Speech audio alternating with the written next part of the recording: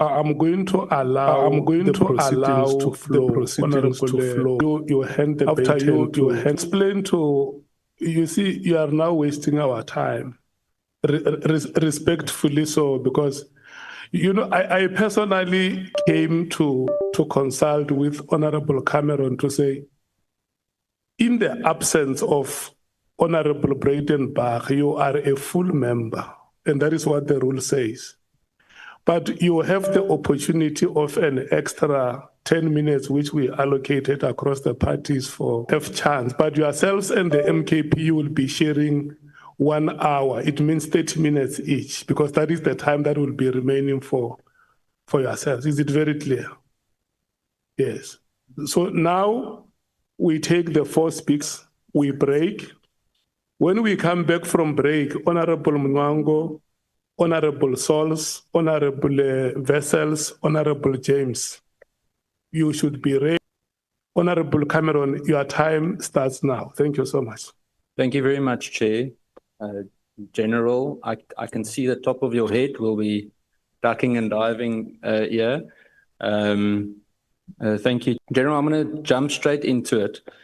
The first question is specifically regarding institutional stability. You touched quite significantly on leadership models and challenges, that have been experienced over the years. And you specifically remarked that SAPS is continuously being restructured and that such restructuring is never completed. Has the frequent change in national commissioners contributed to that instability? I call it instability. We may call it something else, but I think you gather what the gist of my statement is. And which, if any, of the national commissioners that you know of have actually served a full term? I'm going to add a second question. Chair, is it fine if we do 2 questions again as earlier? And the second one is, what reforms would you suggest to secure leadership continuity and ensure that operational successes, like some of the ones that you've used examples from the PKTT, are not disrupted by changes at the top?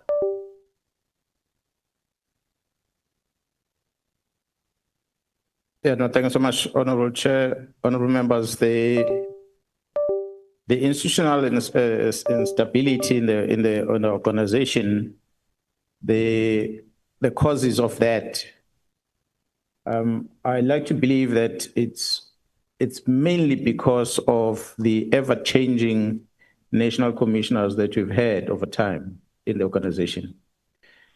And I think it started when Commissioner Silebi left.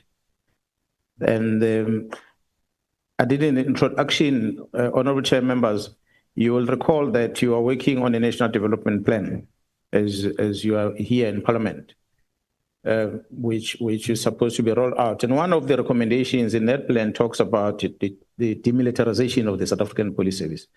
So back in the days, the focus was about demilitarization of the police by introduction of the new ranks, and we changed our training curriculum and so forth, amongst other things, in order to change how we do business. Although the criminal did not necessarily change the method of operations, but we had to try and fit into the democratic system of the country. So with that change happened in 2009, we had a new administration that was ushered in. And the new administration felt that the ranks that you are using are not strong enough to withstand the crime that is out there. And as a result, Honorable Chair, with your permission, maybe I should ask Honorable Mwango to enjoy the seat so that I can be able to see the Honorable Member that we are responding to, because he's not visible. If we enjoy the seat and sit back, yeah, that will do. Thank you so much. Let me do like this. Honorable Mwango, may I request you to occupy the seat next to Honorable Shikela. You will come back so that there can be direct eye contact between the speaker and the witness. And thanks very much for your understanding. Honorable members, maybe before you resume, Honorable Shongwe, when you don't see him here, he's out on an emergency. He will rejoin us. We have also been joined by Honorable Matangu, who is a member of the National Assembly. Thank you so much. Back to you, Honorable Cameron. I was still saying, Honorable Chair, that the frequent changes that happened and also the political changes that happened brought about this. You had, as I said, when the National Commissioner came in 2009 with the new administration that came in, there was this introduction of these military ranks. Today we have, I'm failing to count the number of generals. I think we are the ones who got the record number of generals that we have in the organization. And in the true sense of things, that the Constitution doesn't talk about the rank general. It talks about commissioners. But because of the will at the time that the executive changed that and amended the regulations and introduced these titles of generals, which honestly, if you were to ask me, I'll rather be called a provincial commissioner than be called a general. It's a military term that you should be using. It's some of the things that perhaps we might want to start looking at as going forward. But those, I think, contributed in such a manner that you have this then National Commission coming in. The Act gives powers to the National Commission to restructure. Before the restructuring is finalized, it's gone. You know how Gerard Cele left, how long he was in the police. Gerard Pierre comes in. Well, I came in to act at the time. It was on an acting capacity, not permanent, but then Gerard Pierre came in. And she didn't last. There were issues and she left. So each time one comes in and there's a structure is adjusted again. But the process of finalizing the structure takes long as well. It's something that should have been looked at differently to try and shorten the plan. But perhaps anyone who comes in as a national commissioner ought to have a strategy in the plan that maybe within the prescribed timelines, such a plan may need to be presented to the portfolio committee of police and be approved and adopted, and which must then be accompanied by the structure, so that once it's agreed there, then the structuring happens. Within the first 12 months, it must be finalized, so that at least you know for the rest of the term of that administration, you have a structure that is adjusted to fit a strategy that has been presented and approved and be adopted by government going forward. So those are some of the things that I feel perhaps we might want to look at adjusting as part of the reforms that could help us. But some of the things, as I said, the national commissioners that came after Gerard Cele did not last long. And there's not even a single one of them that has finished the term. So we've had acting new national commissioner, acting new national commissioner, acting new national commissioner. So it's always been changing. And largely, that is influenced by, I spoke earlier about how the ministers move. The new one moves out, comes in, and the new one is out. There's no exchange of notes, nothing. Same with the police. The new national commission is gone, the other one takes over, they don't talk. There's no handing over certificate. That which we are lectured on in terms of handing over, we don't do that at that level. So as a result, you have a new national commission coming in and starting things afresh, especially because the law empowers the president to appoint a woman or a man without prescribing the skills and qualification that a person must have. So if you're going to get someone who's not familiar with policing, it's going to take you that long for that person to try and understand what is the need of a constable on the ground before you can address that. And we worry about positions at the senior level around our offices and the likes. That's part of the problem that we have. So if you were to ask me about some reforms that you might look at, I spoke about one in my statement, that I think it's time that we revisit the Constitution as this Parliament of GNU might want to revisit the Constitution, the section of the Constitution that talks about the central command and control of the police. Let this national commissioner be held accountable for, yes, reports will come from province, as the Department of Education will do, but each province is held accountable for the performance of education in that province through the MEC's office. The Minister of Education will come and release results in the country as a whole. and yet the minister is not necessarily directly in control of what's happening in a specific province. We might want to adopt something similar to that. It's across different departments, but reserving a certain priority of crimes that cuts across the board that might need to then be elevated as a national priority crimes that be handled at the national level.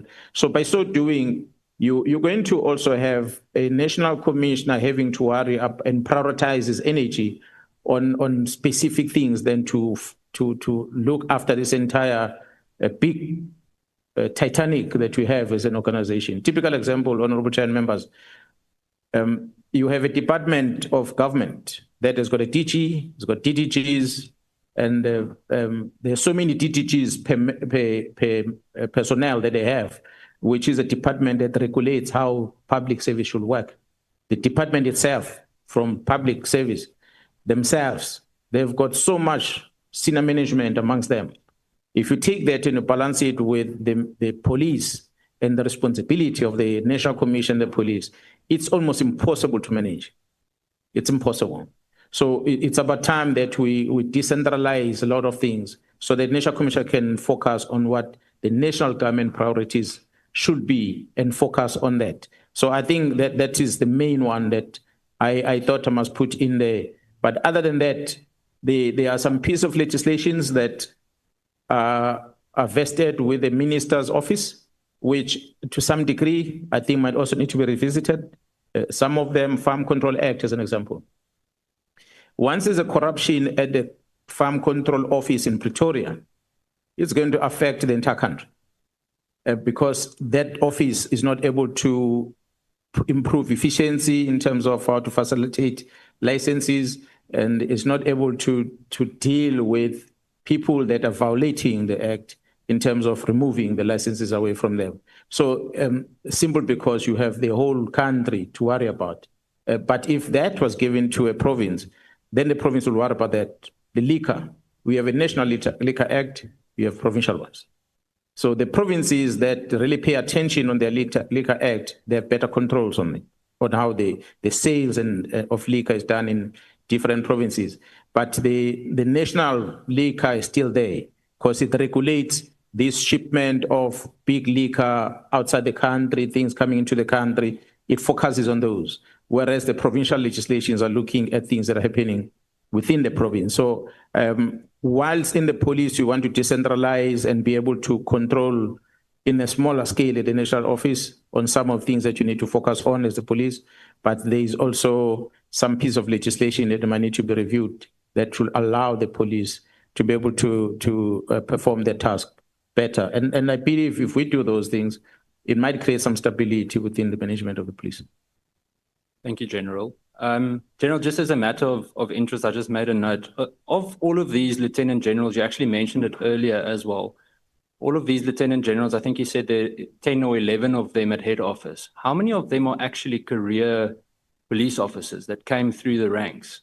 Because it feels to me, and going on the way that you explained it earlier, that we can actually save a lot of money that could go to the provinces to assist in ground level policing.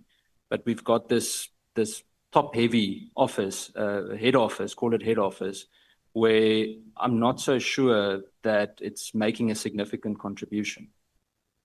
Yeah, well, honorable members, I'm not sure of the numbers. I'll speak under correction, but by and large, those that are within the support environment, which carries the big numbers at the head office, the majority of them are professionals that came to the service without necessarily having to grow within the police.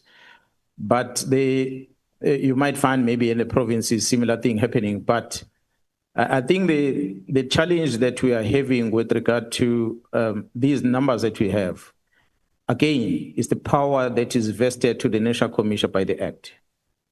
The National Commission can create a post and grade it to whatever level they want to grade it, and they appoint a person there. So we've moved from 2 deputies to 3 deputies to 5 deputies and back to 3 deputies. We moved from 2 divisions to 10 divisions. So we just divide the cake as we want. You divide to create a post. Our organizational development with qualifications that they have, they're not independent enough to tell us that you're not supposed to, cannot have this because the budget doesn't allow it, the purpose and function and the workload of this job does not qualify this. But you're going to find the organizational development will tell you that, yeah, it's justifiable in terms of our tool to have a brigadier at the head office responsible for 2 people appointed as a brigadier versus a commander of OR Tambo Airport who's responsible for 1,000 members. Durban Harbour is responsible for 1,000 members, but it's a brigadier as well. OD will tell you that, and you can't argue with them. And we always say to them, you are not objective in what you do. You are doing it because the boss tell you he wants that block. So honorable members, that controls in terms of the structure. If it's still vested with the National Commission, then we have a problem. Gerald Stolle signed the structure on what I drafted on my iPad as a proposal. When I walked out the door, the unions came in, the structure was signed on the day, according to my proposal. That's why today we have a division called Vispol and Operations, because I'm the one that proposed that we might want to come up with something like this. Said, no, I like it. You put it in structure, sign it. Without research, without doing anything, it's implemented now. So those are typical examples. So Parliament does not play a role in terms of controlling this structure. So maybe we might want to revise that, say, before you have the structure finalized, yes, you can engage with the labor and everyone else, but bring it to Parliament and it must be supported by your strategy. Yeah. And then we can look at the money, total budget of what goes to compensation and versus what goes on operations and what goes to the executive versus what goes, because the cost of one lieutenant general in the police, beside the annual package of one individual salary, you have the support staff with you. So you spend at least easy 5 million rand per annum for one person.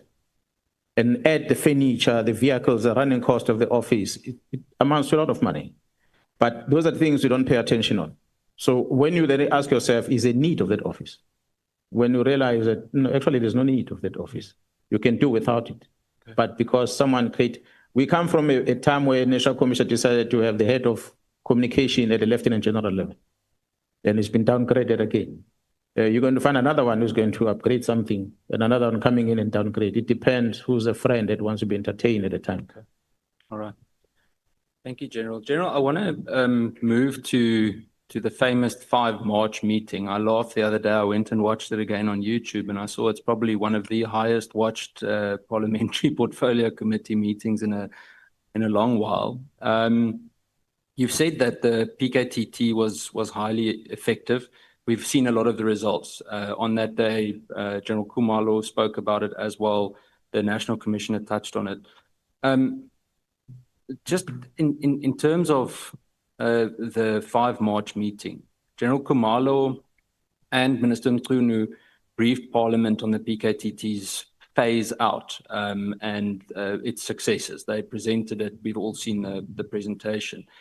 But there was no objection from General Khumalo or anyone else for that phasing out. The way that the minister presented himself and the way that the National Commissioner concluded matters when we spoke made it difficult to see that there is a disagreement about the disbanding of the political killing task team. No one in the committee that I'm aware of said, no, wait a minute, there's a chaotic conflict going on here. What was the situation at the time? Because all of the messaging seemed aligned. Honorable Chair and honorable members, and I must thank you first, honorable member, for allowing me the opportunity to appear before the Portfolio Committee. Honorable members, a normal culture is that the Portfolio Committee is going to write through the minister to the National Commissioner and inviting the police to come and appear before them to present whatever the Portfolio Committee wants them to be presented. But in this case, I personally contacted the Honorable Chair of the Portfolio Committee and requested that he please, if there's a meeting coming up, he must invite me because I need to speak about certain things that are troubling me, that are affecting the organization. So he tried that meeting, I think it was early as February, if I'm not mistaken, and there was something that happened and it had to be postponed to March, and eventually we met on the 5th of March. So we would have met earlier than that. So I was not part of the development of the presentation. I did not ever know, because it was not shared with me, the presentation that was present. I was shocked to sitting in my office and I see here they are agreeing with what the minister is saying. And to me, it was disturbing, but I couldn't say anything because it's coming from my boss. That means my boss is in agreement with what the minister is saying. So he is the National Commission. If it decides, so it goes. I can't stop it. But the appearance before the committee, I agree with the honorable member that at the time when the presentation was made, the Minister of Police was in support of this winding down plan that was proposed. And the National Commission is the one who came with that proposal of this winding down plan. So therefore, I wouldn't have expected the committee to do anything about it because it was just an information sharing for noting. I don't think it was for the committee's decision, that one. The only one that for me, which perhaps some of the things being viewed the most, is my comment on it, where my part came in. I think my expectation on that one, Honorable Chair and members, is that I've hinted on the involvement of players outside the police, people that are in position of sensitive things. I introduced the problems that existed in 2011 going forward. I was expecting a follow-up from there, to say, you can't come here before South Africans, because Parliament is South Africa. So when we appear there, I thought I'm now reaching South Africans, whereas we are visual, everyone else can watch this thing live. And there's going to be some movements on it, and nothing happens. And so I was kind of, demoralized in a way that the place where I thought is going to make us to do something, nothing much happened. To be honest, Honorable Chair, the member of the very same portfolio committee that the Honorable Chairperson of portfolio committee knows very well, Mr. Adams, I don't know if he's here today, but his response on that day was clear to everyone that he cared less about what Khumalo is presenting. He cared more about the narrative he's pushing. He's the one that's been behind this promotion or the appointment of this young lady into the post of a brigadier in the police. When it was put in that very same meeting that Gerald Khan, his blue-eyed boy, was promoted without advertising a post from a rank of a colonel to a major general, without advertising a post. And there's no talk about that. But you want to criticize this one. So, sorry, General, interrupting. I think General Masemola also said that included General Moodley as well. That was mentioned. But you would expect that the members to pause and say, wait, this appointment of this girl is not the only thing. Let's look at the entire problem. But because they were so focused on their plan, they ignored whatever that was presented and they focused on what they're doing. I mean, his opening remarks of the National Commission that day about the counter fight from members of Crown Intelligence was not necessarily taken forward. So I would have hoped that something good is done about that. But in as far as the task team specific is concerned, I don't think the portfolio committee will have done anything about it because it was just an information to share. The biggest problem for me was what is happening at intelligence in the main. And I think at the time, I don't even think that the portfolio committee was briefed about the CJ Ops that is running in Gauteng, the counterintelligence operation and all the challenges we're facing. I don't think we share that with the committee on the day. Thank you, General. General, furthermore, two or three questions regard. I think just for clarity's sake, am I correct then? I think the assumption, or I think you mentioned it in the commission as well, but is it that same member of the committee that speaks with General Khan? That's correct. And the Inspector General of Intelligence. Okay. Just in terms of the official record of 5 March, there was no reference to drug cartels or judicial capture or even interference. For example, the name of Kat Matlala wasn't mentioned on the 5th of March. And obviously it became central to your press briefing you did a few months later. Were they already known to you then, or did the evidence emerge later? Was it part of a sensitive investigation, something you couldn't have said then yet? And then a question touching on that, the March engagement didn't directly mention any ministerial interference. I mean, we had the question regarding Brown Mkwanazi, where the minister said they're not acquaintances. Colleague sitting next to me later on laid charges against the minister when we found out that was not truthful. But the matter regarding manipulation within the MPA or the judiciary or threats to your safety that featured very prominently in later statements. Now, when did those concerns arise first? Because why were they not raised in the parliamentary discussion? And then to conclude those two questions is, looking back, do you think that we may have been in a better position or better placed as a committee to be able to respond to those issues had they been included in the March presentation or in the March dialogue with some kind of indication or evidence or even an objection with regards to what the minister said? Thank you, General.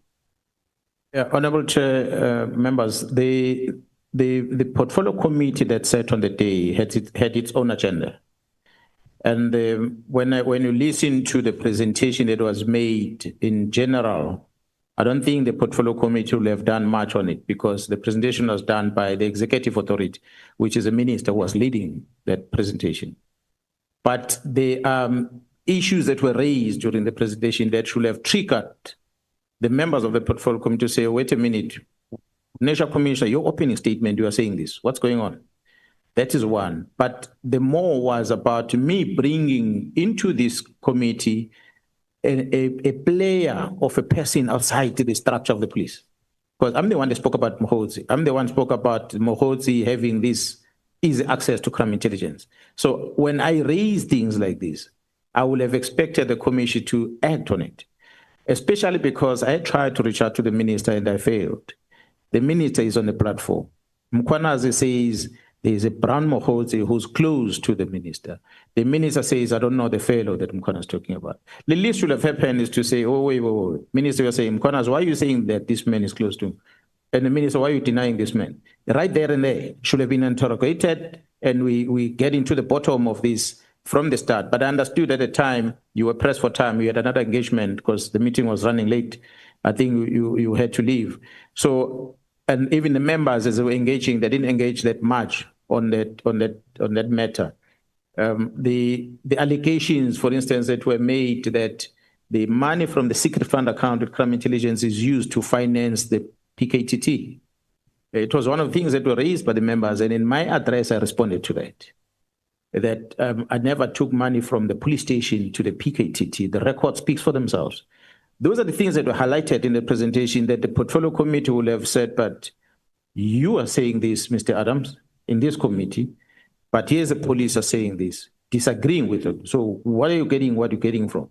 So that robust interrogation of things that I was expecting to happen. But as I say, it happened towards the end of that meeting.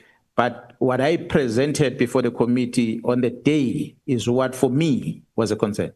Obviously, I was not too much privy about more information of the relationship between Mkwanazi, the minister, the Kedmatlalas, and the likes, because remember, I had asked for a meeting in February. Shortly after the minister wrote the letter, that's when I asked. And shortly after the members are deprived an opportunity to be recognized during the Excellence Awards, that's when I requested for a meeting. But later, when the investigation continued, then we started discovering a lot of other things. And then I realized that some of the members within the portfolio committee are players into this. Let me take it out there into the public and not come back to the committee. But I must say, Honorable Chair members, the majority, I would say more than 90% of the presentation before the portfolio committee, you cannot falter the portfolio committee of not responding, except the percentage where I came in and I started talking about it. For any other person, they should have raised alarm to say, who is Mkwanazi at crime intelligence? Who is this Mkwanazi at the Minister of Police? Who is this Mkwanazi? And the minister simply denies, and it ends there. That's my only concern. Thank you, General. General, you should remember on the day I actually asked the Honourable Adams to tell his handlers to back off because it became increasingly hostile in the meeting to the point where even some police members were sending me messages saying, hang in there, because it was just chaos. And he then accused me of being handled by the National Commissioner, as you would remember. I remember very well that one. It made it very, very frustrating. General, I've got two more questions. The rest I'll leave for later. I'll come back to the 5th of March later. But with regards to Richard Mgluli, another example that I used is Major General Mboto's controversial promotion in the Hawks. Do they highlight the need for more independent vetting? Because surely, I mean, the promotion of General Mboto in the DPCI last year was significantly controversial if you considered his background. And Richard Mgluli's retirement, the fact that General Sithole signed off on his retirement and he retained his rank despite all the controversy around him, similar to Ria Piecha. How do we approach that? You have touched on it today. How do we make sure that that doesn't happen again? And then my last two questions, is would you say that there's still significant influence from Mgluli in this whole ordeal? When I say ordeal, it feels to me like his name keeps popping up. It's almost like this thread that runs through the last 15 years. Is he still in there? I mean, I asked Minister Mkhunu in Parliament whether he'd commit to an open investigation regarding Richard Mgluli's two sons, of which I think one of them runs the grabber unit that can tap phones in crime intelligence. And he committed to that. But obviously, if you look at what happened over the last few months, nothing happened. So that's the Richard Mgluli one. And then my last question is regarding misinformation. You've spoken publicly about rogue elements within the system. Given the sensitivity of I think yesterday you touched on threat and risk assessments as well, particularly those concerning public reps, whistleblowers, and police officers that are at risk.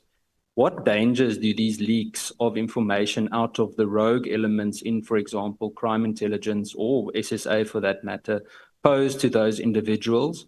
And do we know who these information agents are? You mentioned some of the journalists. Are there people that you can share with us that keep on, say, for example, using social media to drive a specific agenda? Thank you, General. Honorable Chair and members, maybe let me start with the very last one. I sit here as the Provincial Commissioner in KwaZulu-Natal, and I have I've received, I'm trying to find this information. I had received an inquiry from the journalist about what Lieutenant General Sibia is doing, that the General Sibia has taken legal action against me on what I pronounced on the 6th of July. Honorable Chair, this is Abraham Mashego, a journalist from News 24, the one who's been handled by crime intelligence, amongst others. This Abraham Mashego, who started with these stories, and the one who I was told about by his fellow colleague that I spoke about before. The gentleman sends me a WhatsApp message, I cannot remember the date, I'm going to trace it, where he asked me about my comment about the legal step that General Sibia has instituted against me. And my response to him was, Mashego, out of all these police officers that you have in South Africa and all the senior management of the police, you feel that's important to come and ask me. You are still pushing this narrative, and I hope you are not one of those captured. I use that word, I hope, knowing that he's one of them. I sent it to him. As of course, I don't understand why you bother coming to ask me these things. What is of a concern to you? I don't know any court papers to date. It's a couple of months down the line. I have not seen any court papers. I've not been served with anything. But he might have been briefed that there's going to be this court thing. So he must start asking me questions. So he's one of the enablers. And there are many journalists that we are part of the investigation. That's why I'm calling for a state security investigations against them, because I have a list of them. And there are a handful of them. It's just said that he writes for the same media house that has got very credible journalists who are doing a wonderful job within the very same News 24, who investigate cases of corruption, of matters of people, and they bring it to our attention, which force us to conduct criminal investigations. And yet we have these ones who then are used to publish the wrong information, that misinformation. So I felt and made me make that as an example and quote one journalist whom I've mentioned here. He will approach the court and do everything else, but I'm sitting before this parliament, I have evidence where he sent me this thing. And I still ask him, why you feel that you should ask me? And that communication between me and him, I screenshot that and I gave it to a friend of mine. I said, look at what this journalist is. And that message went all over the place. There was one, I think, journalist also in one of the radio station and TV who started criticizing me whether it's necessary for me to respond like that. And I don't know what was I supposed to respond. How was I supposed to respond? Because the same person who took my face and put it on a newspaper that I'm a corrupt person because of the defeating the end of justice case that happened in Richards Bay. It never apologized today about that. So that is typical, some of the people that are involved with this misinformation. For this to stop, I'm going to hope that the lawmakers yourselves in Parliament, you are going to put measures in place to make sure that a journalist is not going to hide behind being a journalist and reporting without fear or favor if he's reporting things that are wrong and they damage other people's images. That they are going to not only be held accountable by that media house by losing their jobs, but they must end up in prison. There must be heavy penalty of the mistakes done by journalists. It cannot be that anyone else is going to be held accountable, but when it comes to the media freedom, it's gospel, whatever they say. It's wrong. It cannot be like that. So they are good journalists, but they're very bad ones also in the mix. The Mdluli matter, I cannot say that he's still paying the part. Look, we might say, I've said yesterday that there are family members of Gerald Mdluli still within crime intelligence. I'm not accusing those family members of being wrong like Mdluli. They might be good police officers. I don't have the facts. But by association, on the risk management point of view, you ought to be careful and say, the person associated with this one, the person was associated with was implicated in the following, therefore let me shield this one. Just a benefit of not this one being accused of being involved in the wrong things. Let me protect this individual by removing this person out of the sensitive environment and put them somewhere else. So there's some of the reforms that Gerald Kumar is trying to implement. Some of the reforms that have been blocked. And the manner to block them is for those members within to spread the information and take it out there to the public space. And there's no consequence for that, unfortunately. And so if the ad hoc committee were to really look at how to protect the information leakages within, and if it does detect it, like Mr. Adams, who then has, and Ms. Kola Barnard, who then are in possession of such sensitive information, they negligently take it out there, they should go to Paulsmoor and sit there for a while so that they learn something. It cannot just happen because they are executive, they are in parliamentarians, and it must be easy like that. If that happens, next time they won't take that information from there. Honorable Chair and honorable members of crime intelligence get arrested. The person who communicates out in the social media is an ex-police officer. The lady, your enemy, I forgot the name. She likes to say she's my enemy, but you can say the name. Patricia Mashale. Patricia Mashale. Patricia Mashale sends a WhatsApp to Mr. Adams and says, we did it. They communicate like that. We did it. They were in a mission to see to it these members of crime intelligence are gone. They communicate, they say, we did it.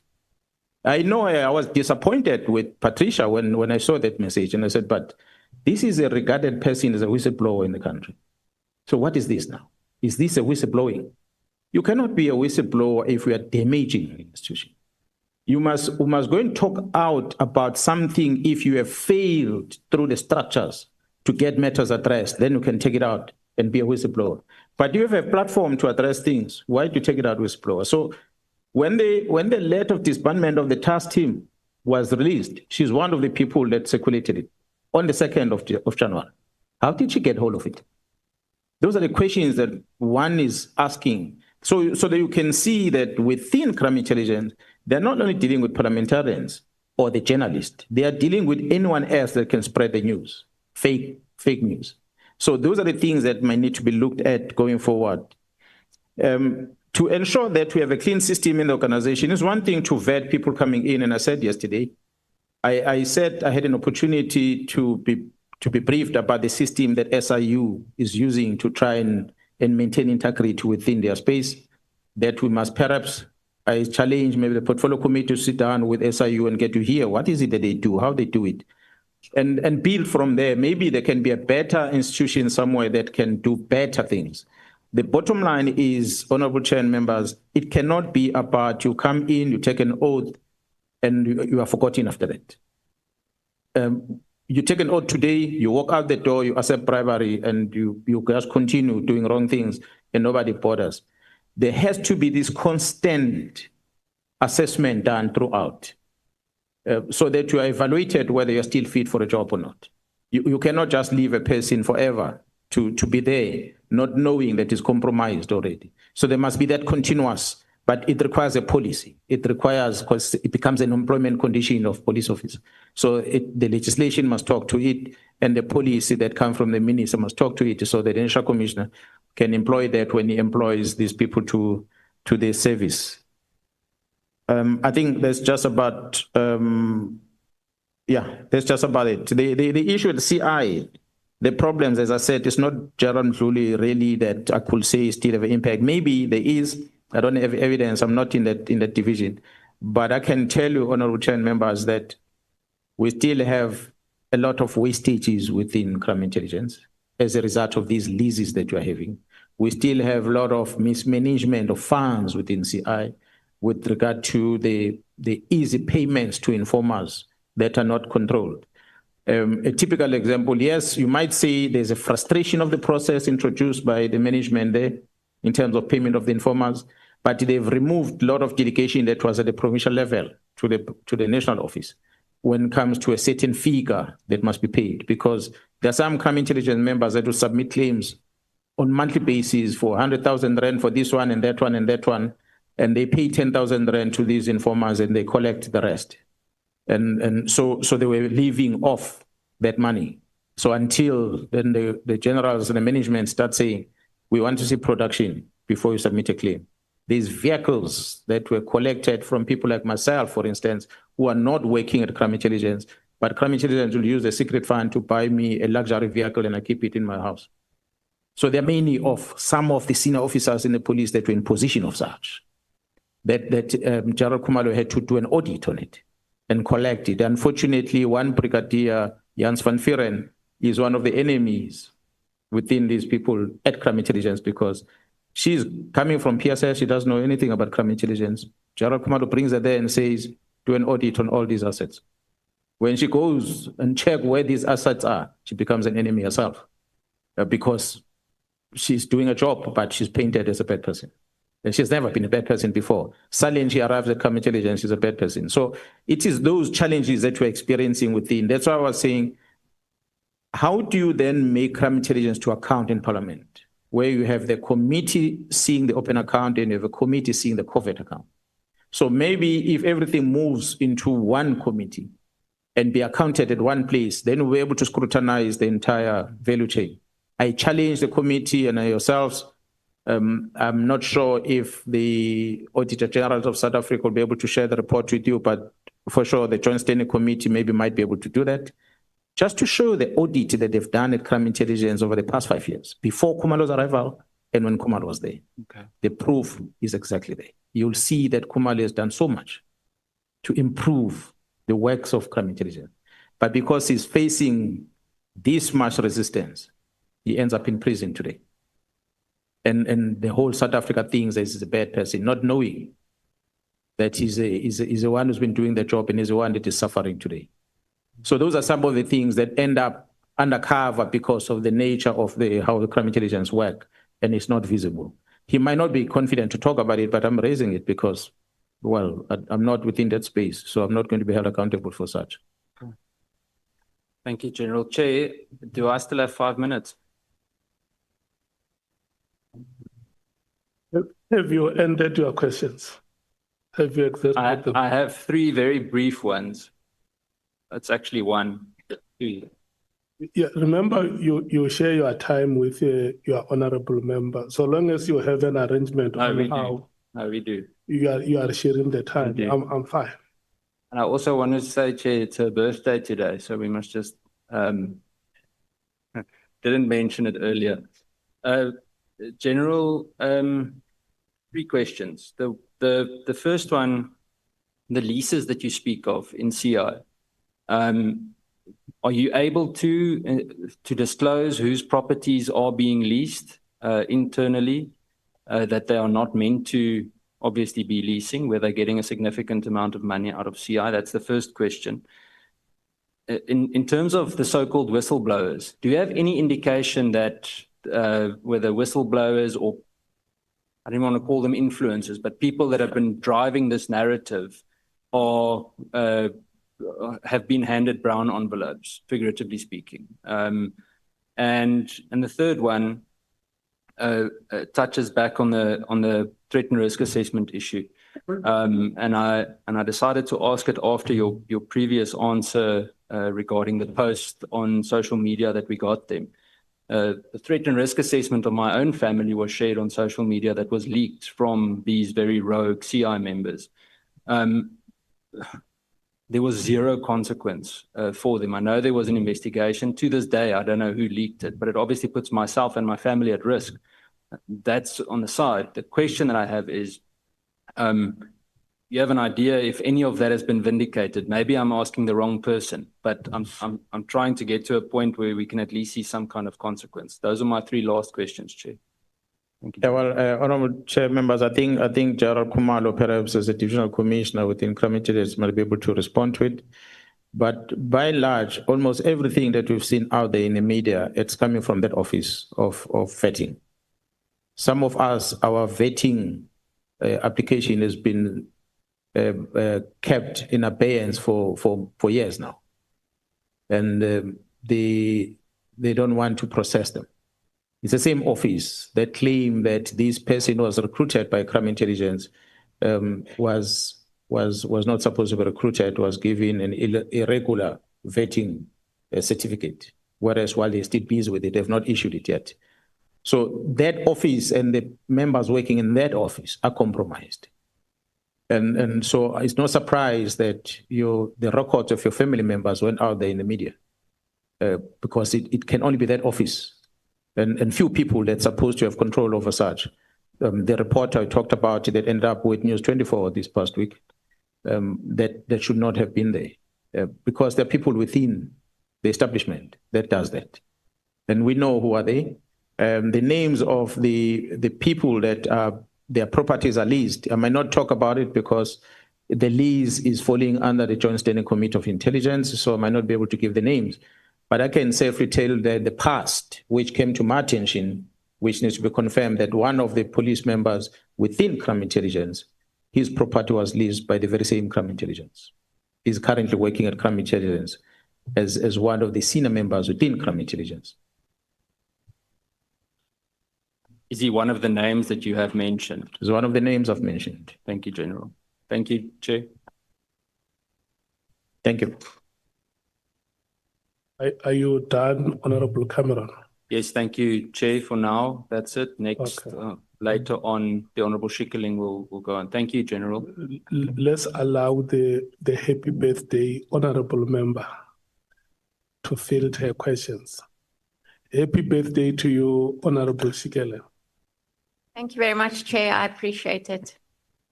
May I proceed for now?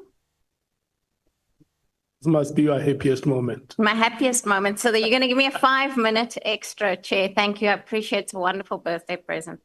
Good afternoon, General. Thank you very much for attending this meeting with us.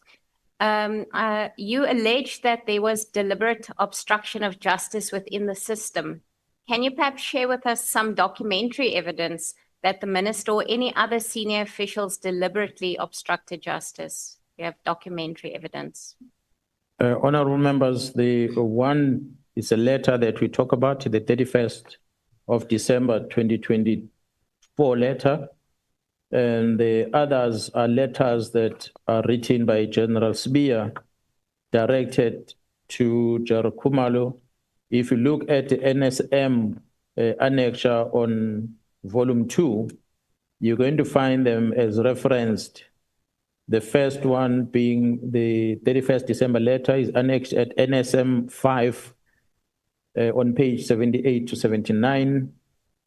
And other one information that we have is NSM 8, which is on page 223 to 224. General, perhaps let me just clarify, besides the official letters that you have in your possession, you don't have any other documentary evidence? Well, the one is not here, it's WhatsApp communications. They are not here with me, but the team can make them available if required. But that's another documented evidence that we have. Thank you, General. So, I mean, you've said that on the 2nd of January, you were informed about the letter. How did it come to your knowledge? It came through a WhatsApp. Someone that is close to me sent it to me on WhatsApp.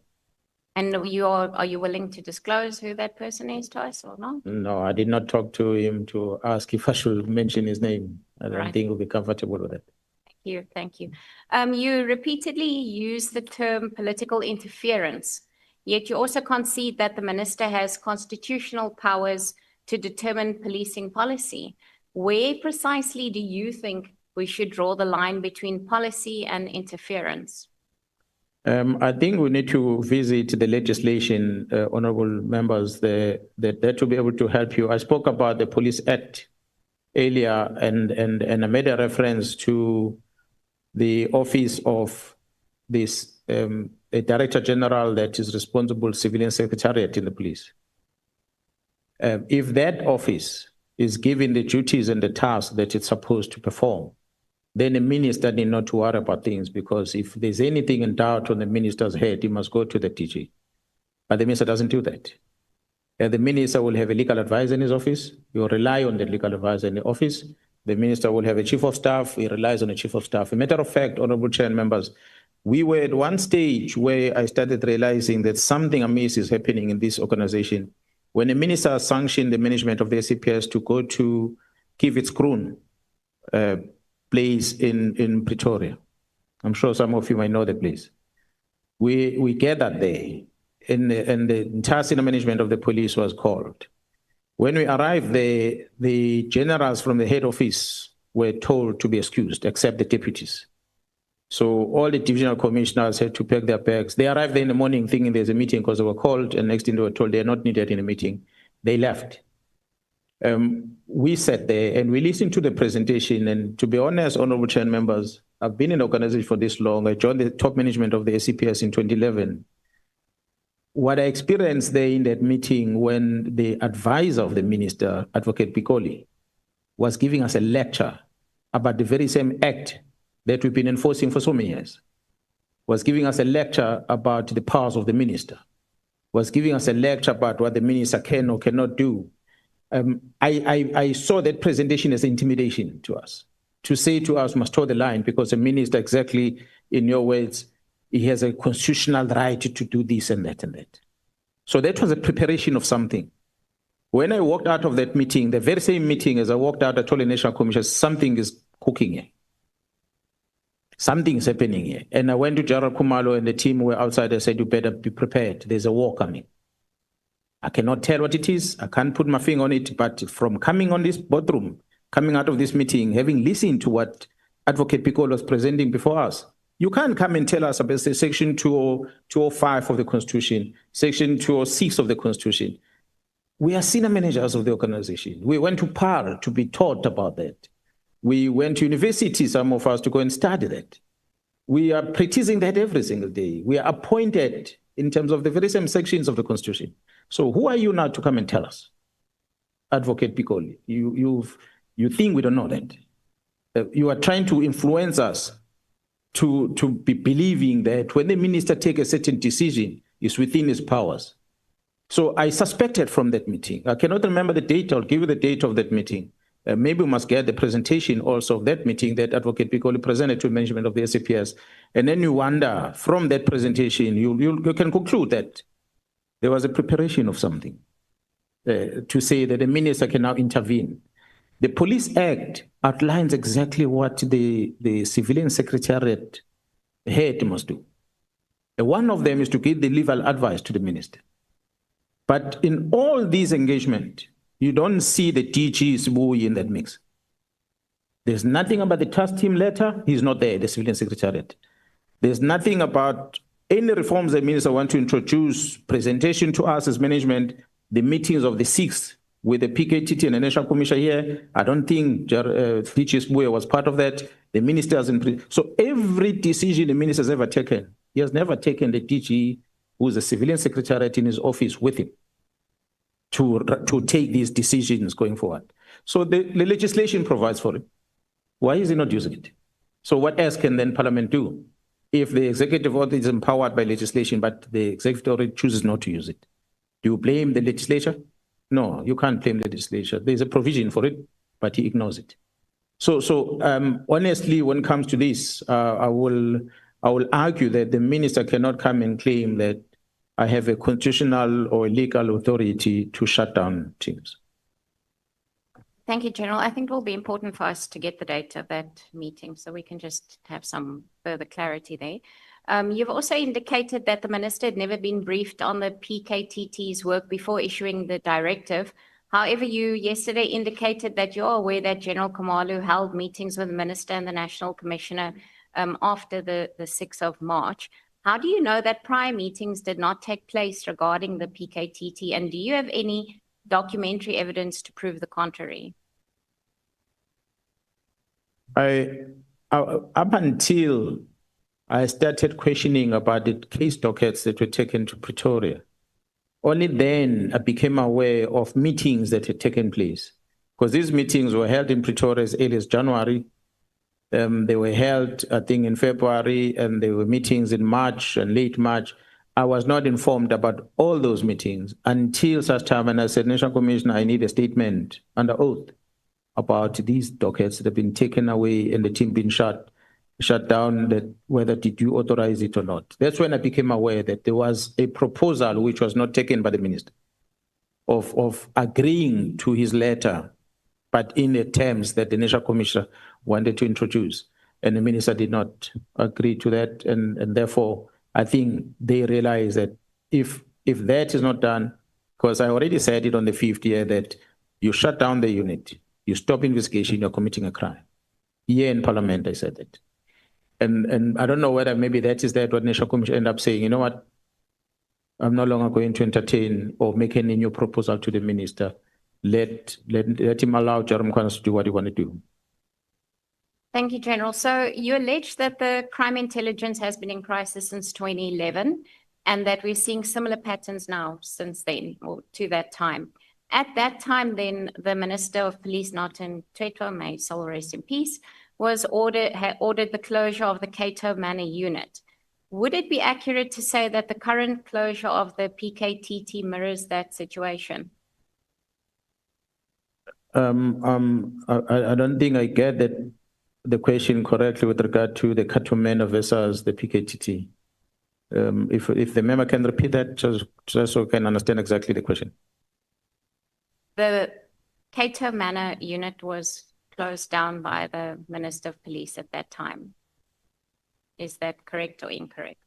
I'm not sure whether it was closed by the Minister of Police. I think the former general who was in charge of that team might come and explain. But what I know is that the members that were working at the Cato Manor, they were arrested, most of them.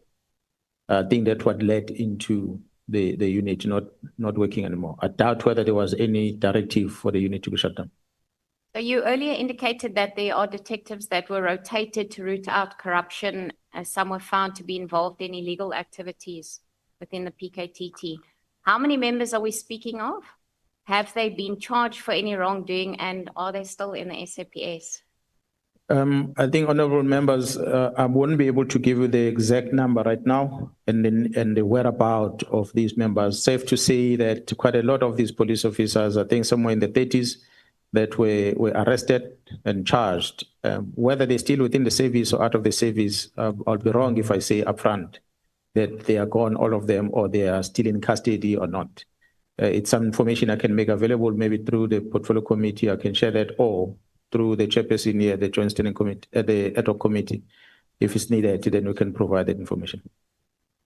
General, you state that the 121 dockets were removed from the PKTT on Lieutenant General Sibiya's instruction, allegedly acting under the minister's orders. Did you record any formal objection in writing or open an internal investigation at that time to safeguard those case files and their evidential integrity, considering that most of them do come from your province? Yeah, well, I never communicated anything to the minister, never spoke to the minister, neither did General Sibiya. The only thing I did was to write to Gerald Khumalo to ask him about this, what I'm hearing, about the dockets that have been taken to Pretoria and the reason for that, and he gave me the response on that. And subsequent to that, I wrote to the NPA in the province, because they had given us directive to arrest people. And so I had to tell the NPA that we have failed them, when we have failed our clients, because we have not arrested anyone, simply because the dockets were moved to Pretoria, so they were not in a position to do that. So those are the correspondences that I had. But other than that, mine was to try to engage the minister through an informal way, which is engaging the National Commission. I would not have formally written to the minister and asked for a meeting and discussing this thing. When I ended up sending him in a WhatsApp, it was a desperate move to get the minister's attention. Thank you, General. I actually want to ask you about that, because you did mention that you attend regular meetings of the Board of Commissioners, and surely such explosive allegations affect all of your commissioners. It's not just one province.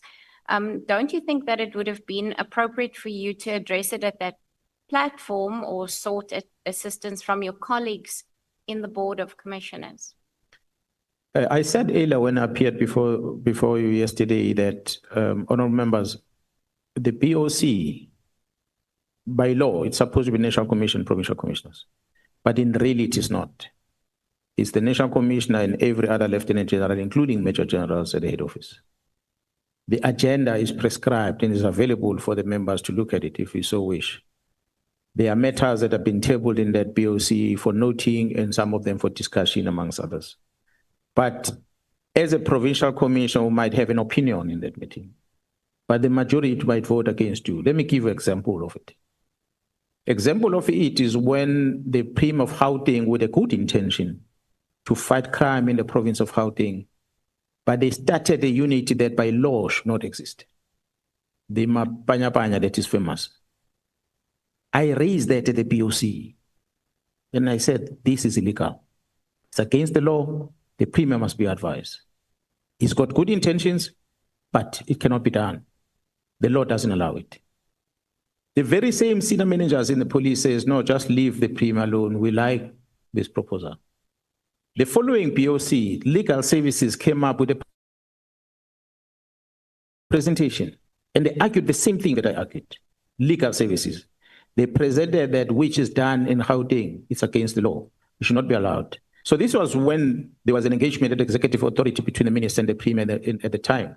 But already these members were trained, and they were said to be part of the provincial law enforcement structure. So my argument in the BOC and the support from legal services was not taken serious at the BOC. So they continue with the training. But because legal services had already taken note of it, they went to the minister, said, Minister, you cannot sign this off. It's against the law. Obvious, the Premier and Gauteng one was not very pleased when the Minister clearly didn't want to sign that. And as a result, to date, that unit, those group of members could not be incorporated into the Police Act as a result. So they are still there in Gauteng. I'm not sure whether they are enforcing the law or what they're doing in Gauteng, but legally they're not supposed to be there. So what I think at the time, which I even said and I sponsored the meeting, is that you cannot then as a province compare yourself with what's happening at municipality. I think there was a competition between what's happening at the city of Cape Town, which by law can have such a law enforcement structure.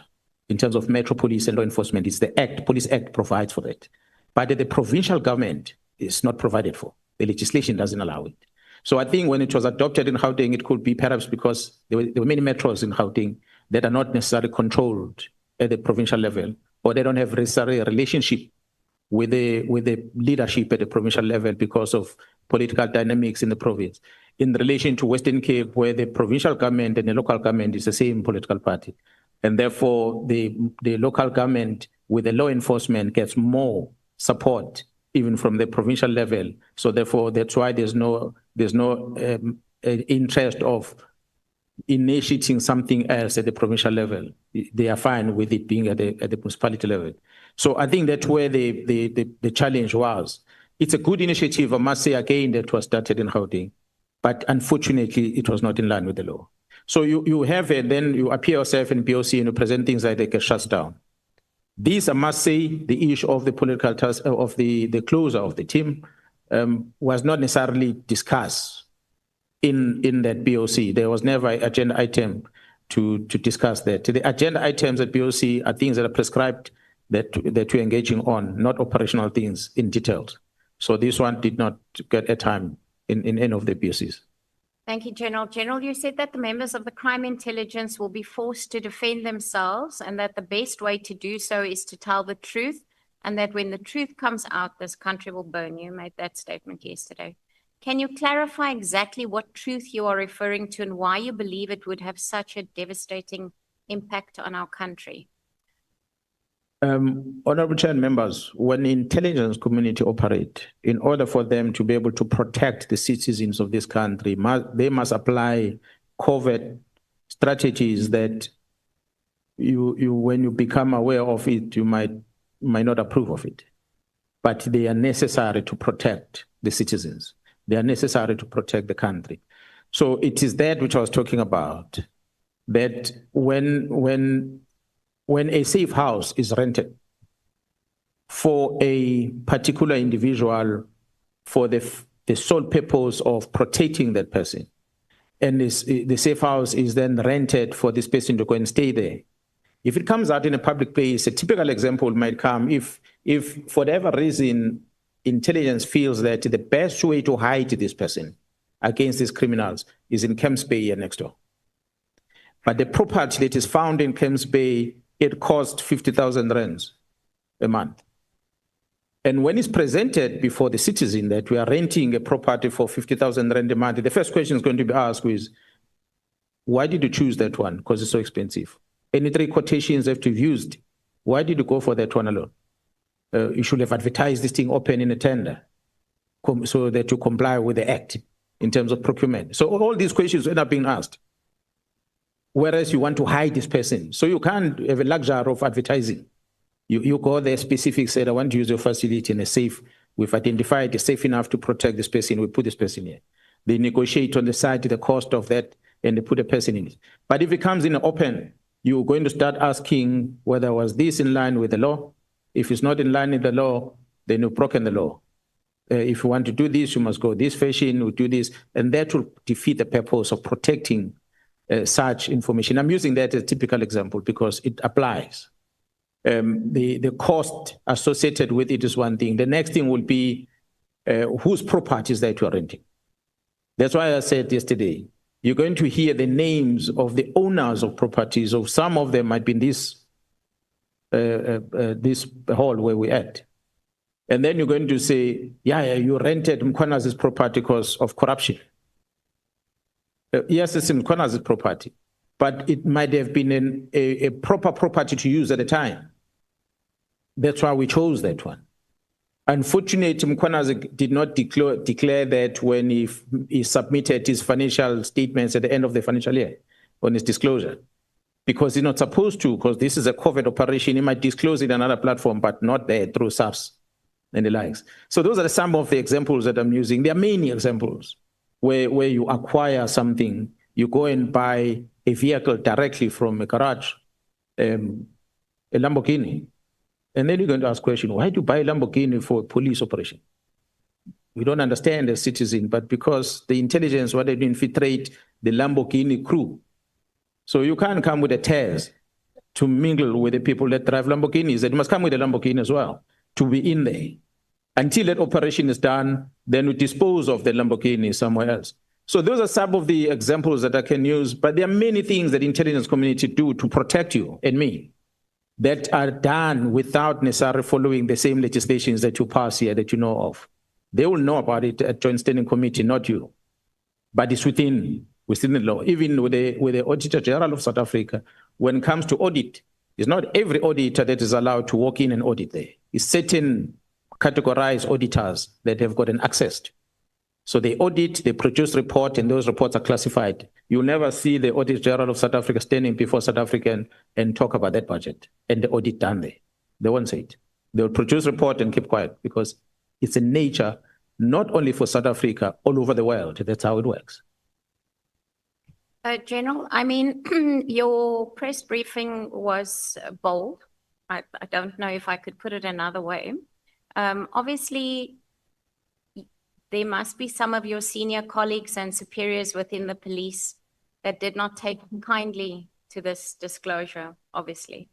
Do you have any records such as emails or memorandums or reports or threats even that you've received after this statement of yours on not only on your life, but that of your family? And, you know, what pushback have you received? From my colleagues? Yes. I have not received any pushback from my colleagues directly. I like to believe indirectly, yes, I did, except Jairus Bia, who went on a national TV and started saying that I want to be a minister, that I shouldn't challenge a minister. I think that's a mistake they made by making a minister to sign a letter thinking we won't challenge it. That was his mistake. He thought we cannot challenge that because it's signed by the minister, and he was wrong. So other than him, the rest of the colleagues that directly coming to me with things, no, I cannot say there was any pushback, but there's been a lot of pushback indirectly through the journalist. A lot of media stories written. Some of those journalists that wrote bad things, they're starting to change their tune now. And they start connecting the dots themselves, which is interesting for me because, well, if they made a mistake, they must acknowledge that and be objective about things. That is just one, but it remains known that there is a relationship between some of the police officers with some people out there that speaks a lot. Whether those people that speaks a lot, they are doing those things being informed by police officers or not, I cannot confirm for now. But I know that Mr. Paul O'Sullivan is one of the very close friend of Jairus Bia, business partner, doing whatever thing they do together. The intelligent man in the country that is allowed by the state security or the intelligence community of this country to do as he please in this country. Because he brings in listening devices, he does as he please. And nobody bothers challenging him. And that is unfortunate. So he's one of the people that came very vocal on TV shortly after I made that press briefing. So whether was that voluntarily to defend Bia or was it due to Jairus Bia asking him to do that? I don't know. But I know very well that there's been a pushback indirectly from some of my colleagues. Thank you, General. General, then I'm going to go to the allegations that you've made against my colleague, Diane Kohler-Barnard. You've accused her of misusing intelligence information. Have you seen any official classified documentation that is labeled with the information on that you cite is in fact being classified? The list of the properties that were bought by crime intelligence are part attached to a statement. If you're not in possession of the DA statement that she issued, she attached that report. That is on one, which is issued by her. The second one I read to you yesterday. the questions that she asked in your portfolio committee, which she shouldn't have. Perhaps you should have told her that, colleague, this question does not belong. But it went through your portfolio committee to the police, and the response came in the same fashion. So those are some of the one examples that I can bring up now. Anything else that Ms. Barnard might be involved with, I think we'll leave it to a in-camera discussions with the bodies that's supposed to, because the nice thing is that people travel and they meet, and wherever they meet, there's cameras. And wherever they meet, there are people that are observing. And wherever they talk, there are footprints left on phones. Even if they delete messages, we retrieve them. Thank you, General. I just would like to say that you have admitted that the information that you raised in the media statement, which was before the JSCI was constituted, was in the public domain, including the photos, because I went to go and look at News 24's article that came out before the honorable member put out the media statement, and the information in actual fact is similar. So she obviously got some of it from the media statement, including the photos, although we didn't, or let me not say we, whoever put out the statement did not post the photos. So on what basis then do you say that that information that was derived from a News 24 article was unlawfully disclosed if it came from the media itself? You said, honorable member, that is your colleague. So I will not be surprised if you somehow would want to protect her. But Awesome. I said yesterday when I presented that Ms. Barnard, Honorable Barnard, should be politically correct in this house, that she was sworn in as a member of the Joint Standing Committee of Intelligence last year, or previous administration. I'm sure you know that. She was a member there. So she knows what crime intelligence does.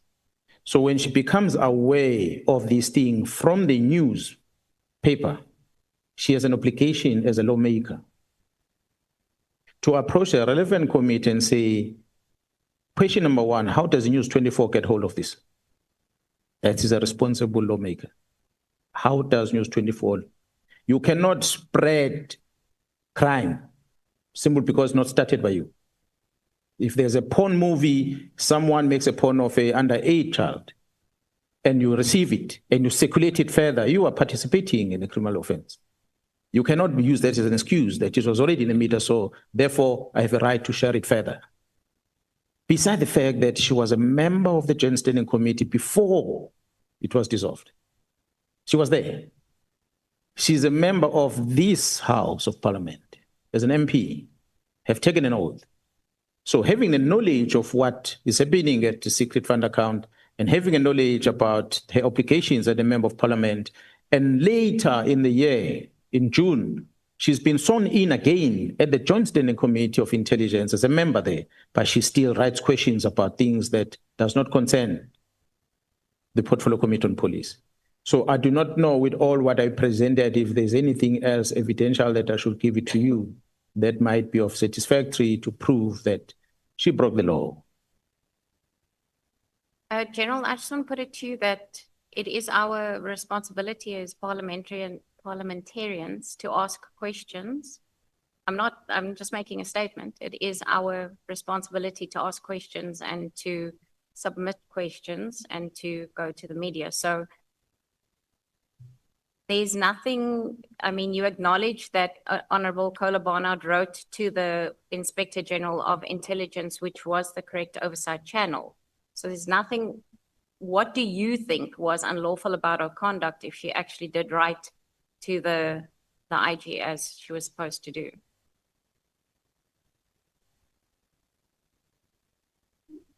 Honorable Chair, honorable members, I'm going to repeat again. The evidence I presented before you should be enough to prove that I said she issued a statement with a sensitive information. Her political party, Democratic Alliance, issued a statement and said, when she did that, there was no committee. I came here yesterday and I said, that is not an excuse because she had taken an oath prior to that. So she knows the processes there. The fact that there was no committee is no excuse. But whatever that may be, I passed that. And I brought her back into the time when she was then sworn in the same committee this year.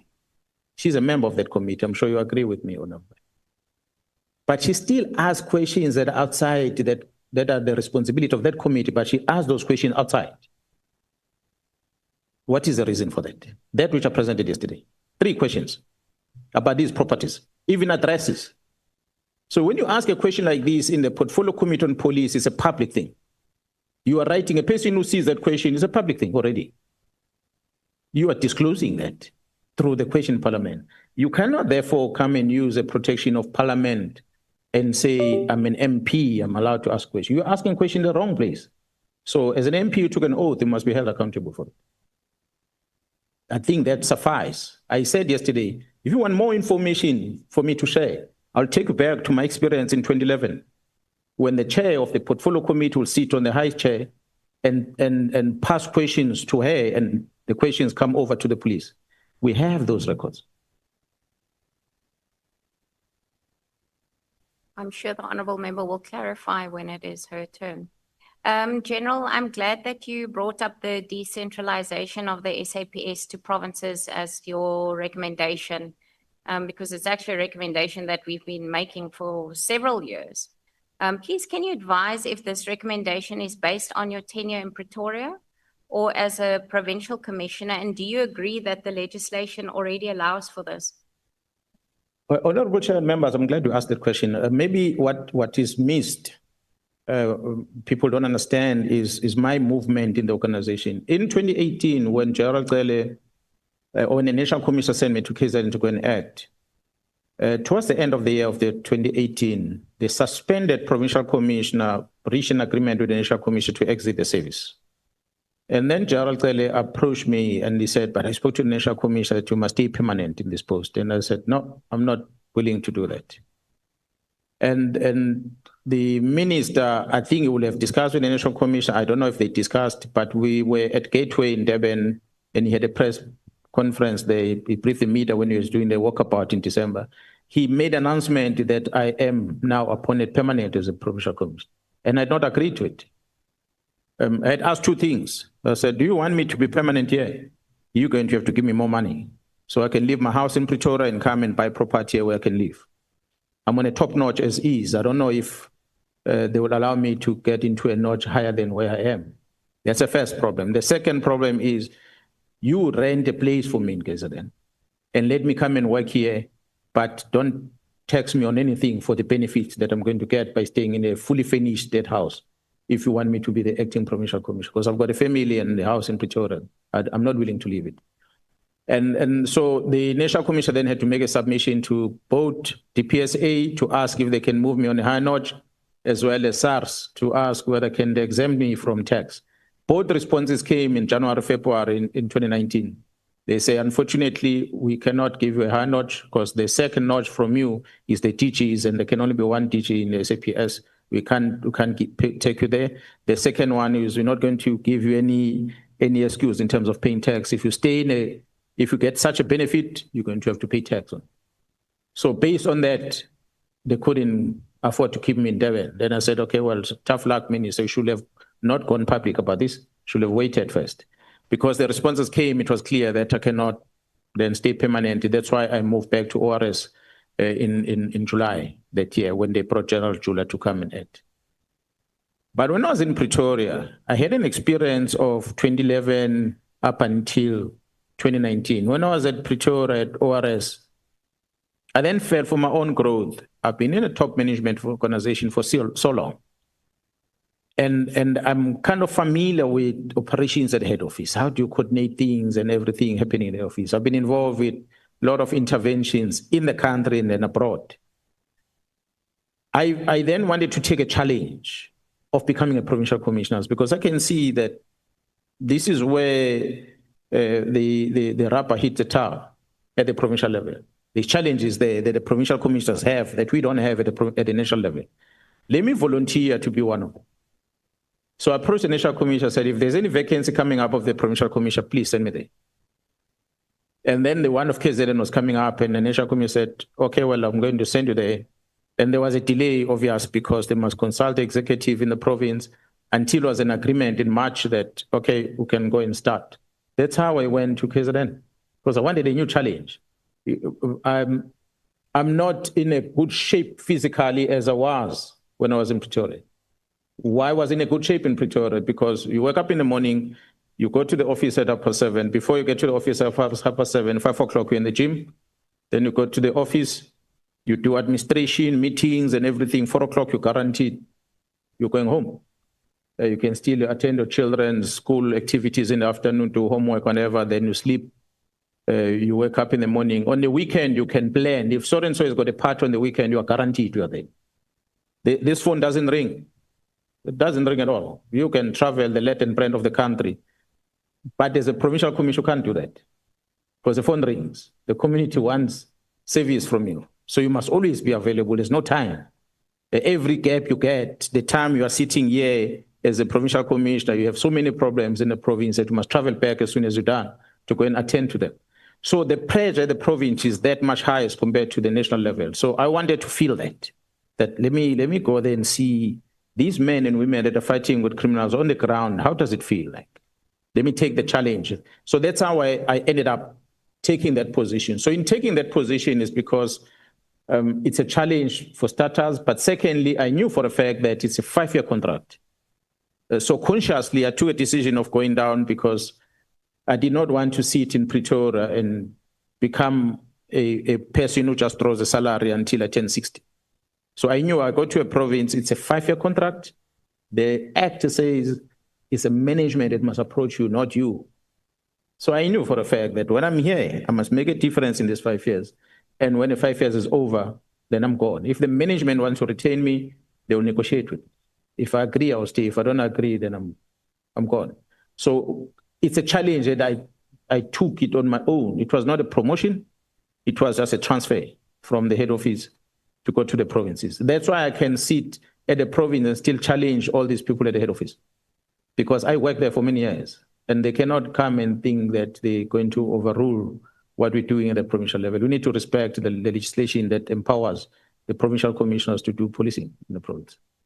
Thank you, General. I just might follow up on that is because I did ask that, do you agree that there is legislation that already allows for the decentralization of policing powers to provinces? The Constitution talks about one police. And I know that the ruling party at one stage with the minister who came to join us, they were trying to drive this merging of the law enforcement within municipality into the SAPS so that we have one police, because that's what the Constitution says. I'm not a legislature expert. I'm not a drafter of this law. I cannot interpret it. I'm not the court. So whether there is one existing or not existing, I can tell you about the current working arrangement. The working arrangement is that there's one man or woman in charge of the police in the country, and that person reports at the national level, not at the provincial level. The only engagement with the provincial level is informed by the section in the Constitution that allows the executive, in terms of 206, to have an oversight over the police, and allows the provincial commission in terms of 207(3) to engage with a provincial executive once in a while. But there's no budget coming from the province. There's no accounting to the province. Everything is centralized at the head office. That is the current practice. Is that what the law says? Do I interpret it correctly or not? I don't know. But the only thing that I'm saying is that the current words that are written in the Constitution allows this arrangement that you're having. So perhaps the words written in the Constitution must speak differently than what is written currently. I don't know how it's written about health. I don't know how it's written about transport. I don't know how it's written about education. But those are departments that are decentralized. But the police is directed at the national level. So how they operate, how is the act written, I never went to interrogate that. So it's that what I was making an example of, that because of the sheer organization, the workload that exists there, to expect one person to be responsible for that, I think is too much to ask. Thank you, General. So it is fair to say that you think that the South African police services will benefit through the decentralization of policing powers? Not the South African Police Service, but the citizen of the Republic would benefit if we really interrogate, take the lessons from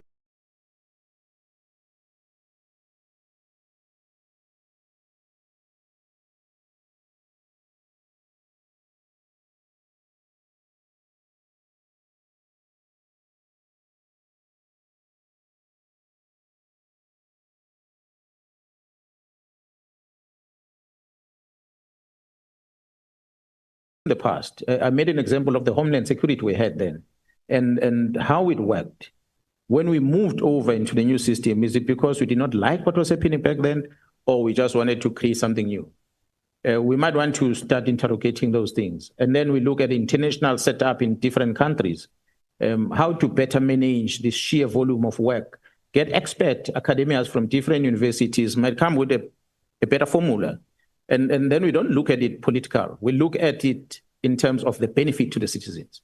What should be done? So that it's not one party driving it, but it's a collective of government that says this will benefit the citizens of the country. That's structure it in this fashion.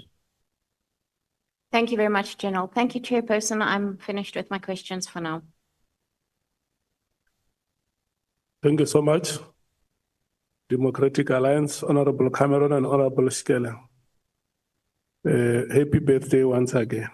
Chair. I'm now handing over to the economic freedom fighters. Who is starting? Thank you. Okay, thank you so much. She had a good voice. I was going to sing for her, so I'm challenged. I don't know how to sing. I know how to chant. Thank you very much, General, and the Chairperson.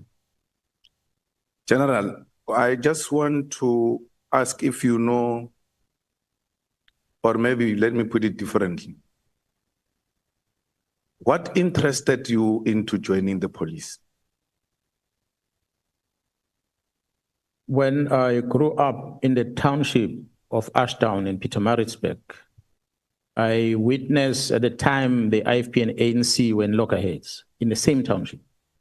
When I started witnessing how people have been killed and nothing happens, and people, some of them that I knew, it is part of the thing that drove me to say, what can I do to assist in this regard? So that's what influenced me to join the police. And I must say, honorable member, when I joined, it was exactly that I needed to fight the criminals. That's why I chose the career that I chose in the service. That I'm not going to join the police station to go and be a court orderly. No, that's not what I want. I want to be there on the ground and deal with action. Then you went to the college, and then from the college? I trained in Pretoria College, and from there I went to Potchefstroom, the Public Order Police Unit in Potchefstroom. At the time, you couldn't choose where to go. The only option was to become a detective or you become a uniform branch. And because I wanted to be on the field, they said to me, then the highly trained unit that you must go to is internal stability unit. Maybe that's the right word to use at the time. In June 1993, when I joined, it was called internal stability unit, but then later changed the name to Public Order Police. And then how do you arrive at the task force? I became aware of the special task force. When I joined the police, the internal stability unit used to wear camouflage. The camouflage I was wearing on the 6th of July. When the amalgamation happened and the camouflage was stopped from POP, it was directed that POP must be issued with the uniform that the shirt looks the same as pants. It was introduced there, that shirt. Usually it used to be a light blue shirt and a gray pants. But POP was introduced with the same type of color and to stop wearing camouflage. So we did not wear camouflage. And then unfortunate incident happened in the area called Shoba in Potchefstroom, where the African National Congress had won the elections in 1994.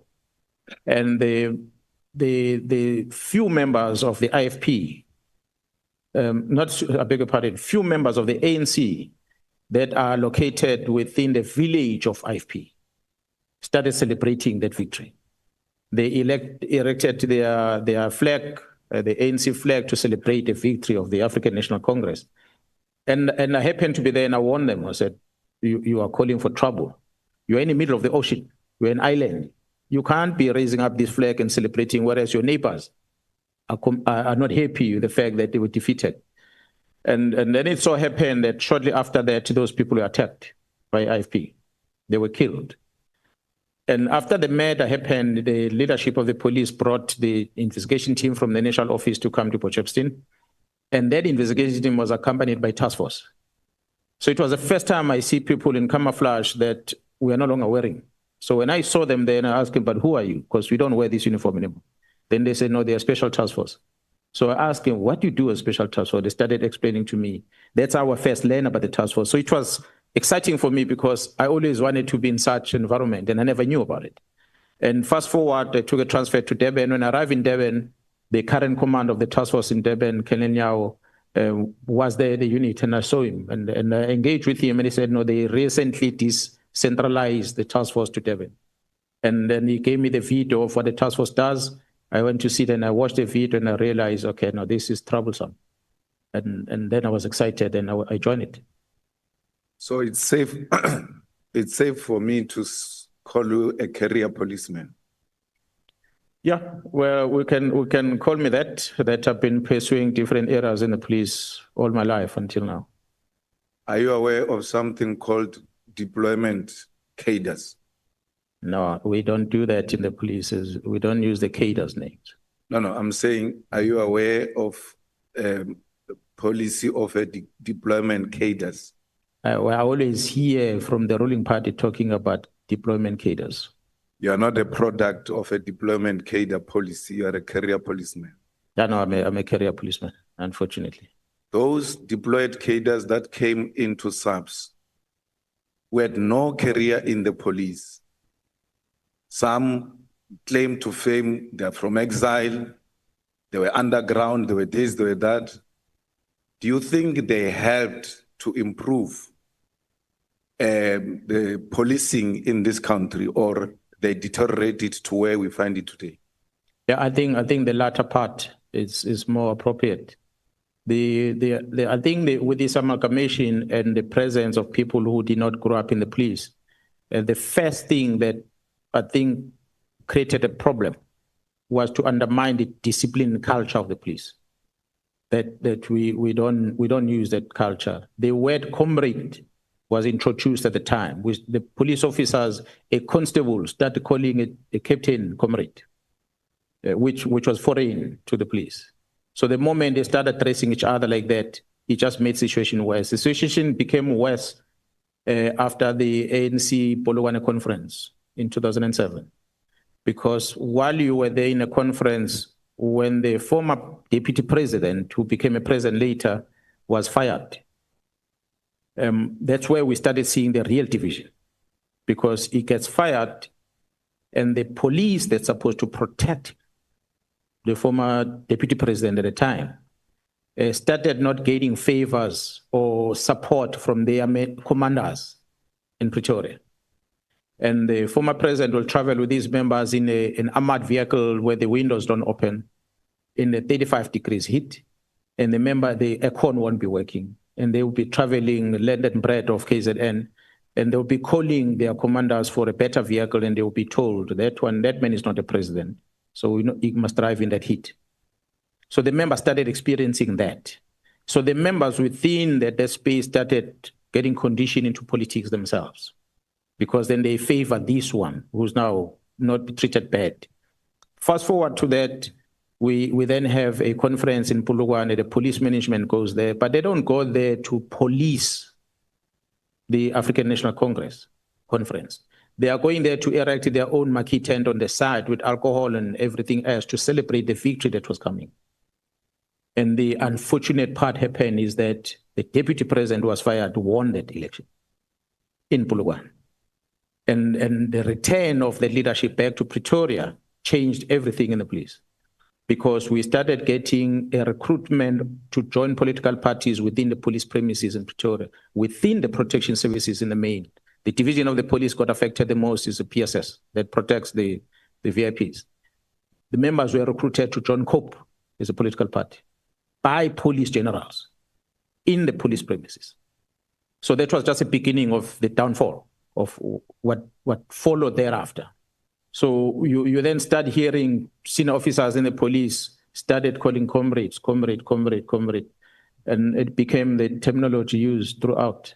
And yeah, I think that amalgamation and the presence of the people that regarded themselves as politicians was the downfall of the discipline of the organization. And that road went even worse in the crime intelligence. Yeah, well, the members of crime intelligence might not necessarily have been politicians per se that are involved in the road, but the leadership that arrived at crime intelligence were comrades. As I said earlier, you arrive in, you are an executive member, you're a senior member, you find people know the system inside who are junior, and they capture you. They manipulate you. They make you live a comfortable life, and you are happy with that, but you don't pay attention on what they are doing in the bottom. So that's exactly what happened there. Yes, the leadership might have been from the political party coming to crime intelligence, but their intention was not the bad intentions. But when they arrived, they found these resources within crime intelligence that make available to them. And they took those resources and these resources made their life comfortable. And it just became a culture without realizing that these members that are making this life comfortable, they are actually causing more damage internal. So when these leadership are moving, and anyone that comes as the leader, they want to capture the person. And this one goes and other one comes in, they want to capture. It became a culture. And I must say, the culture that developed might not necessarily be a political culture, but the greed and members within the service that started getting involved in business and started getting interested in money. They might not necessarily be politicians themselves. They were pure police officers. But because they knew how the system works and they saw these sinners that don't know the system, and then they started manipulating it. So both ways, then you could blame the senior police officers, although junior, as well as those ones that came from outside the organization. But in the body of, I hear the leadership, in the body of the crime intelligence, were there no cadres who were claiming to come from Bokoto, in the ANC underground intelligence and all of that, who joined the intelligence, not as leadership, but as operatives? Yeah, they now get involved in these covert operations, but they don't have necessarily the skill or qualifications as career policemen. Sure, there's a lot of them that arrive like that. There was a lot of them.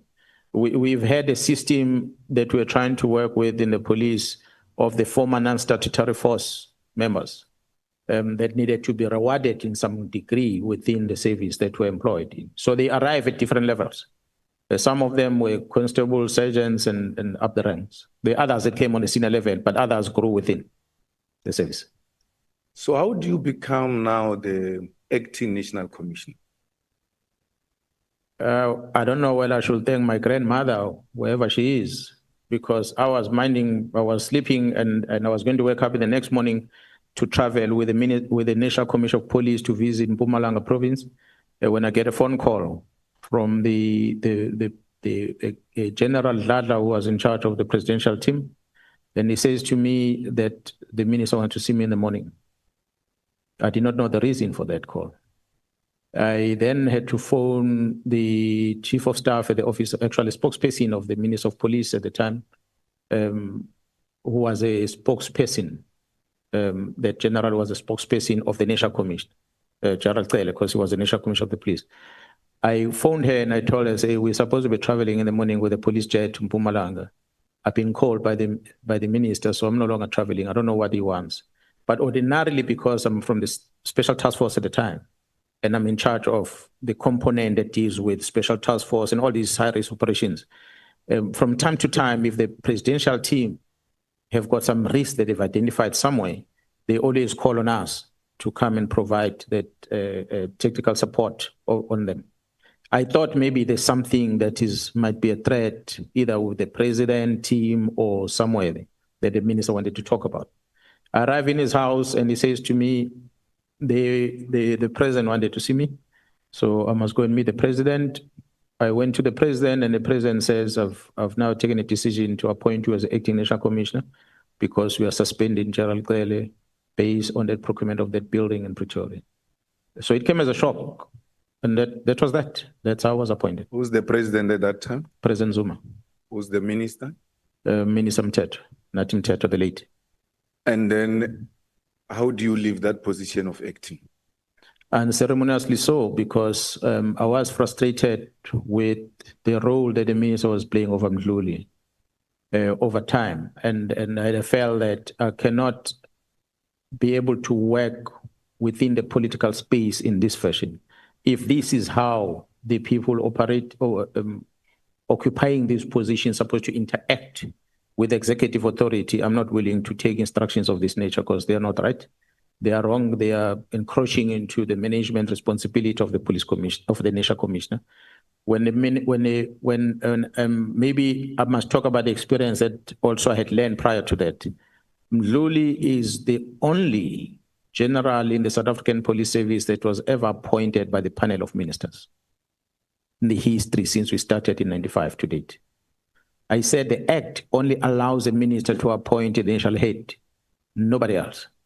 But the Mdluli's post panel was presided over by the late Minister Mteto, and I don't know who are the panel members that were part of it. The person who was the acting national commissioner at the time, Commissioner Williams, was excluded from the process.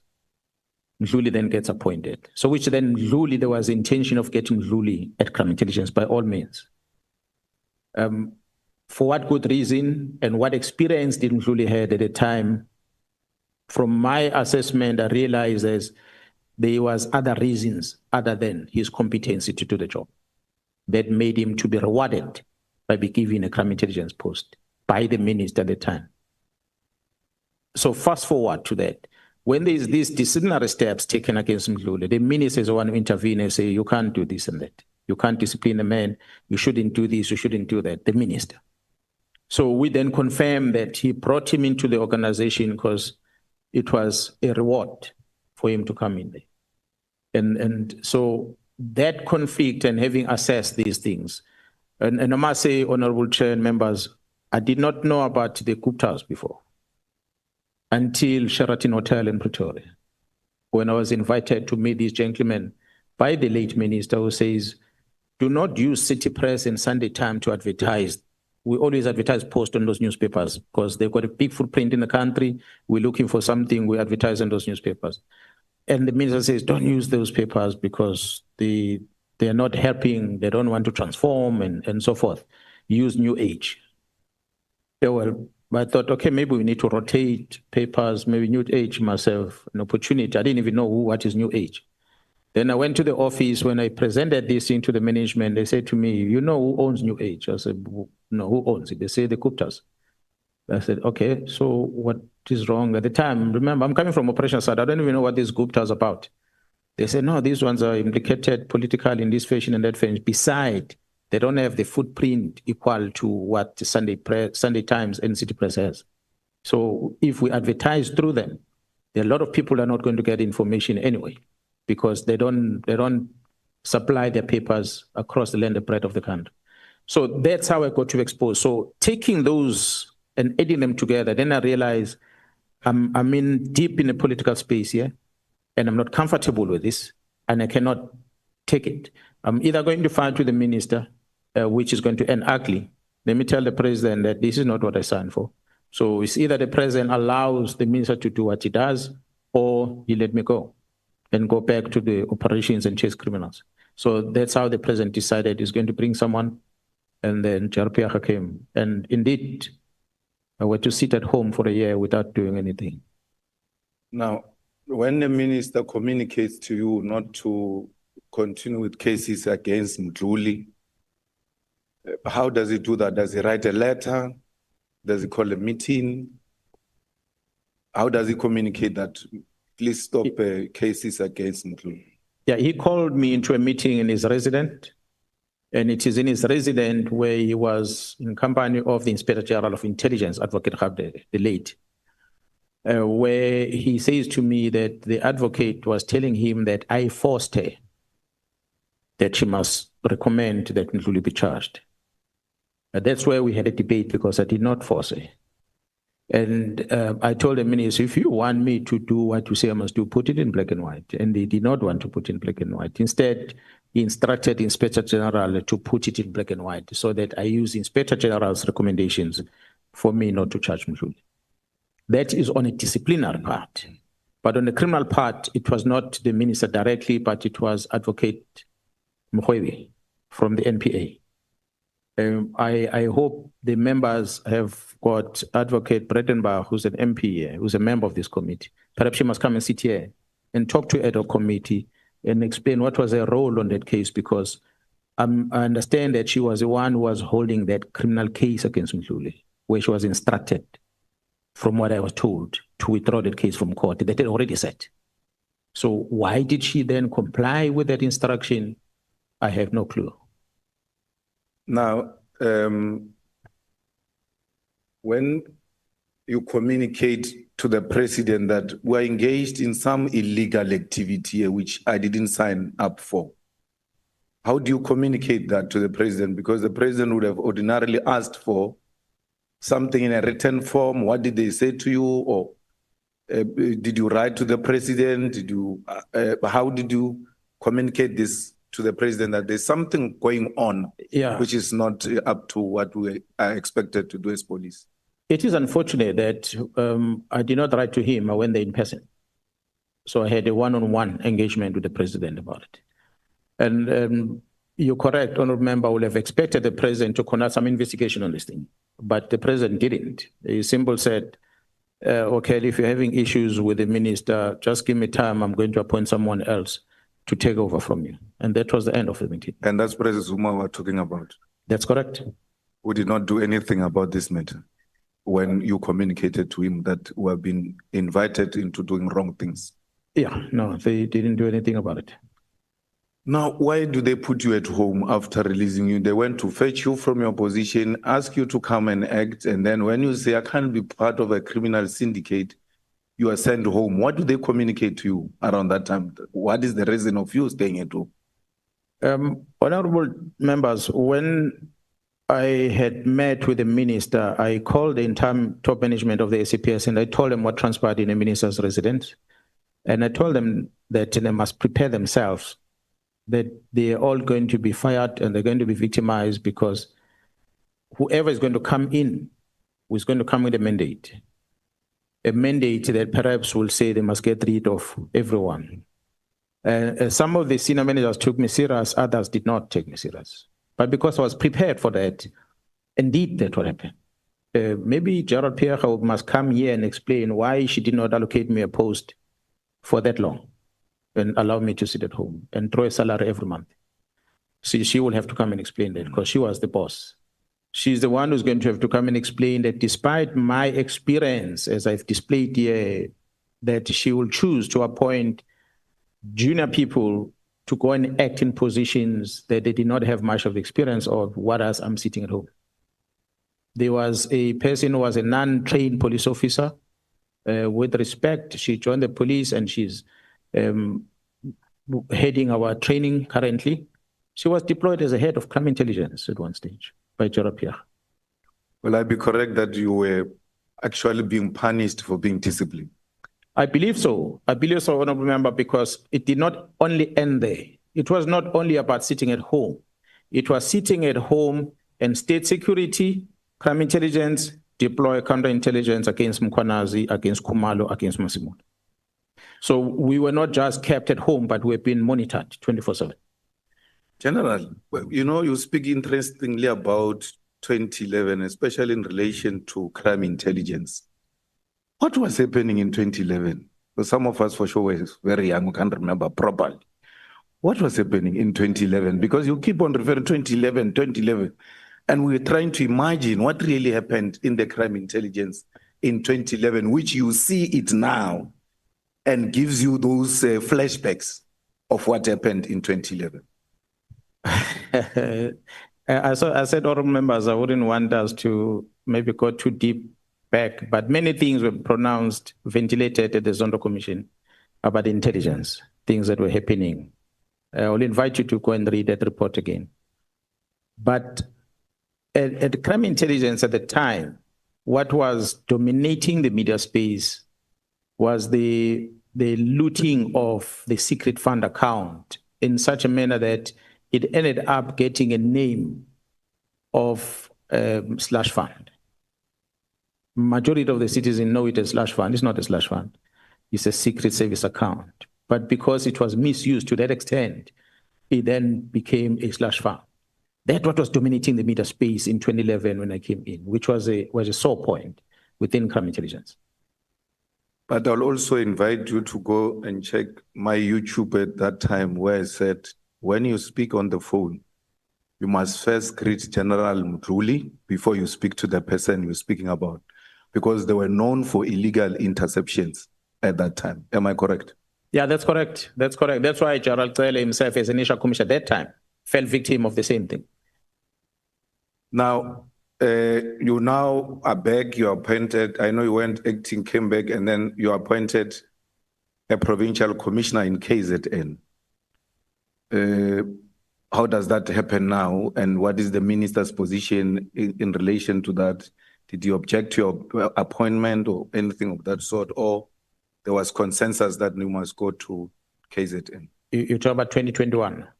No, when you became full-time, yeah, not acting. Look, when I approached the National Commissioner in December, there were delays. I met with the minister because he needed to be consulted. Minister Cele at that time did not want me to leave the head office. He wanted me to still remain at the head office. And he felt that maybe my expertise would be wasted if I go to the province. I'm better off to assist at the national level. But I pleaded with him that I needed a new challenge. So it took that long until March. That is when I think they started engaging with the executive in the province, where the agreement was reached, and then I was informed that I can go and start in April. So starting from December until March, it was there was a long time of discussions. At that time, the provincial commission had left, and there was someone acting, and so I came in to take over from someone who was already acting at the time. My aim was to be appointed before the provincial commission leaves, so that we can do the handing over, which is something I did when he came in 2019. When he came in, I sat with him for about a week doing handing over before I went back to Pretoria. I wanted to do the same thing when I was going in, but because of that delays, he ended up leaving without doing that handing over. When is your contract coming to an end? My contract is ending at the end of March 2026. Is there any discussion about renewing a contract, or everybody just went that quiet about it? No, there's no discussion. The discussion, according to the rules, can only start 4 months before. So we're not there yet. We're not yet there? No, we're not there yet. Okay.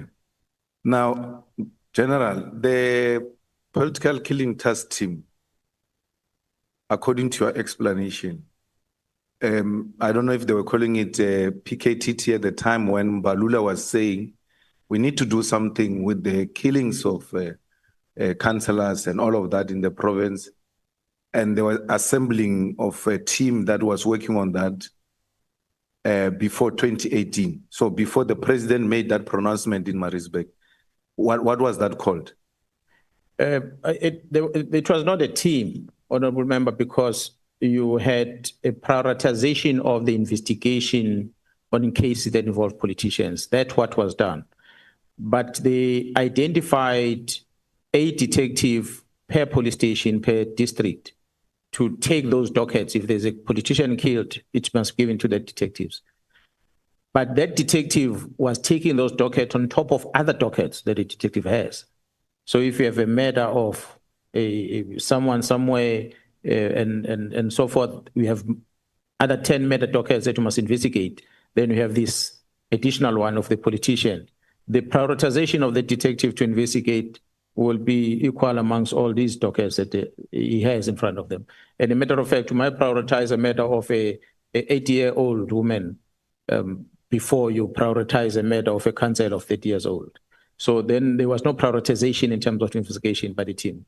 But it was not, correction, not the team, but those detectives that we identified, they were scattered all over. So they were not working as a team. And the president then announces at Maritzburg in an ANC event, the councillor who was killed of the ANC, he has gone there in his capacity as the president of the ANC and makes pronouncement about government on how we are going to intervene. That's correct. And I heard you saying, wanting to differentiate between the executive authority and the politician. When does the other one take leave when the other one takes over? Because it's one person. They're interchangeable. And that's a dilemma that we face, Honorable Member. I'm glad you're asking that question, because the members are going to claim overtime for protecting the executive member, whereas the executive member is on a campaign, political campaign, and addressing these political parties and the likes, using the state vehicle, using the state petrol, and using state protection. And we have nothing else to say but to finance that, because that's what is currently the norm. Same with the president. You'll fly with the president to his private engagements, whether he goes on holiday, whether he's at a political engagement, whether he's at an official government engagement, he needs protection. He remains a president. You can't divorce it. Wherever he is, you must be there all the time. So when he then speaks, like in this case, he's dressed in the political regalia. He wears a political tie and is accompanied by his comrades, not the leadership of the executive of the province, but the political leadership. But he pronounced things of government, of what this minister is going to do, and that minister, and that minister, and that minister. So legally, if we're to ask me whether is that right or not right, I cannot answer, because he remains a president. Whether he's sleeping, he remains a president. Whether he's in a rally of a political party, he remains a president. We have a duty and a responsibility to protect. We have a duty and responsibility to act on what he tells us. But of course, whatever he communicates, it has to be structured in government. I think that's why after announcing it there in that political setup on the 18th, the ministers meeting on the 21st, he came to this house in Parliament to announce the establishment officially of this interministerial committee. So I think that's where it became official government thing. He might have initiated it from the political side, but he made it official when he came here. And it became a formal structure. Maybe if we continued with that pronouncement and never came here, we will still be asking ourselves question whether was what we're doing a political decision or a government decision. But because it was confirmed in the House when the President addressed the Parliament, we take it that it was an official government position. Now, the PKTT then gets established, you are involved, Khumalo is involved, you are running the thing. You are in charge of this team. And one morning you wake up to hear that dockets are in Pretoria of something that is your baby. What happened there? Did your own team got so compromised that when they were told to bring the dockets, they could not give you a hint that someone is calling for dockets in Pretoria? Because the way you're explaining the relationship and the engagement you had with this PKTT, it's in such a way that it's so intimate that no one can just come and say to them, do this, and then they don't bounce it back with you before they act. What really happened there? Was PKTT infiltrated and compromised, and an underground operation took place and took the dockets to Pretoria without your knowledge? Honourable Member, I'll invite you, perhaps, if it does happen, that General Khumalo arrives here and appears before this ad hoc committee to be able to explain, because he's the one that gave the instruction to the members to bring the dockets to Pretoria. I said yesterday, and I'm saying again, I was not very pleased with him, because when all that happened, he had not told me about what was happening. So when I was engaging with him, as I was confronting him, he said, you know what, there's just too much politics. I've been complaining about SBIA ever since to the National Commissioner, but whatever I say, doesn't matter, it seems like it. And the SBIA continue doing what it's doing. While this side is having the crime intelligence that it's trying to deal with, and is having challenges there, and is seeking assistance from the head office, from the initial office, and is not getting the assistance. So it's a man who started getting frustrated. And I think when this thing came to him, he just felt, maybe let me just get rid of this, because the National Commission maybe is not assisting and stopping it. Let me push it aside and focus on my things. And that's why he omitted to then make me away. He simply gave an instruction to a colonel. He said, Colonel, go and fetch the dockets, let the investigation, bring them here, as per this letter. So that colonel told the ones in Durban, they said, bring these dockets, and the dockets were transported. That's how the dockets ended up in Pretoria. When I became aware is when they wanted to bring these dockets back. That's when I asked him, because when I heard about it, I wrote him a letter. I said, I'm told these dockets are in Pretoria. How did it happen? That's when they responded to say they were moved in this fashion. I understand that, General, about Kumalo, but your members, the individual members who are in the PKTT, who've got this high credibility and are executing the task expected as their commander, as someone that you work with, apart from whether Colonel called them or Kumalo, why didn't one of them communicate with you? Because this is, I'm trying to establish this effective machinery that you are saying. This is the most effective machinery we have at SAPS.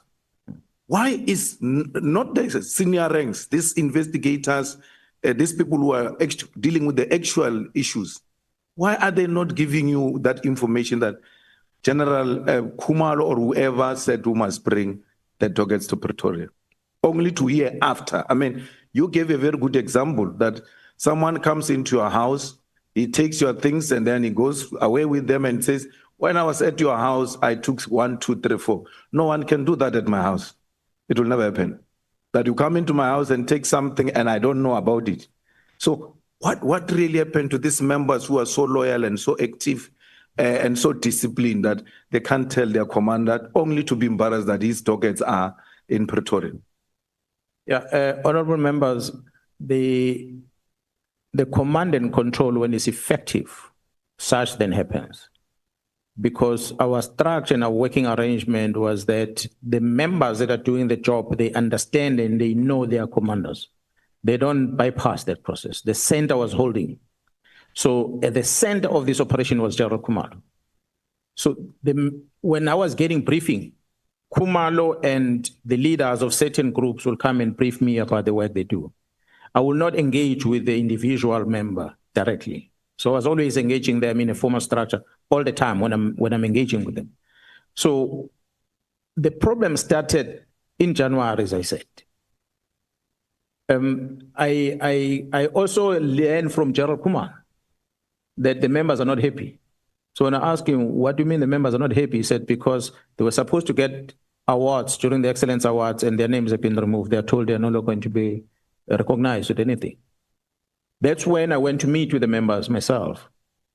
Because when he phoned me, he told me that the members are not happy. So I went to meet with them. For the first time, I had a one-on-one with them. And I asked him, they said, Gerald, we are disappointed. I still said to them, I'm going to give my allocation of one table of 10 people. Come as my guest. Come and sit there. They said, no, we appreciate Gerald, but better we don't come. So that was the first time where I had a one-on-one engagement where I got to feel the pain in their eyes. This is January, long before the letter is written. The dockets are taken. I started feeling the pain in their faces in January. Fast forward, the same January or February, there's this instruction of the reduction of the workforce of this team. At that time, I conclude that it is because of the budgetary constraint. That because the budget approval has been reduced, we can therefore not have this total workforce that we had. I accepted that. We are running towards the end of the financial year, reprioritization that must happen. So I did not challenge it. But then the financial year starts in April. Obviously, the budget might not be allocated almost immediately. But again, the team that is authorized to continue the work as a new submission is made in April 2024, it still speaks about the reduced number of deployments. So I concluded that it means the challenge is the budget. That's why the reduced number. So knowing the challenges we have, financial challenges we have as an organization, as a country as a whole, I couldn't challenge that much. I said, okay, well, we'll do with the less number of members maybe going forward. But when this communication of DOC has been taken up to Pretoria came, I then realized, but these problems started back then, the letter, the members not getting rewards, and the members are starting to question themselves from January about the work they are doing, whether they are upsetting the executive and why the executive is treating them like this, up until the period when these dockets in March are taken up to Pretoria. So it's already a couple of months back, and that's why the members, I think, they became numb to complain about anything, and they didn't say anything. They just kept quiet. So when they arrive in Pretoria, these dockets, they are put under Sibia. Sibia is in charge of both crime intelligence and detective. It is my understanding that Sibia wrote to the Divisional Commission of Crime of Detectives, Jara Sentumole, to take these dockets from crime intelligence. So I don't see on the directive where did he want these dockets to go to. But it's my understanding that the docket were kept at the office of a brigadier under General Sentumule's office. Of course, Jara Sibia remains the boss overall. So meaning he has access to those dockets in one way or another. Of the 121, there were 5 dockets which had clear instructions of arrest. That's correct. What happened to those dockets? Are they? Have you arrested people since the dockets are back? Have you arrested people? How far are these cases? And if they still remain unresolved, what is the issue? We are still looking for the other suspect, but 2 of the suspects have been arrested on those dockets, and one of the suspects unfortunately died. I think he was already identified, but he died, so he couldn't be charged no more. But the others, we are still looking for them. General, what do you mean the minister you met at Mbangeni and the minister you met in this letter are not the same people? They're totally different people. Why? I asked myself the same question, Honorable Member, because when I approached the Chief of Staff, when I called him on the 2nd of January after learning of the letter, after seeing the letter, it was my understanding that the relationship between me and him will allow for him to secure the meeting with the minister, as he did before the minister came into the police. He was able to say, oh, you are the provincial commissioner, I know the minister, so that he get to know you since you are policing his environment. He doesn't live here, he works at Department of Water Affairs. So come and meet him. So we met. It was a meeting, one of the elders and one of the senior government leaders in the province. It was not a problem because we just did that unofficially. So when it's time for us to talk business, I expected the minister is going to open his arms and say, I know you're already through Nkabinde Kam, but that never happened. And that's where I started wondering what could be the reason behind it. But when he's in front of me, he smiles all the time. But this, what I'm asking for, is not happening. Now, if you say the minister did not write a letter, and this is not the same person I see who smiles all the time when we meet, and the one that I see in the letter, 2 different people, will that be an excuse that someone gave a minister a letter and the minister signed? Because he doesn't dispute that is his signature. Once he signs, that is his letter. And we can't say minister didn't know, someone misled the minister, because I don't understand which angle are you trying to take there. The minister signed a letter. Even if he said, I didn't read the letter, I just signed it. It is his signature. It means he didn't do his own duties by making sure that he reads through the documents before he signs them. Is there any excuse why shouldn't we hold this letter against the minister himself as his own letter? Well, it is the minister's letter. When I registered a complaint, a criminal complaint, minister is one of the suspects that I'm pursuing in that complaint I have, because he's the author of this chaos. How far is that case? The chaos. This is a real chaos. Yeah. Now, how far is that case you complained about this? It's still an investigation. I'm not part of it because I rely on the prosecution in KZN and the team investigating to brief me from time to time. But the progress they shared with me 2 weeks ago was quite pleased with the progress that they're making. The minister owns the letter. He signs it, it's his letter. However, if we're to fix the problem, it is my belief that we must go beyond the minister's ownership of the letter. With his signature, it's his letter. That's given. But we need to find out what led into him writing such a letter. When I speak to the chief of staff and he said the letter has been going back and forth, it is against that background that made me to believe that someone crafted the letter for the minister to sign. Yes, obvious. If a person gives a gun to shoot and kill someone and you take that gun and you shoot and kill someone, it's your problem. But we need to find out who actually gave you the gun. So this is basically what I'm trying to communicate, that can we not just leave it with the minister? Let's go beyond, because we're going to miss problems that exist in the organization if we only deal with the outcome. Let's try and fix the real problem. In this case that you're pursuing following this letter, minister is a person of interest and you're saying the investigation is going on, they're getting briefing from time to time. Is there any arrest anytime soon, according to the briefings you're receiving? It is my prayer and hope that by the time the 31st of December of this year comes, we'll be talking about the letter of the 35th of December last year in court. That's my hope. Now, Minister, General, don't you think, and that's my observation, you'll tell me if I'm wrong. This Nkabinde went to tell, because you explained he's got a minister, his relationship separate from you with the minister. Went to tell the minister, okay, let me start differently. I don't see anything wrong with you going to see a minister. It's actually part of your duty. It's your constituency. As one of the high-profile people in your province, it's always important to know where your high-profile people are found and who are they and all of that, so that if a call is made, you know how to respond to such a call. So I don't see anything untoward. But I think that, and you'll correct me, that Nkabinde told minister that I know the general of police here in KZN. It's my guy. You know, we roll together and all of that. And then he came to you and said, I know the minister is my guy. We roll together. So you're thinking you're going to meet the minister. Kandi, the minister is thinking he's going to meet the general. And he is not making you guys aware. Why?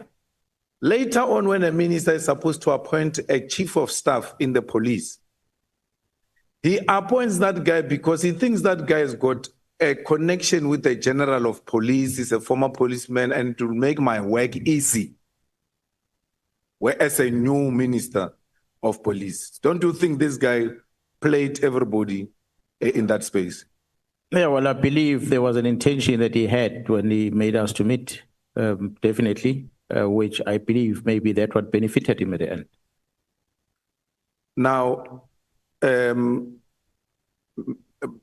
General, was it not an overreach to say in that press conference that the judiciary is also involved? Because judiciary, me and you and all of us, we have a duty to protect it with everything we have. It can't be that a magistrate who has faltered wherever, because I believe if a magistrate has faltered, there is a recourse. We can take this on appeal and do all manner of things. But to use a judgment of a magistrate to then say judiciary is involved, I think it was a bit overreach. I get the point what you're trying to drive home, especially a magistrate as a member of the Judicial Service Commission. Judiciary to us is judges. We know magistrates is part of that. But when you are asked to give example of these judicial people who are involved in this wrongdoing and were given a name of a magistrate compared to what we had at the press conference, I think there was an overreach there. Honorable Member, I had said earlier, unfortunately, you'll appreciate at the Madlanga Commission, there are two presentations that are done there. It's an open one and the in camera. If this committee were to adopt similar approach, perhaps maybe engaging the Joint Standing Committee of Intelligence, you will hear things that might shock you about that, what you believe is a judiciary, which is judges, how the judge gets involved in the mess. Is that your evidence, General, that in camera it's we're there. going to hear explosive things about judges? Yeah, it's there. Now, General, I want to quickly summarize some of the issues my colleagues will deal with. Do you know, or before I go there, when you realize the minister is not giving you an ear, the minister is not listening to you, and it looks like these things are proceedings, the same way you did when you were acting commissioner, did you try to reach out to the president, or did you reach out to the president and tell the president that there is this illegal activity that is about to happen and please intervene as the executive authority? No, unfortunately, I did not go to the president. I will have relied on a national commissioner to play the role that I played when I was in that position, to reach out to the president. But do you think the president was aware that the PKTT is going to be dissolved? I cannot say that. If I listen to what he said in the recent media interview he did in Northern Cape, it makes me believe that he didn't know. When I met with him after my press briefing, he acted as a person who was not aware of what was happening. Do you know the relationship of President and Paul O'Sullivan? No, I don't know how related they are. I just don't know that Mr. Paul O'Sullivan speaks a lot about being in contact with many people, including the president. So I have not gone deeper into establishing the type of relationship they have. Does he have do you know of any relationship between him and one of the president's advisors? Mr. Paul O'Sullivan? No, not I know of. I know that there's a lot of talks about engagement, I think, with Mr. Chauke and amongst others. But again, it's something that it's communicated out there, but I never really got deeper to investigate the type of relationship that is there. Through our own intelligence, were you able to establish that Paul O'Sullivan is a member or a former member of M16? Well, I have not necessarily got the briefing in details from intelligence in that regard. I've heard the talks about it. I don't have the full briefing. What is of interesting is that he's got citizenship in 3 countries, and that makes me wonder. And he seems to have been a person who got angry when he was disturbed by being removed from the ports of entry in South Africa, the main port of entry at the time, which was Johannesburg International Airport. When he was removed, he did not take that kindly. So it will make me conclude that there were some things that were happening in that airport that made him angry. So we'll be correct to say Mr. Paul O'Sullivan is one of the rogue elements that are destabilizing SAPS and wanting to capture every senior police officer at SAPS, and if you don't cooperate, he start engaging in blackmailing activities. With no doubt, I'm going to invite the parliament through the structures of intelligence or structures of security and whoever structures you can come up with, to look at the time of Mr. Robert McBride Turner as the head of IPD. How they were interacting with Paul O'Sullivan. Bank movements, money movements, the meeting venues, the cell phone locations where they meet, how they engage in terms of investigation. I'm saying this to the members because it is that which Mr. Nkabinde told me, who's now a chief of staff at the office of the minister, that operations of IPD were planned, coordinated, and executed at Paul O'Sullivan's house. That was his words to me. So I'm going to require that such be investigated in details, because the phone will put McBride in this place, will put Paul O'Sullivan in this place, will put Nkabinde in this place, and others. And when that investigation is conducted, nobody can deny it, because we'll know exactly that all of them have been operating guided by Paul O'Sullivan. And that is on one side. And I'm interested to know, honorable members, as to who is the author of the report that was produced when the city of Johannesburg as well as the National Commissioner, wrote to the State Security asking them about the legality or otherwise of the gadget that were bought by the city of Johannesburg at the time when Jairus Bia was in charge of the security in that place. And who is the company that supplied that gadget? And how was that gadget sourced from the country in Europe where it comes from, in the UK? And I want to also recommend an investigation against the purchase of the similar gadget that was bought by DPCI back in 2010, where Jairus Bia was working at DPCI at the time. Whether such was bought legally, who are the supplier, and who's the manufacturer of the things.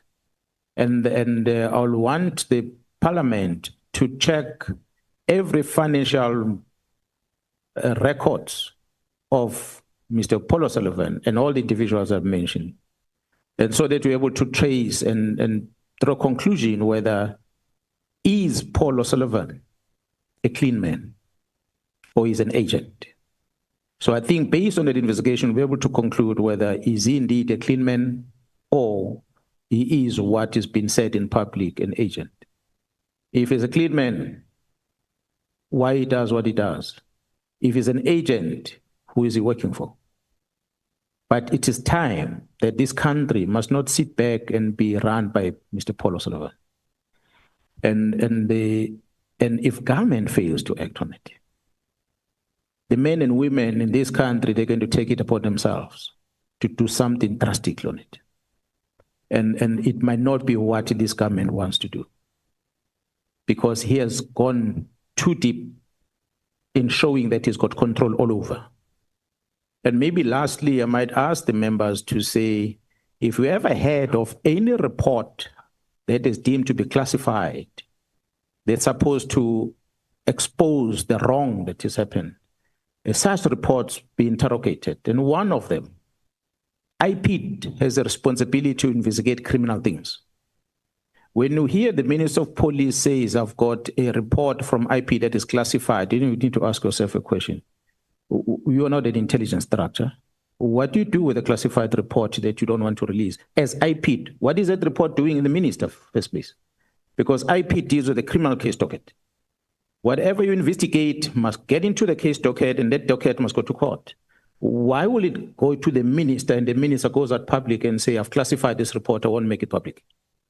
So these are the things that might need to be checked, because it is when the system of government fails.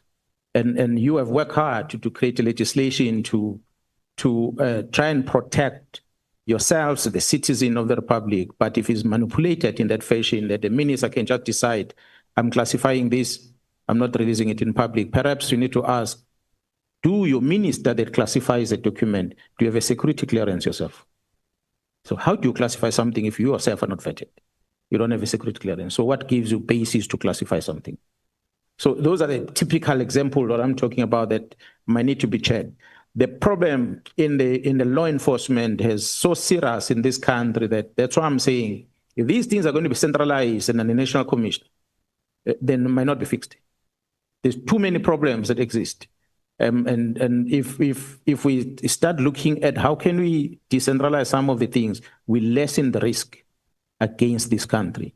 And it's a serious risk, honorable members. So that's why I'm going to end on that response.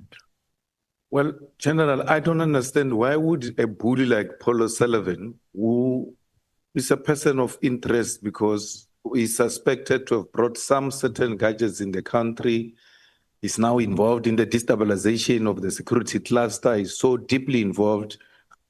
Why is the National Commissioner, or including yourself, not opening a case on crimes against the state?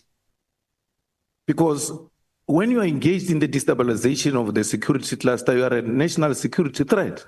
And therefore, a case should be registered against you, and he must be investigated and be arrested, because he has been going on for a very long time. He has become untouchable, he has become a bully, and it looks like everybody is so helpless around him. What makes it like that? Why are we not opening a case at that level as police? If we have this kind of information to verify the authenticity of the things we hear, so we legitimately investigating, especially on crimes against the state. Yeah, well, I think majority of the things that are happening that Paul O'Sullivan is doing at the head office, and the authorized people that are closer, that are affected, that should be assisting us in such investigation, that should be acting on it. Myself, I have not necessarily pursued anything because I never really had much details of what. I will hear him talk about things. What triggered me, first time that drew my attention to him, when he published through the media, he published the photos of Gerald Patlane, who was the acting national commissioner. When he published the photos of Gerald Patlane's house when it was still under construction. And then I started asking myself a question, this house was finished about a year ago. How did he get hold of these photos? That was very interesting to me, that it's not like we're investigating now and you go to the place, there's construction, you take photos. But he shows a building, a structure that was under construction a year or two ago. And he started with a complaint later and he says, this man was building a house of this amount and this is how he was paying for the house and so forth. If the Paul O'Sullivan is going to come and say the National Commissioner, and I said to the National Commissioner, we need to open a case against this.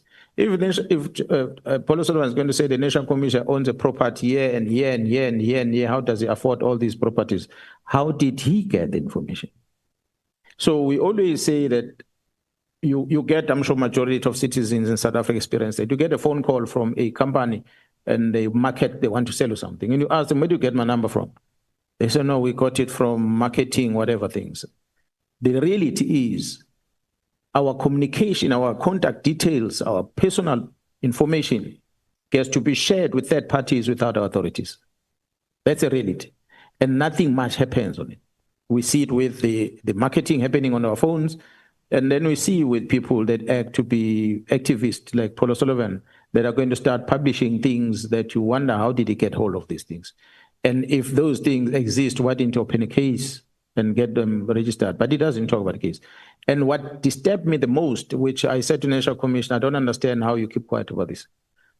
When the National Commission was appointed, Paul O'Sullivan came out public and he said he was given the names of people to profile. He himself said that the presidency gave him names of particular number of people to profile whether they are suitable or not. And he made the recommendation who is suitable or who's not suitable. And some of us didn't know that. When a national commissioner is appointed, it means his profile went via Paul O'Sullivan to profile. So if that is true, it therefore means the president had invited him to come and give advice at the presidency. And that becomes a serious risk for us. So, but I said to the National Commission, it affects you. If it was me, I was going to open a case, but I don't think this thing should be allowed because this man is saying he's now making a decision as to who becomes the National Commission, the police. General, I want to follow up on the drug cartels. Every time we're told of a big five, and a big five, my understanding is that it's a drug cartel. And when we are asking for the names, we are told of Matlala and Molefe, who are now in jail. But they're not in jail for drugs. They are in jail for a gun that is connected them to some celebrities and all of that. Meta and all. For Transnet, DJ somebody and. How do I conclude that these are the big five of drug cartels? Because they're not charged with drugs. And like you said, the drugs are a big problem. Not that others are not a big problem, but the drugs are the ones that are going to destroy the young ones. And when we are asked about this big five that deals with drug cartels, who are given 2 people who are in prison, but they're not charged with drugs. How do I conclude that indeed these are members of the drug cartel? Honorable Member, the details can be presented by the team as a covert operation. They have the details about it that I might not be able to talk to it. However, a strategy of arrest, of an investigation of a case, you might arrest a person, although in this case you are labeling them as part of Big Five, and the Big Five is involved in this drug syndicate. we might not arrest them for the drug specific, but the bigger investigation that talks about drugs is there, but the charges that we are putting against them are something else. It's a strategy we employ in the police to keep people behind bars until we are ready with a bigger case and we throw it in. A typical example is the same strategy we employed in KZN when we were dealing with the AKA case. And we arrested a whole lot of them for other cases, just to keep them in custody until we were ready with the main case when it was matured and we could identify all of them. And then we started charging all of them for the murder of our celebrities. Otherwise, they were already in custody. So similar strategy we are doing on these ones. We are taking them for other cases. We are adding any other case because they've got many cases. Safe to say, with respect to the case of the death of that employee at Vereeniging, Mr. Swart, had nothing to do with drugs. It was tender issues there that involves Mr. Mleef. But the murders of these DJs is drug related. When the picture you're going to see when the matters gets to court is that this one thought he's clever by stealing this one's drugs and he starts selling them, and this one then killed him. Mm. So not to say the victim is a clean man on drugs. He died because of something that he did wrong to this one. So we have a consignment of over 200 million rand, for instance, if I use that as an example. The police in the organization is there to identify exhibit, you book it in the SCP-13 register in the police station, you leave it there. If it's such big thing that you transfer it to another safer storage place, which in this case will be a forensic lab if it's drugs. But it so happened that in KwaZulu-Natal at one stage, there was a consignment found in Durban. And our laboratory in Durban is at Manzimtoti, which is about 10, 15 kilometers away from Durban. And they did not have a facility to keep such consignment of drugs. And the next place where we take these drugs to is Pretoria, where we keep these drugs in the bigger storages. But it so happened that case that the drugs were entered into the SCP-13 register of a police station, booked out the same time, and transported south of KZN to Port Shepstone, and locked into the offices of the PCI that had no one guarding it. And during so-called alleged load shedding at night, there was a break-in in a big storage facility, a break-in inside that facility. There were bags of drugs, and there were also other drugs that were not associated with the ones that came, the consignment that came in. And there were firearms, illegal firearms that were also stored in there. But when the break-in happened, the only thing that was stolen was this specific consignment of 200 million rand of drugs and nothing else. You arrive at the crime scene, you will expect the crime scene is being cleaned, everything is stolen. But you arrive there, you find an AK-47 standing there, then you say, but why didn't they steal this AK-47? Then you realize the mission was not the AK-47. The mission was drugs. So they came to collect what is theirs, and they took it away. They left everything else untouched. And that made us conclude that it was a plan break-in. Because the question we are asking TPCI, why did you allow these drugs to come to your offices? And there's no one guarding. And you have load shedding, and this thing happened during load shedding. So we believe the information tells us that those drugs taken there ended up in Johannesburg, are part of the drugs that caused about majority of the murders that happened in Johannesburg. Because people took it and they started stealing, and they did not deliver them where they were supposed to deliver them. And that's what caused the unhappiness from some of the people. So yes, we're not talking about the drugs on the arrest of Mleef, but drugs is part of the problem that leads into the murder. The charge is a murder, but the reason is the drug that comes as a result. So there are many others. The ones that we are not mentioning is because we have not charged them with anything. That's why we're not comfortable to even mention them. But they are there. Second last, General, MPs involved with these drugs cartels and criminal syndicates, because we are MPs sitting here, and when we are told MPs are involved with drug cartels and criminal syndicates, we start asking ourselves, who are those? And that's what the public is asking itself.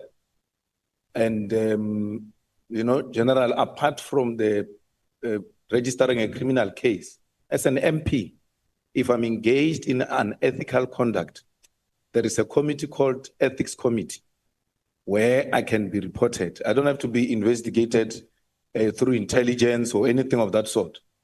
Why has there not been an effort from your side or from anyone who's involved, who knows these MPs who are involved in drug cartels, criminal syndicates, report them to the Ethics Committee, including the judges? Because I get worried when judges are subjected to covert operations. It's a threat to our democracy. Any judge that gets involved in wrongdoing must be reported to Judicial Conduct Committee and will deal with that matter at that level. Not to be told that there's a judge who's going to come before me in the... I'm very sensitive around judges because once they are threatened, me and you are no longer safe, because that is the last arbiter. They are the ones who must safeguard us.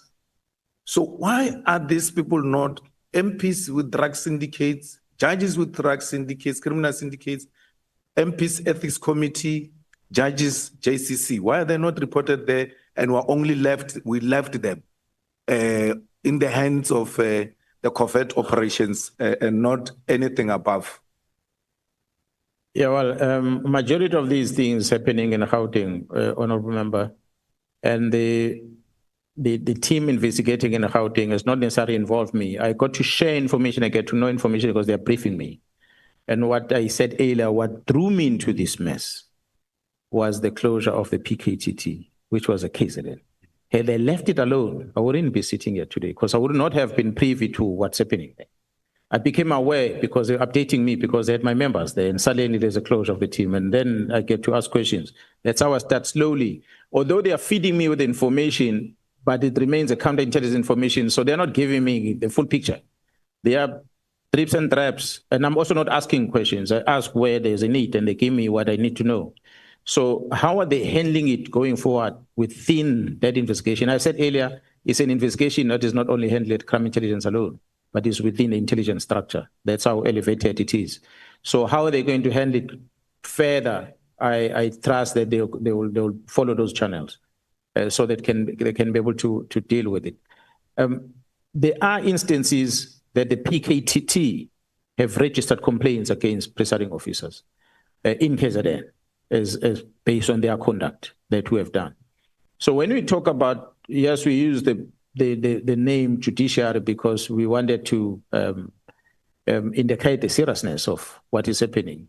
I said, unfortunately, some of the information that is at hand, it's a covert information, recordings that are there that I might not be in a liberty to just communicate. I listened to them. That's why I was able to say, okay, here's everything. This is a conclusion that I reached, to bring the attention to the leadership to say we have a problem. The MPs that might be implicated, and I must say up front, as I said about the minister, I'm not in a business to protect people, but I must also acknowledge that majority of the people that end up being implicated, I spoke about the letter of Minister Mkwanazi of December, the majority of people that get implicated on things, they arrive there by default. They're not aware that they are getting there. So if you're going to be a political party or an MP and you get a financial support from someone, and the person who's giving you this financial support is not disclosing the intentions, you're going to get hooked. By the time you open your eyes, you are right in the web. You can't escape it. So sometimes it comes in that fashion without you paying attention. You invite, you stand outside your house, you call an Uber car, and the Uber come and pick you up. You have no clue who the driver is. He arrives there and he loads you in the car. You have no clue what's in the boot of the car. There could be a dead man inside, or there could be arsenal of firearms, or there could be drugs in it. But when the police stops in the roadblock, who do they arrest? The driver, including you. Because we are found in this consignment of drugs and the dead body. So by default, you become, we can say we're a victim, but you're a participant to a crime. But you're not aware that you're a participant into a crime. So there are many MPs that might fall victim in that fashion. But there are some of them, few, that deliberately are part of the problem, and knowingly so. So we are dealing with those as part of the investigation that we are doing. So it's not that If we're to use percentage-wise, I cannot say that all the MPs are in the wrong, but definitely I think Parliament took a right decision by demanding to know who's financing political parties. But what maybe is missing is to know who's financing an individual MP. Because the MPs within the same political, they've got ambitions. They fund their own resources to do political campaigns so that they get into leadership positions in the political party. How they go about getting this money can be part of these criminal activities that we are talking about today. And they might not even be aware themselves because someone is helping them to elevate them to a position. So the party discloses, but the individual doesn't, because it's not everything that they disclose. So it's some of those things that might need to be looked at going forward. Thank you, ma'am. General, thank you very much. I just want to, in a respectful way, disagree with you on the decentralization of police, and especially the examples you are giving. Those were tribalistic divisions that took place in our country, where you had Leboa police, you had Venda police, you had Zulu police. It can't be that we decentralize the police and we go back to the ethical divisions of this country. We are a unitary state, and therefore we seek to unite and become one thing irrespective of ethnicity or the color of your skin. What you are suggesting may even play in the hands of racists who are now calling for independence of certain provinces away from our own country. And we think that perhaps you need to re-look into it. I agree there shouldn't be one individual with so much power. But how do we democratize it without decentralizing it? I think that's a debate we can have even beyond these walls of Parliament. Thanks, General. Yeah, no, thanks, Chair. Honourable Member, I agree. The decentralization might not necessarily mean exactly to be like the homeland, as it were. I use that as an example. But then I went further and I said, there are many countries, first world countries, that are structured like that. That one country has got a federal system and they've got the local system in terms of law enforcement. And certain examples, honourable members, was that to have a person in a national office to worry about an assault case in a locality, it's something that we might have to look at whether can a local police that does not have to account here be able to carry such docket. So those are the things that we might need to start discussing. Whether is it something that falls under the provincial government, whether it's something that falls under the region, if it were, we have to discuss. But the ultimate, what I'm talking about, for instance, maybe using this opportunity, honourable members, is that we adopted the culture of organizing ourselves as an SAPS in line with the district model that the president came with. I've argued in the BOC, Board of Commissioners, many times that this is a wrong structure that we've adopted. Because we are structured to our point, our end result is court as the police. So however we organize, we must organize around the court, not organize around municipality. So it could be part of the things that says maybe the provincial delegation of this power might not work. Maybe we must look at how the NPA is structured, must look at how the justice themselves, courts are structured, because they remain national, but they are kind of independent at the provincial level with the jurisdiction of how they operate.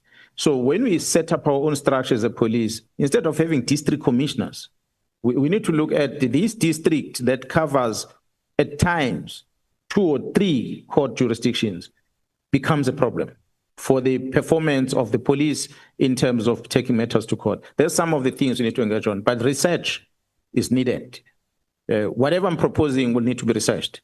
And we're not going to make a reference to the homeland security, but we have to make a reference to the first world countries, how they do policing and what is good. And that is simple about efficiency, not about ethnicity at all. I disagree. I also agree with that one. We can't use the tribal issues that we did before.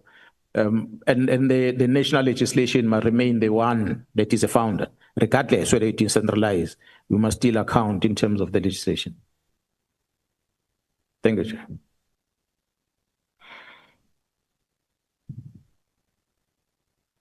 Thank you, Chair. Mine is going to be very short. Good afternoon, General. Just on two things. We spoke about the whole thing. The reason why we're here is because of political parties and the political party or the political killings task force.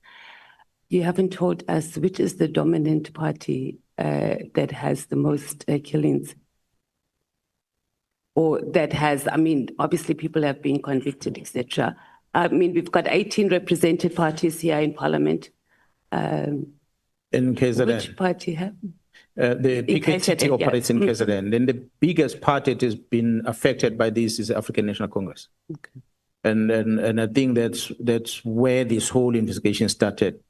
IFP, DA, and then EFF have also become victims, but by and large, it's been within the African National Congress. And I qualified that last time when I presented that the policy, we believe that the policy decision that was taken by the party to decide who becomes a mayor instead of people voluntarily on their own campaigning contributed to that on one side. On the other side, the access to the resource in terms of tenders, the controls or the influence that the people that are sitting in certain position has over the officials in terms of these tenders that are issued there, it became another contestation that lays into. That's why when we're doing the categorization of the people that we're going to prioritize, city manager or municipal managers, procurement officers within municipal managers, the CFOs were part of the category of people that we must prioritize. We are talking political killings, but we look at the case, it's not only politicians there. You have these officials because the motive is a matter because of a tender. So, and the person killed is an official. So we take that and prioritize it. That's how we're investigating. So to speak to the issue of political involvement or political capture, I can say, of the justice system, and we're probably pushing it here a little bit, but I'm just going to... President Ramaphosa, you said in 2018, made the decision at an ANC meeting that we are going to establish the political killings task force.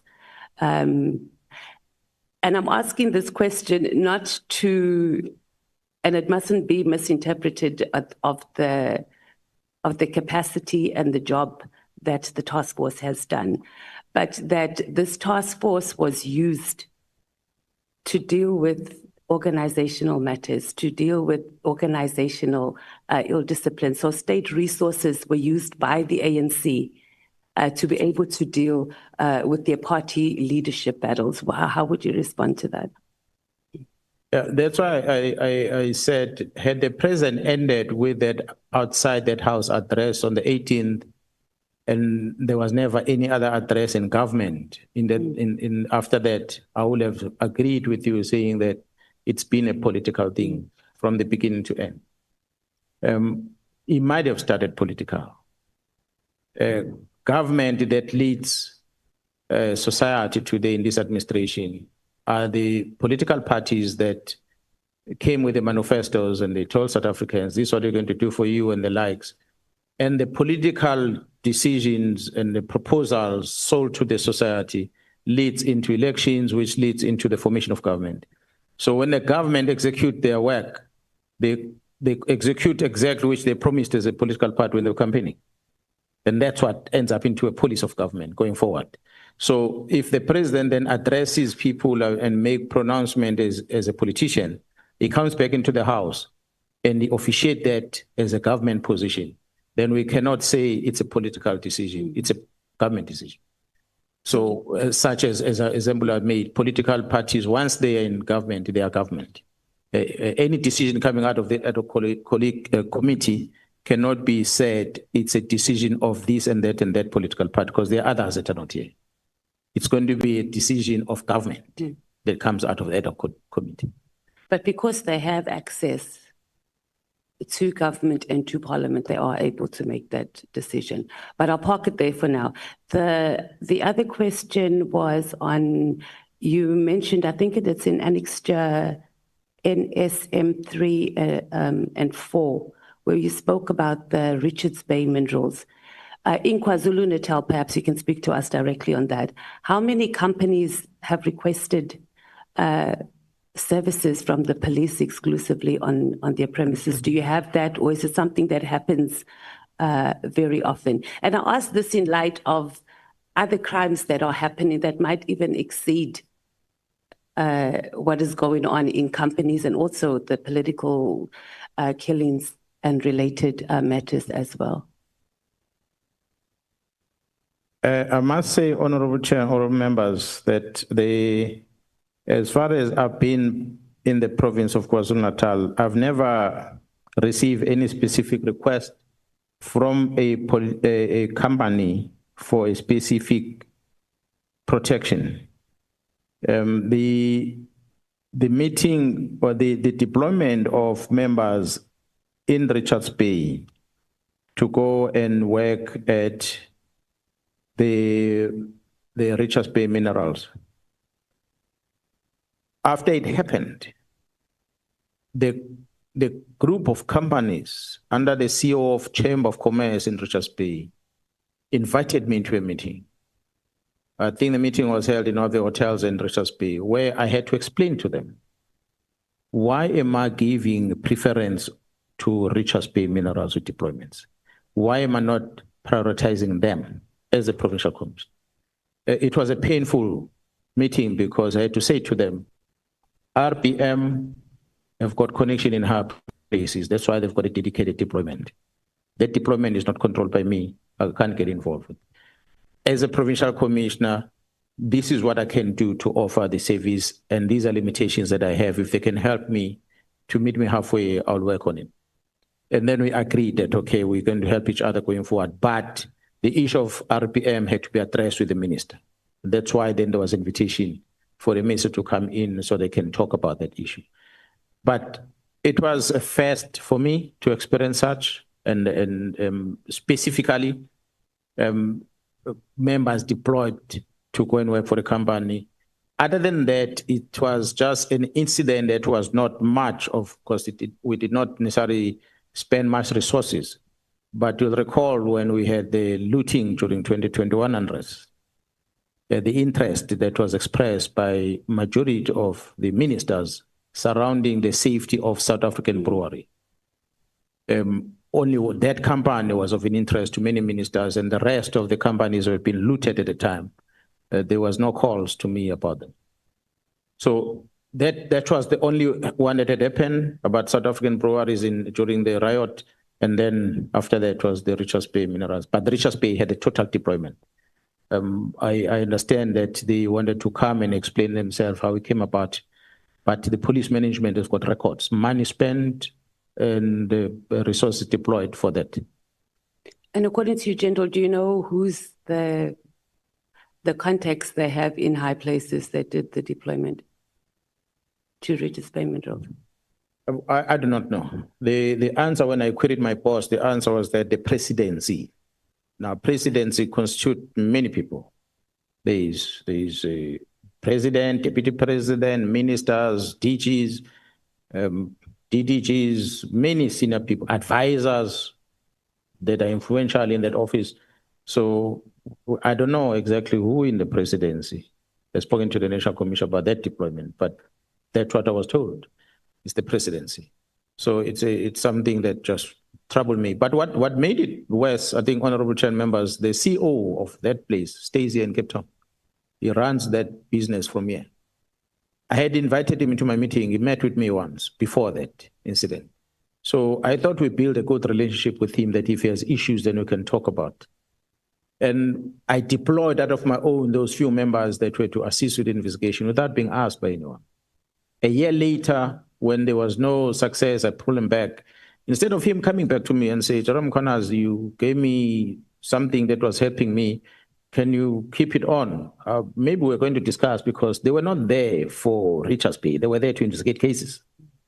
But what they ended up doing was to service the mine, not investigating the cases I asked them to do. That's why I pulled him back. So if he wanted the type of services, that's why when the directive came and says, send them back, and I said, now it's no longer about this case anymore. It's about the safety of that area. So let me make the team bigger so that we can go and service everyone. Unfortunately, I was overtaken by the head office on that one. So it's unfortunate because those members ended up doing what they did in prison, which make us to talk about them today. And the last question, the ministers that sent you WhatsApps to protect SA bureaus, are you going to tell us? No, it was a phone call. It was not phone calls, okay. Yeah, it was one of them was a former minister at the time, called me. I cannot remember the other ministers that were calling, but there were a couple of them. That what triggered me, because you don't get a call from one person, you get a call from different people talking about the same thing. But the worry that what was presented was the safety because of, I think, those gas cylinders and whatever that they are using, that Spingo. The fear was that if such were to catch fire, the impact that it was going to have in the community, in that area as a whole, was going to be severe. Then my question was, why did you even give a license for the company to operate in such a built-up area? If you have that risk, take them away to the bushy area somewhere and make sure that you set up perimeters that nobody must come and build there because you want to avoid this thing. So if it is such a risk, it means it can happen anytime. Route or not route, it can still happen. And when it happens, you can have to ask questions. Why did you authorize it to operate like that? Or maybe they were there before these built communities came around. Why then did we allow these communities to come close to it, if that is a risk? But, well, I have no authority over that. I guess the city will decide on that demarcation. Thank you, General. Thank you, Chair. Thank you so much, honorable members. We have come to the end of the afternoon session. So we are going to break and then come back for the tea session. And then break again and then come back for the session before stamps. So I'm going to request, okay, let me do this first. It's now 25 minutes to 5. It has been a very long session, and I want to give you 25 minutes break to come back at 5 o'clock. And then I'm going to request the Honorable Happy Birthday member to rise, because we never had an opportunity to have moments like this in our lives where you celebrate your birthday at work. So if you may please rise, Honorable member. And as you walk out for break, those of us who remain here will give you a standing ovation just to appreciate the sweet moments that you would have had in your life, and wish you a happy birthday and many more days to come. May we rise, honorable member, and give this member her special moment. Happy birthday to you. Happy birthday to you. Happy birthday to you. Hip, hip. Hip, hip, hip. How old are you now? How old are you now?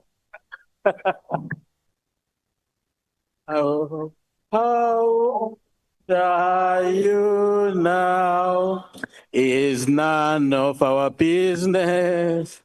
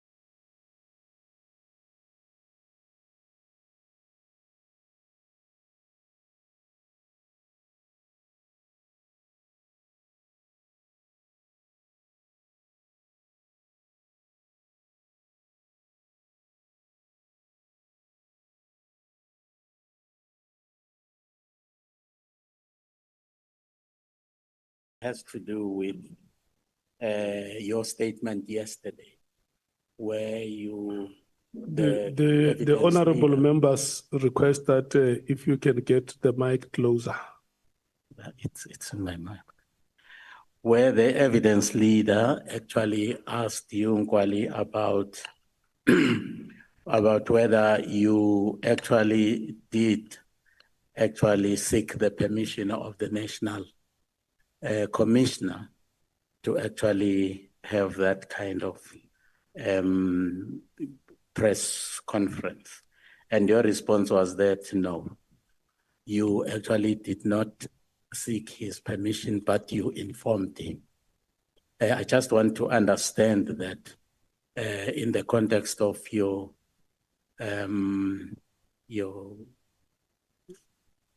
command structure and also your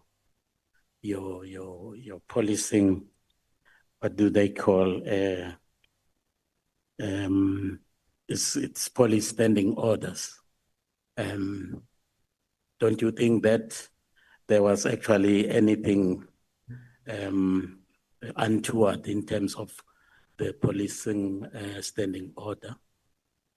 And also linked to that, I'm saying this because the issues that turned out to be discussed at that media conference actually went beyond the scope of a provincial commissioner, but they actually were very, very much national issues in their very nature.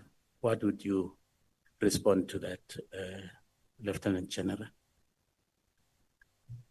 Honorable Chair, honorable members, the protocol of the police or the directive of the police that regulates communication to the media is prescribed in the conversation in terms of initial instruction. However, when the provincial commissioners are addressing the public, they do so as having been appointed to be responsible for policing in the province.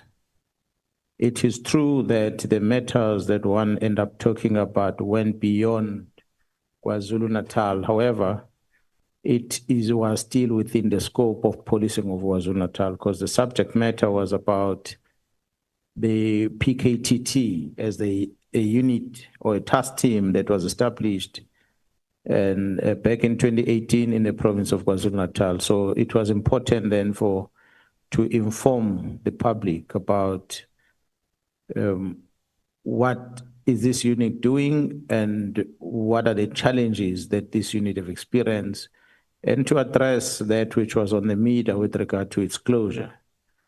And of course, the National Commissioner was aware about the communication about the closure of the unit of the task team and subsequent to the engagement that he had with the minister in different meetings that they had.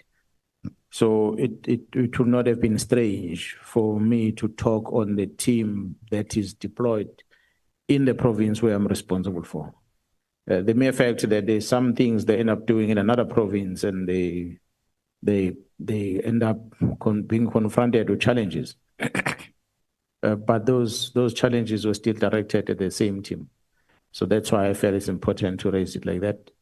And it is my belief that I never violated any directive of the South African Police Service when I did that. Well, thank you. The letter of the 31st of December, which was directed to the National Commissioner from the Minister, addresses three aspects. One is the filling of the posts in the Intelligence Division, and where the Minister was actually directing that and that exercise be halted immediately. And the second aspect actually has to do with the ports of entry. And I believe the Durban Harbour, and is actually talking about the joint operation in the management of that harbour between the Border Management Authority and SAPS. And he actually then instructs the National Commissioner to actually develop a new plan and present it to the Ministry of Management Executive Committee with regards to one, the comprehensive, analysis of the current challenges, and secondly, the comprehensive operational and remedial actions based on a policy of rotation. Do you know, General, whether that directive actually was carried out? And if so, do you have any details of that? No, honorable members, as I said yesterday, as much as the province of KwaZulu-Natal have different borders, land, port, and air, or sea and air, the responsibility of the security within those environments rests with the national office, not the provincial office. So the challenges that exist in the space, acknowledging what the minister wrote on that letter, and requesting the national commissioner to prepare a submission in terms of the new plan on the issues of the border. Was not informed whether such was done or not. It's something that I guess the National Commission will respond to. Thank you. General, you actually have repeatedly alluded to the existence of an external influence that might have led the Minister Mkhunu to issue this instruction to disestablish the PKTT. But in his letter, he says, my observation, and I quote, my observation in this regard, as indicated above, is that further existence of this team is no longer actually required and is actually adding no value to the operations of the South African police.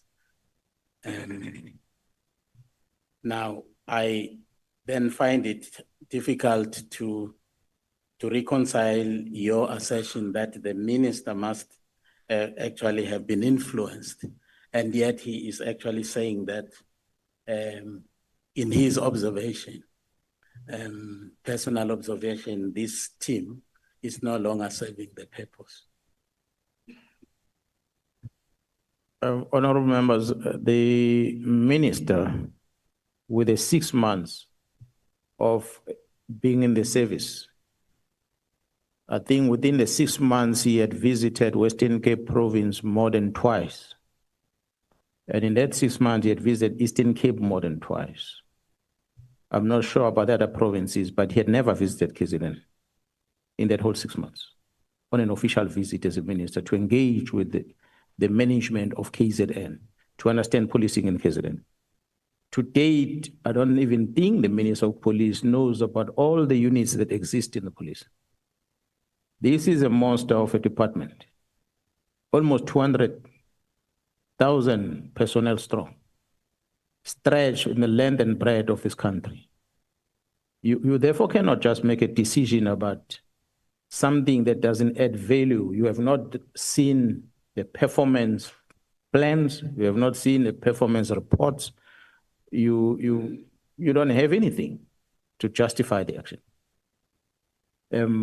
He can come and say, it is Mary de Haas that informed me. It's a criminal, a police officer, ex-police officer in prison that told me. You can say it's messages that has disappeared, ghost messages that are no longer there to prove that inform me. They can use any justification that he wants to make the minister, but the reality is he knows consciously deep down in his heart that to date, I don't think the minister knows even 30% of what the police does.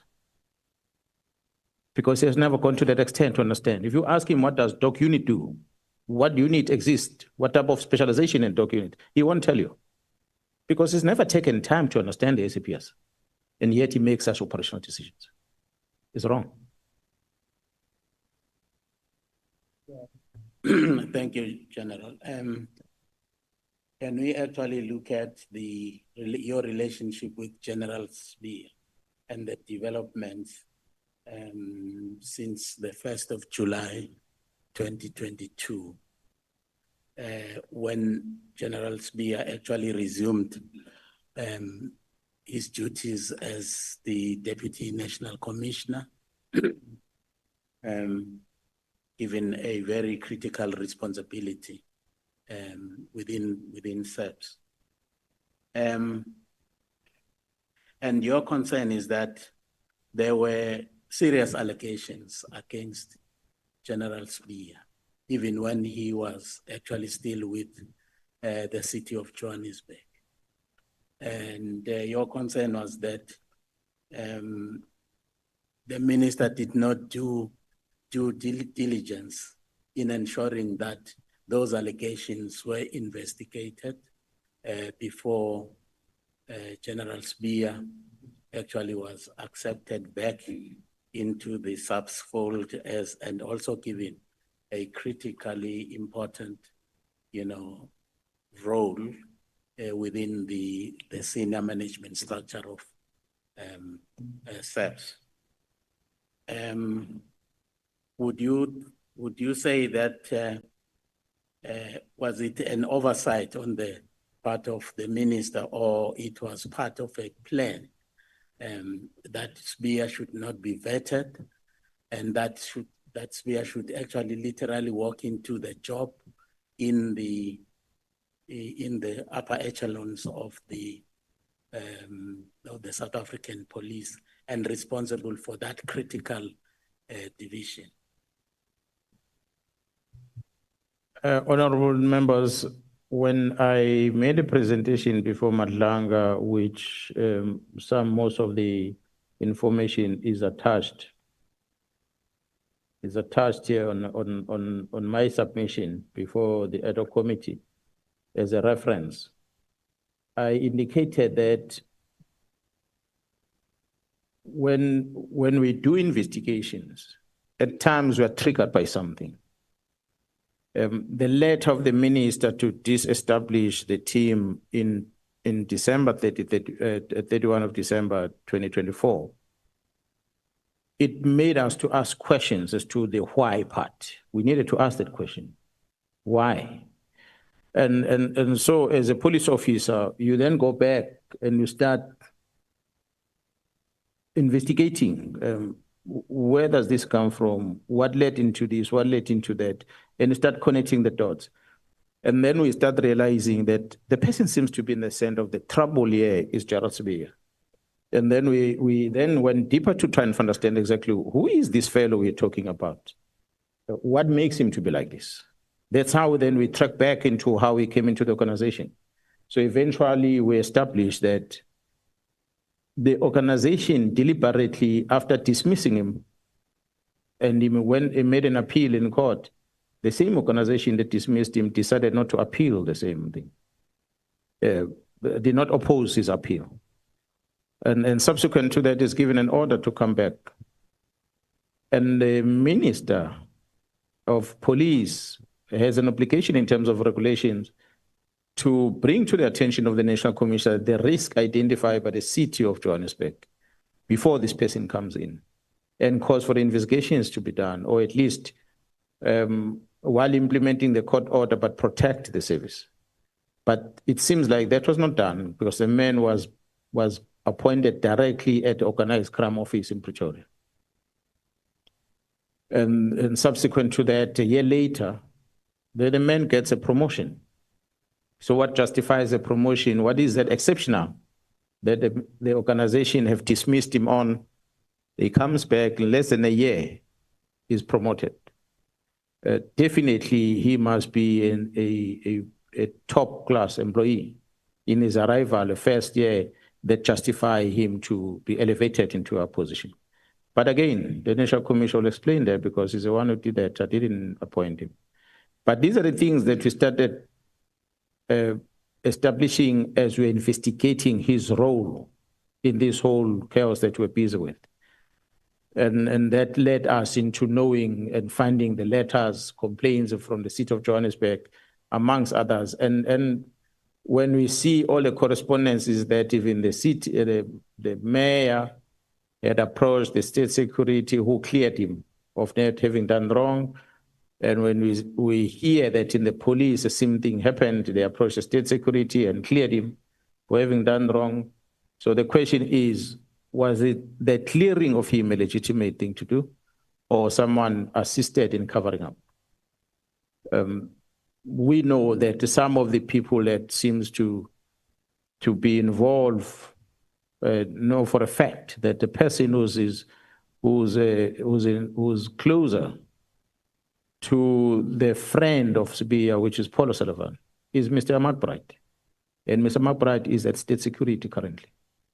I'm not saying he played a part on the clearing of this investigation, but it's just coincidental that he's there at state security, employed there. And then we get these things being cleared. It's just something that makes one to start asking questions. And as we are connecting these dots to try and establish why this, why that, why this. But yeah, well, he's in the organization, he's employed. He's an employee currently. Thank you. You, in response to one of the questions here asked in relation to General Sibiya, you actually said that General Sibiya is actually communicating with deputy ministers more than the National Commissioner. So would you actually elaborate on the nature of their communication? Honorable Chair and members, I'm not so sure. SC, I think I did send that communication to the SC RNC, that communication WhatsApp. Do you have it? Remember the communication that I said that General Sibiya was sending to the Deputy Minister? The juniors are not here. Honorable members, I do have the communication here, WhatsApp messages that I would have loved for the members to see. Unfortunately, I don't know if you can project it on the screen somehow, but I might read it on record if you allow me. You don't have the copy. This is a screenshot of a WhatsApp message that General Sibiya forwarded to the member of the Office of the Inspector General of Intelligence. It's a message that indicates that he was communicating with the Deputy Minister. I do not know who the Deputy Minister is because we've got two Deputy Ministers in the police. But what is interesting is to read what the message is saying that General Sibiya forwarded to the Deputy Minister, which is of an interest to me that I feel the members also might want to pay attention on. Well, I'm going to try and scroll between these messages because they're not saved together, but it starts, the message is dated the 16th of October, 2024, as forwarded. It reads as follows. Good afternoon, DM, comma, please note the following, column. 1, a source has indicated that CI has procured the new spyware equipment to the value of 13 million rands over the past weekend. 2, the equipment was sourced from China and it did not follow the normal process, e.g., minister needs to sign for anything above 10 million.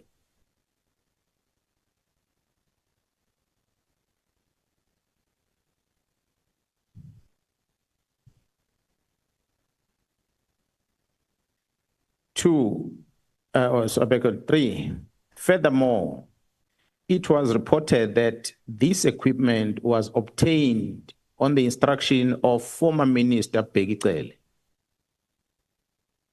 4, therefore, only a handful of individuals are privy to the details of the procurement and its usage.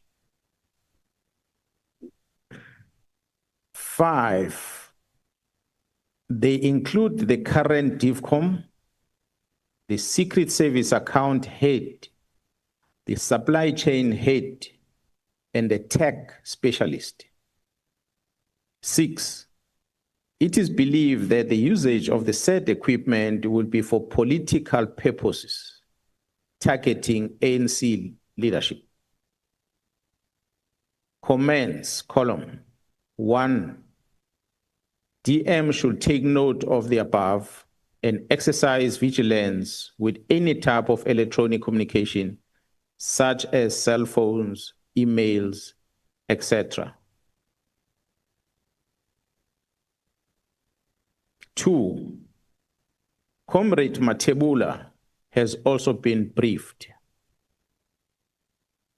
And comrade in this is abbreviated as the DM is abbreviated, is written CDE. So we're trying to establish who is Comrade Matebula that the police officer has briefed. And he's telling the deputy minister this on WhatsApp.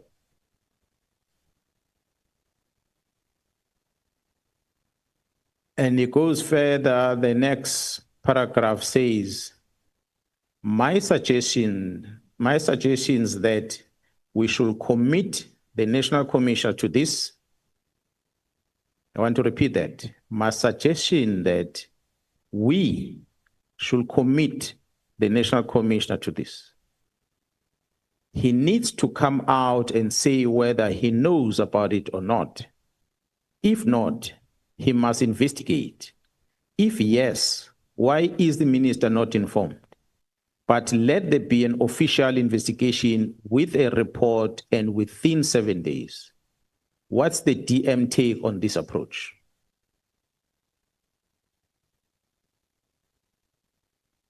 And the next message, this is worrisome, DM. Will they go ahead without the National Commissioner's signature either? And that's where the message ends. Honorable members, this is Jarasbia talking to a deputy minister. And the comrade Matebula, that we don't know who the comrade Matebula is.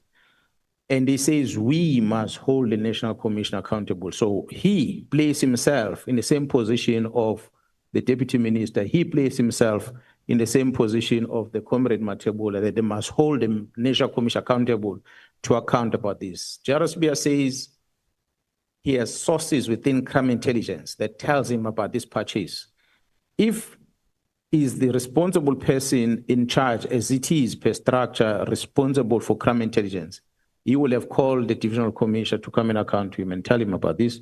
If not, he will have gone to the National Commissioner, say, National Commissioner, I hear about this purchase. Someone tells me there's a passage of this nature. Are you aware of it or not?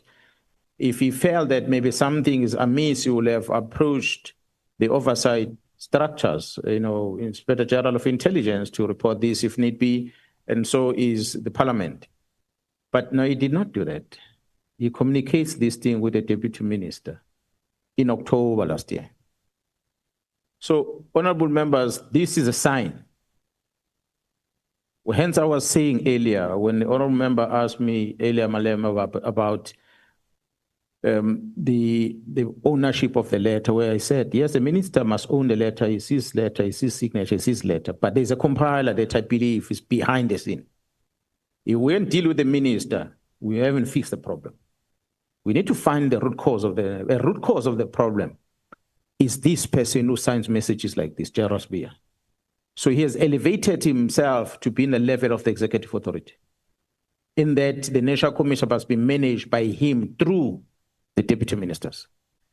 It is evidence that I received because, I don't know, he was stupid or he was sourcing some collaboration. He forwarded these things to the Inspector General of Intelligence Office. It's an official from Inspector General that shared them with me. She can come here and say, yes, I received this thing from Sbia, because her response was very interesting. And she ended there with her response. there are bad things happening in our organization. There are few individuals involved. Who then takes this information and go and share with Jarosbia within crime intelligence? It can only be the members from crime intelligence that says that. And Jaro Kumalo must come and talk to yourselves about who this person from crime intelligence that is so bad. But I've no doubt when Mokhote says Khan will feed you information, I've got no reason not to believe that Khan is a main source.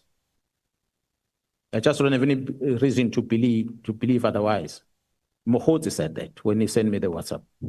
So that's why I'm not surprised that Sbia can do this. So that's why I still strongly believe that the compiler of the letter to disestablish this team is not done by the minister. Probably the same person you're talking about is the one behind the letter. But I'll end it there on my response. Chair, is it 13 or 30 million? Just that. Didn't get that part. Okay. It is 1-3. Honorable. Okay. Maybe let me explain. The value of the equipment is 13 million rands. The message following says that if there's any purchase of anything above 10 million, the minister must be informed. So I think that's where these two numbers come in. Okay. So clearly, just hold Honorable Mwango. I see a hand. Honorable Ngola. No, Chair, I just wanted to check that, and the general has already answered. Well, I was confused whether it's 13 or 30 million rands, the purchase price. You can proceed, Honorable Member. Thank you so much, Honorable Ngola. I'm just thinking here that if any transaction that actually exceeds 10 million rand must actually bear the authorization of the minister. So this purchase actually was 13 million rand. So obviously it was above 10 million rand. But the minister seemed to actually have not been involved in the whole, process of actually procuring this equipment. Would you agree with that? I think the first thing is it says spy equipment as an interception of cell phones. That's what he says. By mentioning that name, he's saying this does not belong in this WhatsApp communication is making. It does not belong to the Deputy Minister of Police. It belongs to the Joint Standing Committee of Intelligence. It belongs to the Inspector General of Intelligence. So that's where he should have channeled this. If he can't go to the National Commissioner, he feels that he doesn't trust the National Commissioner, then he should have gone to the right channel to raise it. I've said it before. I'm not working within that space. I don't know how they go about procurement within intelligence structure. Whether he knows, he can come here and ask him what made him say the minister must be informed when there's such a purchase. It means he knows the procurement systems of intelligence, how it's supposed to be. And I do not understand. I've been an acting national commissioner before. I don't remember not once informing the minister that we are buying something that costs more than 10 million. So for General Sbia arriving in the organization and being appointed in this position and making that suggestion, it means he's privy to something that I do not know, because I don't know how the ministers get involved in procurement. It's just interesting coming from him. Well, thank you, General.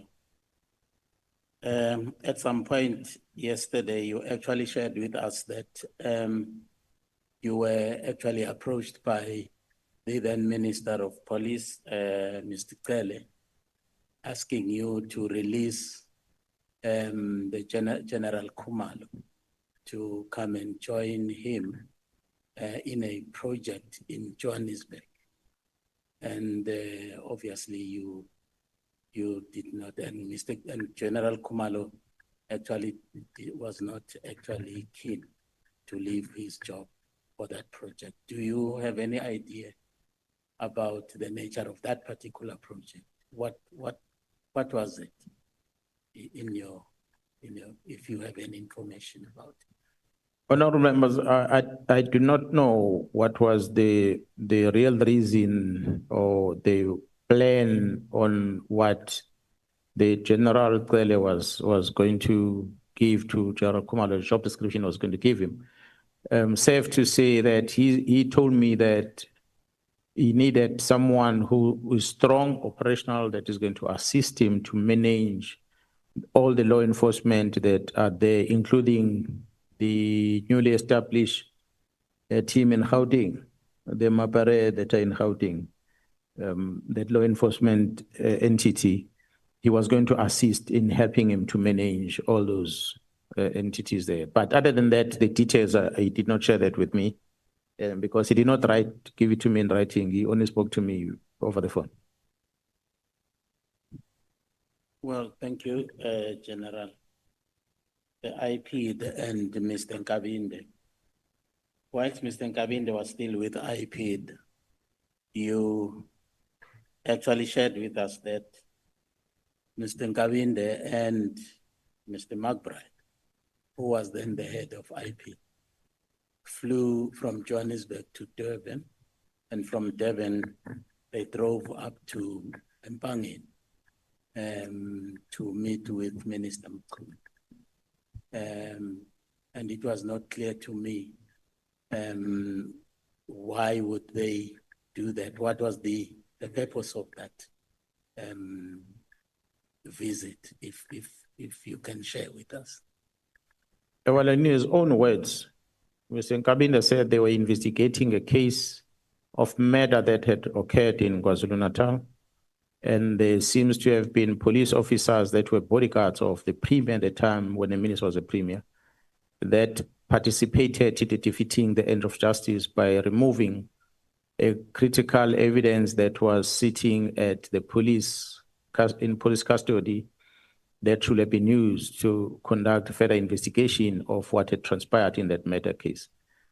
But that evidence was removed from the police facility on instruction of the premier, allegedly.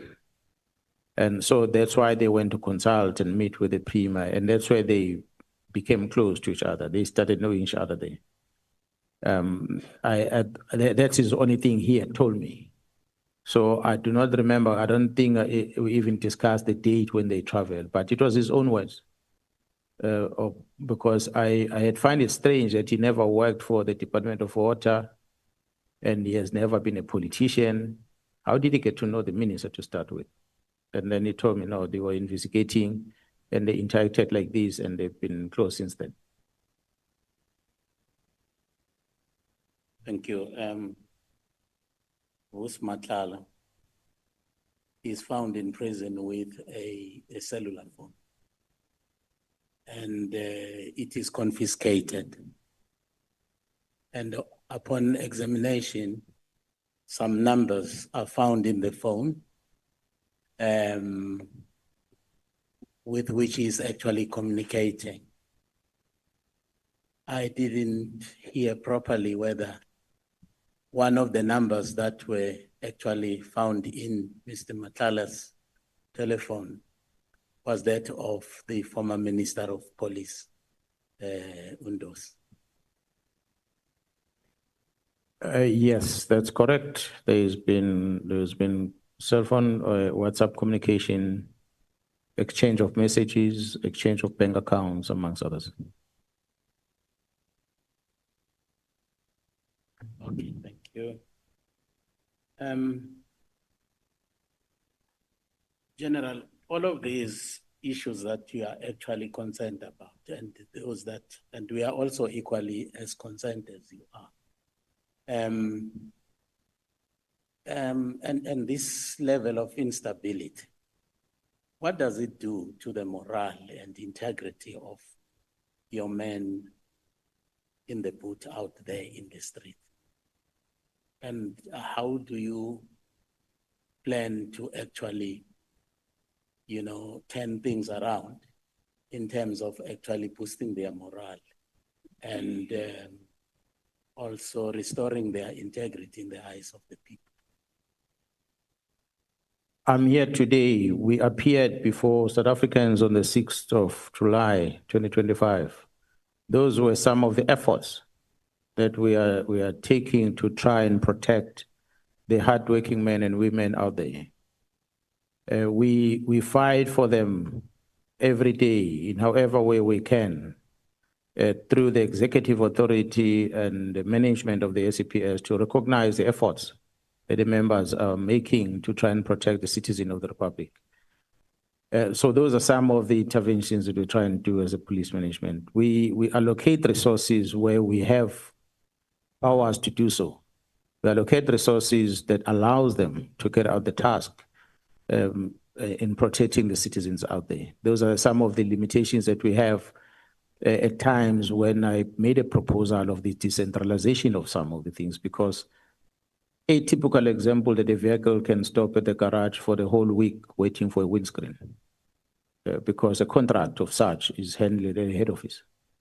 As such, for instance, the servicing of a car, some of the challenges that we experience that we might have to relook at is based on the delegations that we have as an organization that sometimes does not allow for that full support to the members of the organization. The behavior or the decisions taken by the management definitely demoralized the members. It didn't just demoralize the members, but it allowed the laziness to creep in and it encouraged the criminality within the service, because some of the juniors end up learning from the seniors that the seniors can get away with these criminal things. So they are in a cold phase of the fight on the ground, and then they end up getting their hands in wrong things down there, and that improve criminality within the service. And the end result of all that is a dissatisfied client out there. When you look at the researchers that are going to tell you about the survey conducted about the trust that the community has towards the SAPS, it speaks for itself. And yes, we might not have interviewed the entire population, but by and large, people lose trust in the police because of all these contributing factors. If there's a rot at the head, it can only impact the rest of the members going down. So that's why I'm calling for some reforms, some lifestyle audits, amongst others, from the head, from us going down, so that we start behaving ethical and we start becoming exemplary to those that we are leading.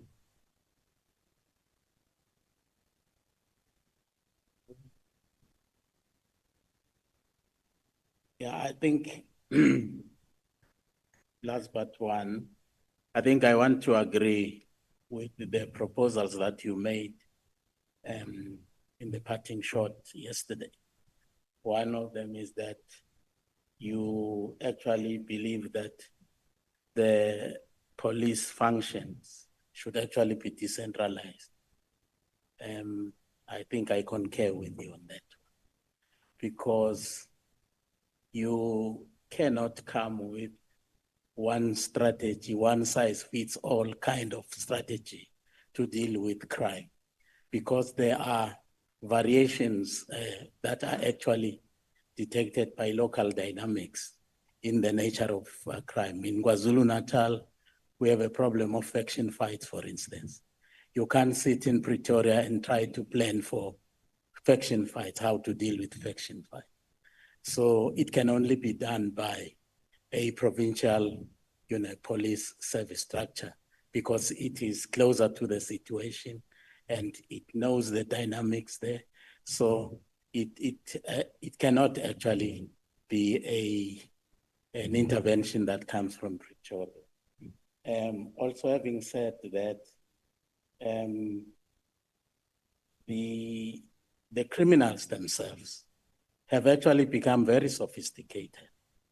The sophistication of the criminals in KwaZulu-Natal may not necessarily be the same as the sophistication of the criminals in Gauteng, for instance. So you need a homegrown kind of intervention that will be relevant to the nature of crime that is actually taking place. So I strongly agree with that. My last one is the civic duties of all South Africans. South Africans are expected to vote. Does the general go to the polls on a voting day? Yes, I do. I must say at the beginning, in 1994, I just joined the service at the time. I had this belief of saying, as a law enforcement, you ought to be neutral. You must be able to serve everyone. So you shouldn't vote. But of course, it's a right that is afforded to a police officer to exercise. If you don't use it, you are wasting, but the democratic system needs you to use it. I did not vote in 1994 because of that belief that I need to remain neutral. So subsequent to that, then I started participating. But I must say that participation also, to some degree, had limitations because we had found ourselves, I was still working in the head office, we found ourselves being deployed most of the time during elections. So you end up participating in the national election, not the provincial one, because you are out of your area. Until eventually IEC started adjusting their system that you can register early enough for you to be able to participate. So yes, one has been participating in that, but it's the right that we exercise. But to what degree does the right of a member to participate in voting influence his decision or his position in the political space in the country? It's one of the things that might need to be looked at because the Police Act allows the members to become members of political parties, the Act of Parliament. It does not discriminate. The only thing that the Act prohibits the member from doing is to be actively involved. The one political party present in the House today will remember that I had charged departmental one of the police officers who was putting up placards of a political party, actively participating on activities of the party. They took disciplinary action. But if a police officer is invited by your party to come to your function and be a guest in your function, is not breaking any law in terms of the Act. So he can do that. He can attend meetings as a policeman. According to the Act, he's allowed to do it. So the question, therefore, is in the Act, Police Act, this section 46 of the Act, allowing police officers to be actively involved in politics? And how does that impact their performance of their work going forward? So perhaps some of the things that the lawmakers might want to assist us on. I do not know yet whether that does have an impact, but the things that I think contained in that section, I believe that might need to be reviewed. Go and vote and must end there. You being party to the political matters, it's a problem. And to add, honorable members, is that within the very same service, we've got two categories of employees, one employed under Public Service Act. Those are the clerks, administrators who don't have police training and so forth. They don't do law enforcement. They're not empowered by the Police Act. Those ones, as like any other public service, they are allowed to participate fully in politics, to campaign to become councillors, if they so wish. It is there provided for them. So once you have an admin clerk at the police station that is now a councillor of a political party in this area, and yet is an admin clerk in the police station, how is that person going to influence that police station about how they deliver service to the community? There is most likely going to be conflict. So it's some of the things that might need to be looked at if the police were to be shielded from being actively involved in politics. But the Act allows such activities to happen.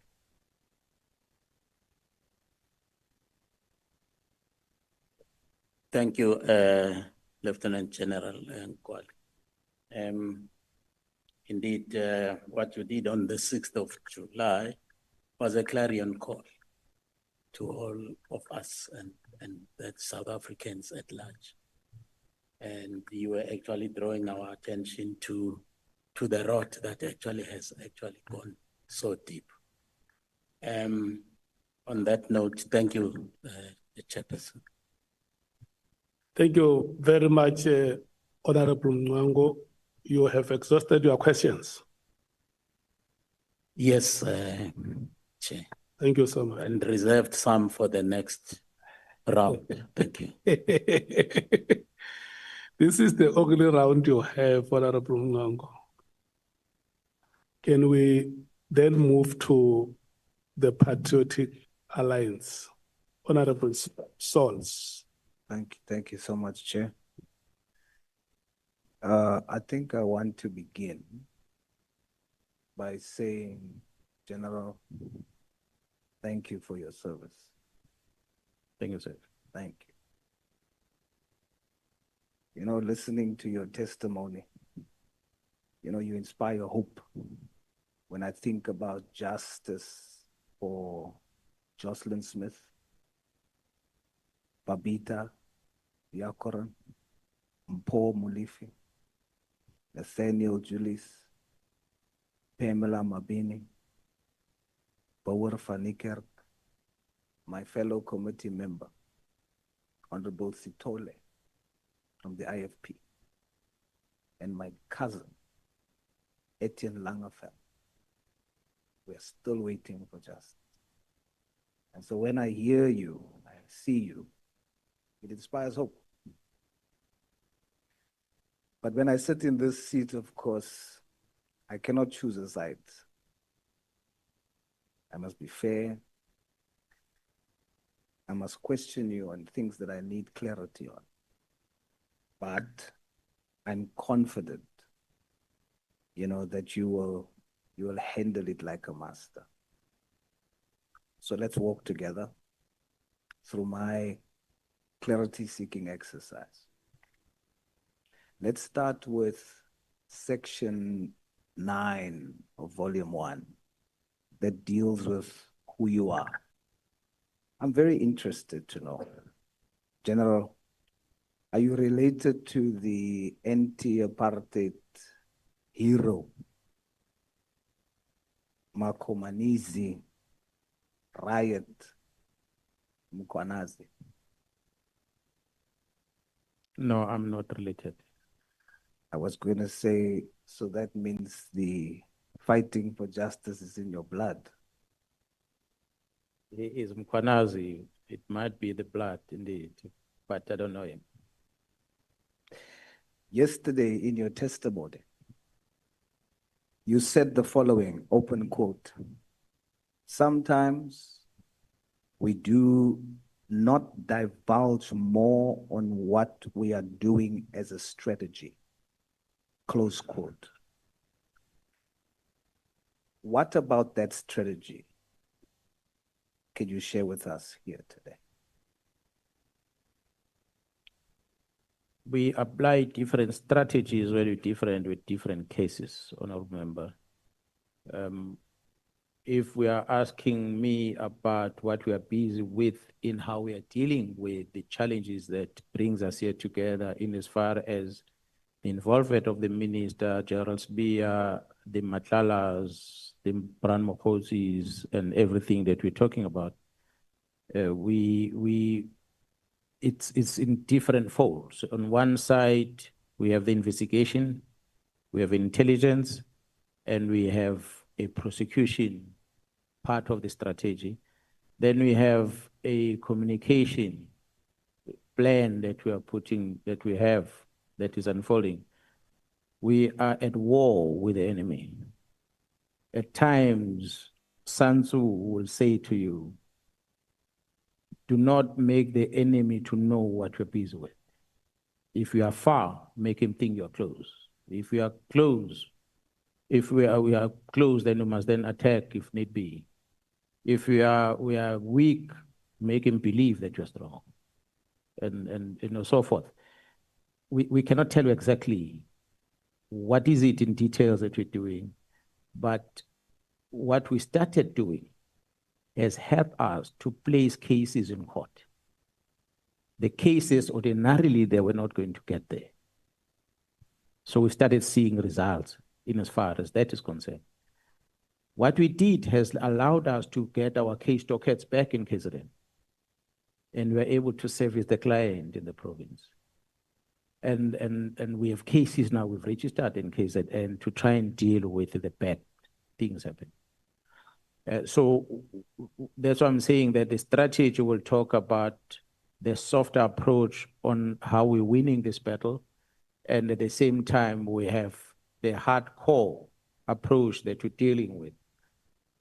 We have members running that are currently on training to make sure that they can face whatever may come that we are training by the use of task force, the TRT, the NIU, and many others, to equip them to be ready for the war that might come. As and when it comes, we are ready as the police to deal with it. We have employed a different strategy to make sure that investigations are not disturbed by mixing the team that is investigating with highly trained members, honorable members. For instance, the special task force in the police, the special forces in the military were never part of our operations, but they are part of this one. It is a level of risk that we have. So once we invite the special task force to an operation of this nature, we better explain to them the threat and let them understand it. And once they understand it, then they help us develop a plan of how we're going to counter them. So as we are executing our strategy, we start seeing results in some instances of the strategy that we're busy with. We cannot necessarily present it for one to know exactly because the enemy is within. We said on the 5th of March in Parliament that the people we're investigating are in that portfolio committee on the 5th of March. I said it on record. You can listen to it. That's why we can't talk much about it, because we know that they are within. And they will take whatever plans you have and they're going to go and counter that. But the honest reality that we know is that we are dealing with dangerous people. We are dealing with people that have got influence in the public. They've got influence in the media space. They can do different things to make you be discouraged. We needed to mitigate against this malicious arrest happening. We needed to mitigate against further arrest, which was a strategy they were employing to neutralize everything, is that send them to court. Then we said, okay, well, let's go directly to this one. As we speak, honorable members, and we can tell you that, I can tell you that, the National Commissioner was in the doorstep of prison himself. Not because he did anything wrong, but because it was part of the plan. That the person who wanted to be the head of DPCI, because of his age, he could not be. The minister was frustrated when he came to the panel about that one. The DG will come here and tell you that. And subsequent to that, the next plan B was to arrest this one so this one can be appointed acting. That was the plan. So I couldn't sit back and allow that to happen. And seeing what is actually happening, that we're going to have a government that has been put criminals through criminal means. And although the start will have been controlling their own political party, but the talks amongst them was that the words of a senior police officer says, DPCI is gold. If you get to DPCI, you've got gold. Here we are, some of us saying we're not interested to apply for that post because it's not giving me any financial benefit because I'm already in the same level as DPCI. But the other one says, no, you see something that I don't see. I see gold for being a DPCI head. Simple because we have, as we investigate what we called inquiries, if we suspect that the honorable member might be involved with something, we register an inquiry. There's no case open. We register an inquiry in order to try and establish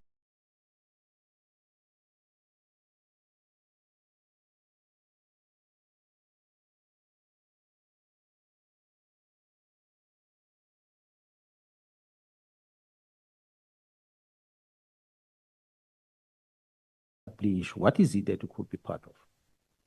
And that inquiry allows us to make 205 applications and get records of this, record of that, record until we get the facts, then we register a case. We arrest you. It's provided for. So once you are then given the responsibility of the highest level of the investigation team in the country, where you can decide who to initiate this inquiry against, the likelihood is that when you keep scraping, you're going to find something. No matter how minute that what you get, but you're going to find something. So find them something and then you use it. But not use it to prosecute a person. Use it to blackmail the person. Now that we found something on you, we come in, we present to you and say, here's it. You either do this, if failing which, you go to prison. And that's how they take control of the leadership going forward. So that will have been done in a political party, and they were going to elevate that into the competitors at the political space when we go towards elections, and eventually will match victorious at the end of the day when everyone else votes for them. You'll find people saying that I'm supporting a political party X, not by choice, because that they've got something on him that makes that person to change. To those that are standing in the way of us enforcing the law, which unfortunately they are in a position of authority to stop us, close quote. Take your time, General,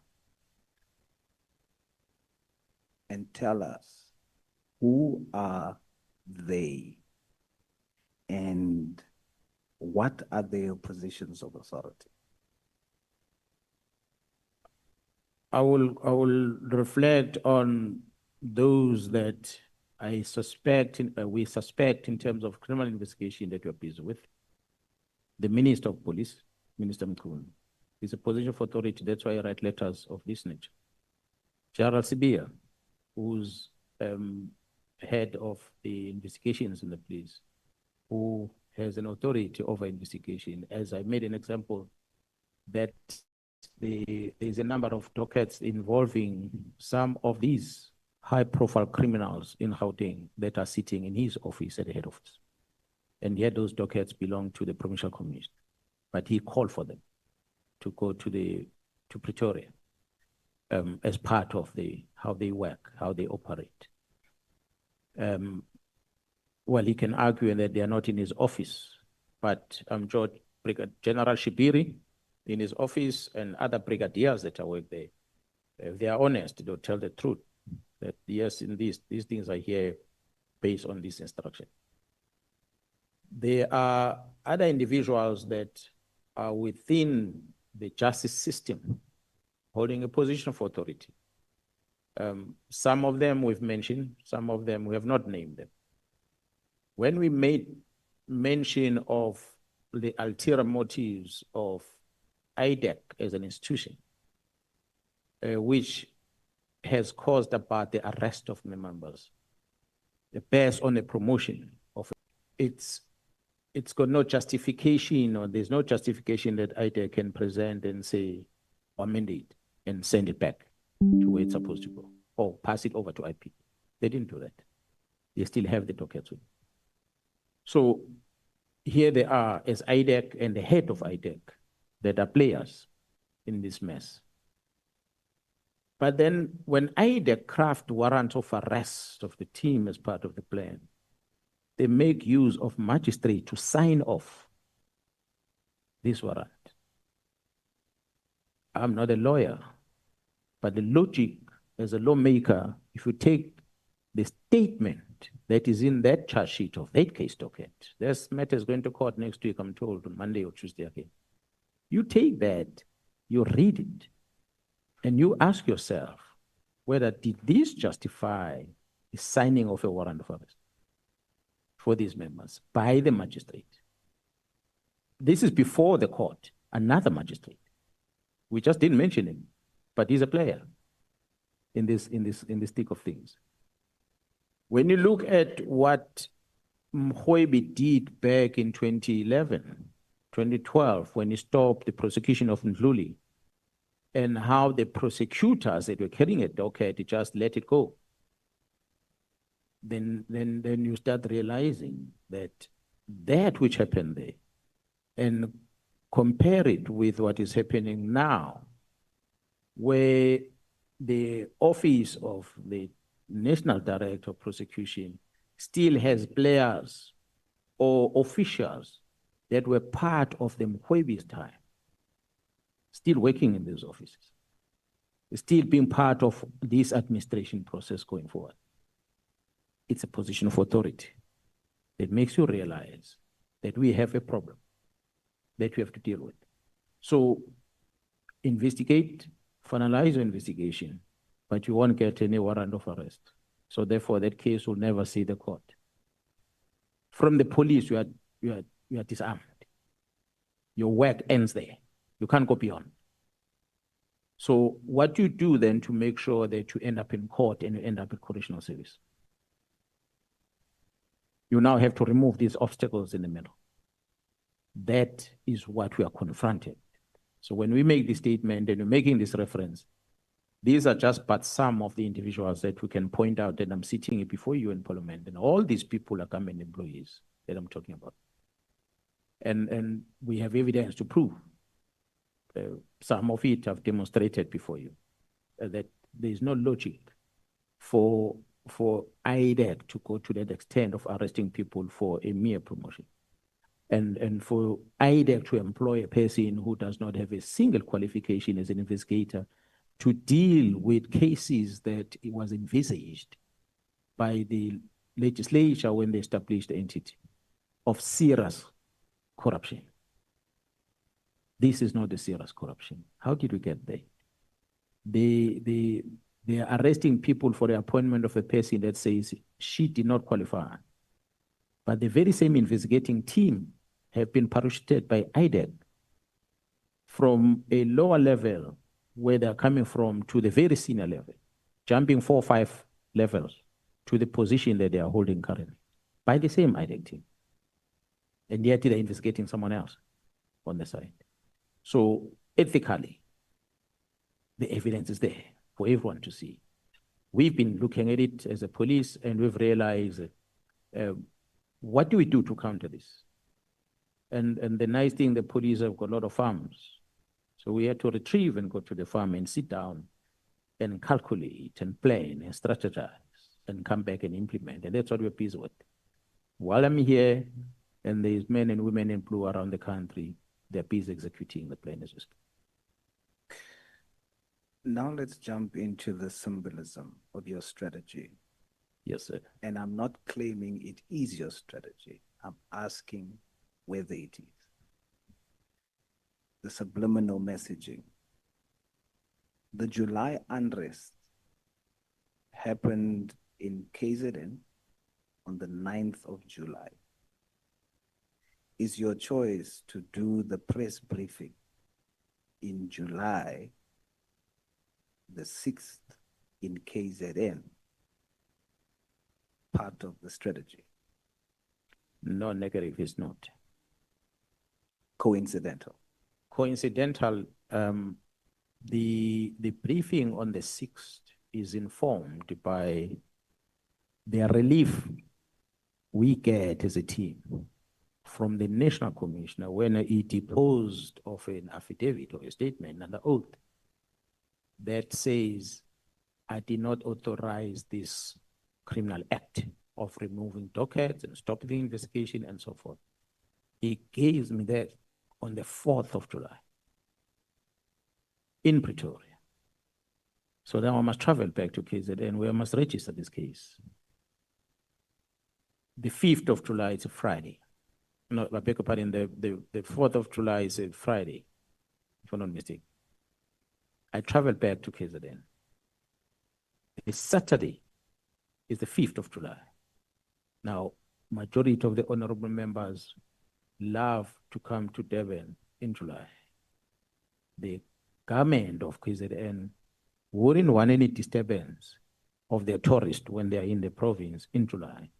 So I had to respect that on the 5th of July, when I wanted to address South Africans, I must not do that in order not to disrupt here on one side, but on the other side, more importantly, I want the sober citizen to listen to me.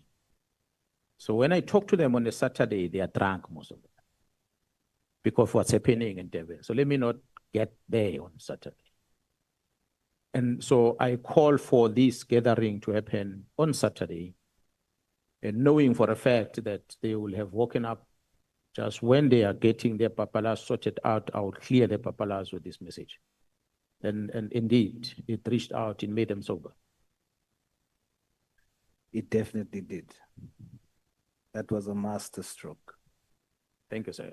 Now, in the apartheid struggle, what did the letters MK stand for?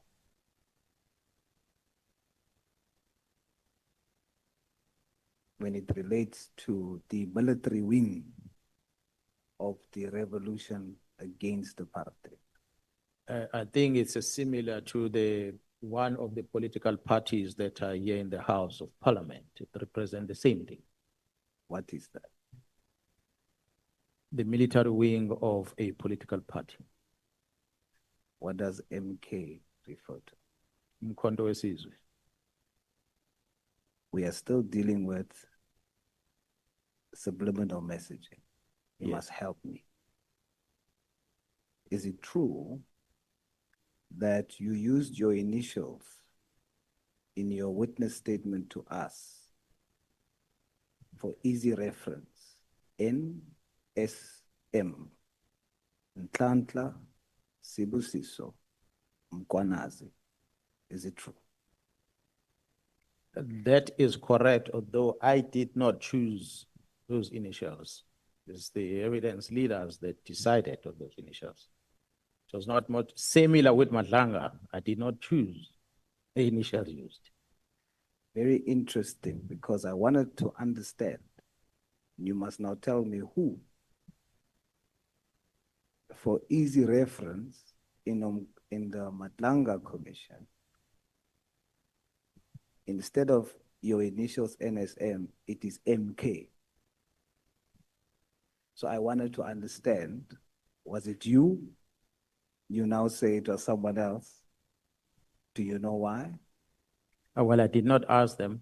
The evidence leader there is the senior counsel, Molapi, that can be able to assist in explaining how they came about that. Same as this one. Senior counsel is right here in front of us. They can be able to explain how it came about. The coincident, honorable chair members, maybe that I can tell you. Yes, I was born in, some of you know Maritzburg, the township. There's a rural area next to Maritzburg called Pampumuza. That's where I was born. And I grew up in Ashdown Township, as well as in Bentley, a rural area.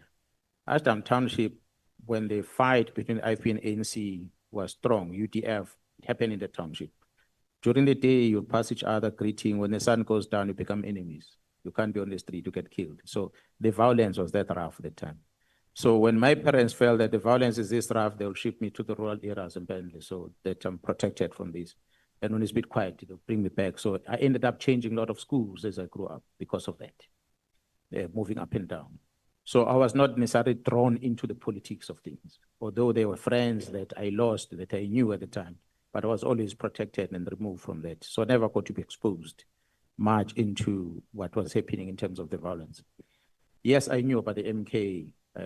We study history at school and we learn about things and we see things. And then I happened to join the service, joining the dawn of democracy. When I joined, I went to the college on the 22nd of June, 1993. When I finished training, I was deployed in Port Shepstone. I started in December. We arrived there in December, middle of the night in Port Shepstone, and I started working there.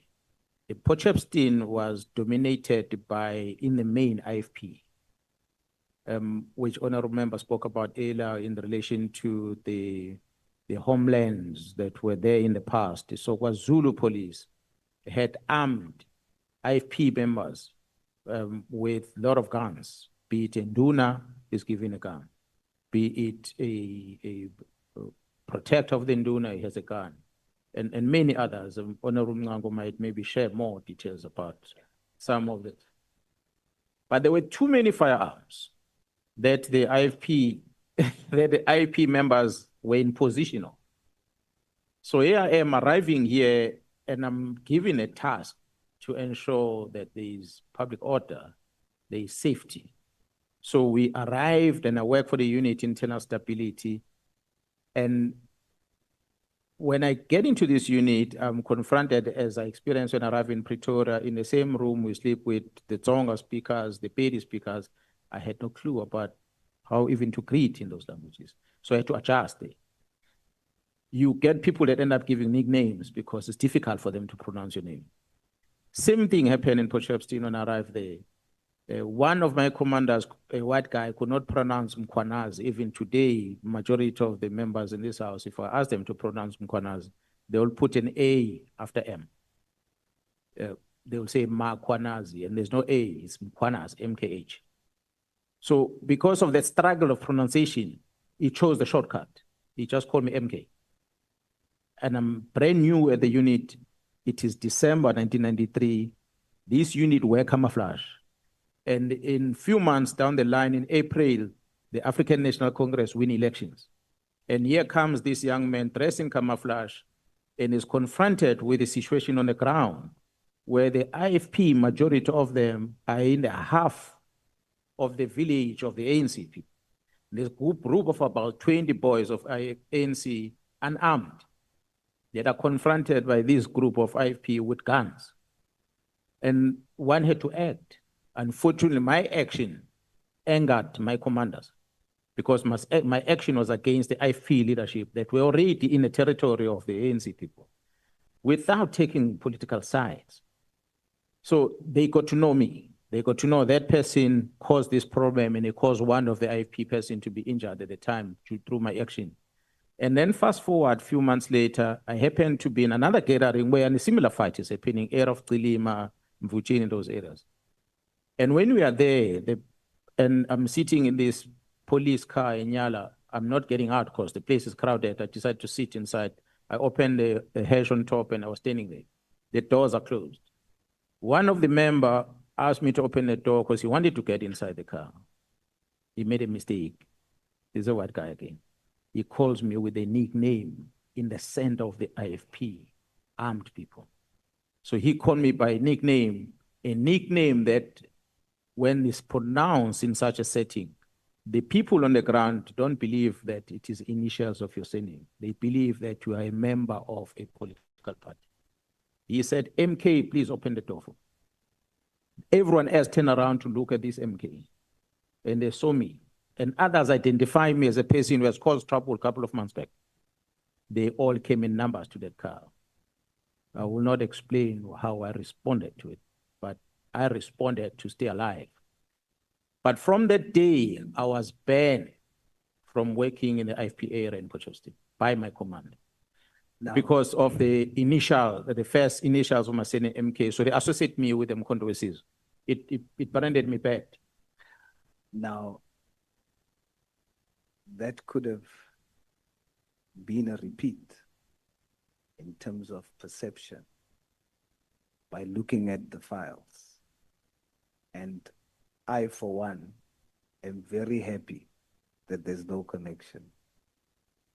And it is clear that it's not even part of the strategy, the use of the name MK or the letters MK. Mr.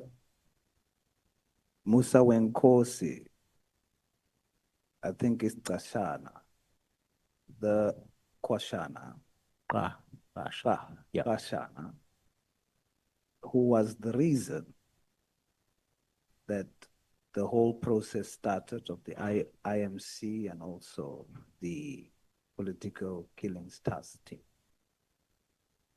Is his case solved? His case is in court. That what I could say, there's been successful investigation on the matter. As being under correction, I'm not sure if it's been finalized, but I will just get a confirmation on that. But they were arrested and the matter did go to court. General, I refer you to page 83, paragraph 275 that you pointed us to the last time. I think it is in NSM 3.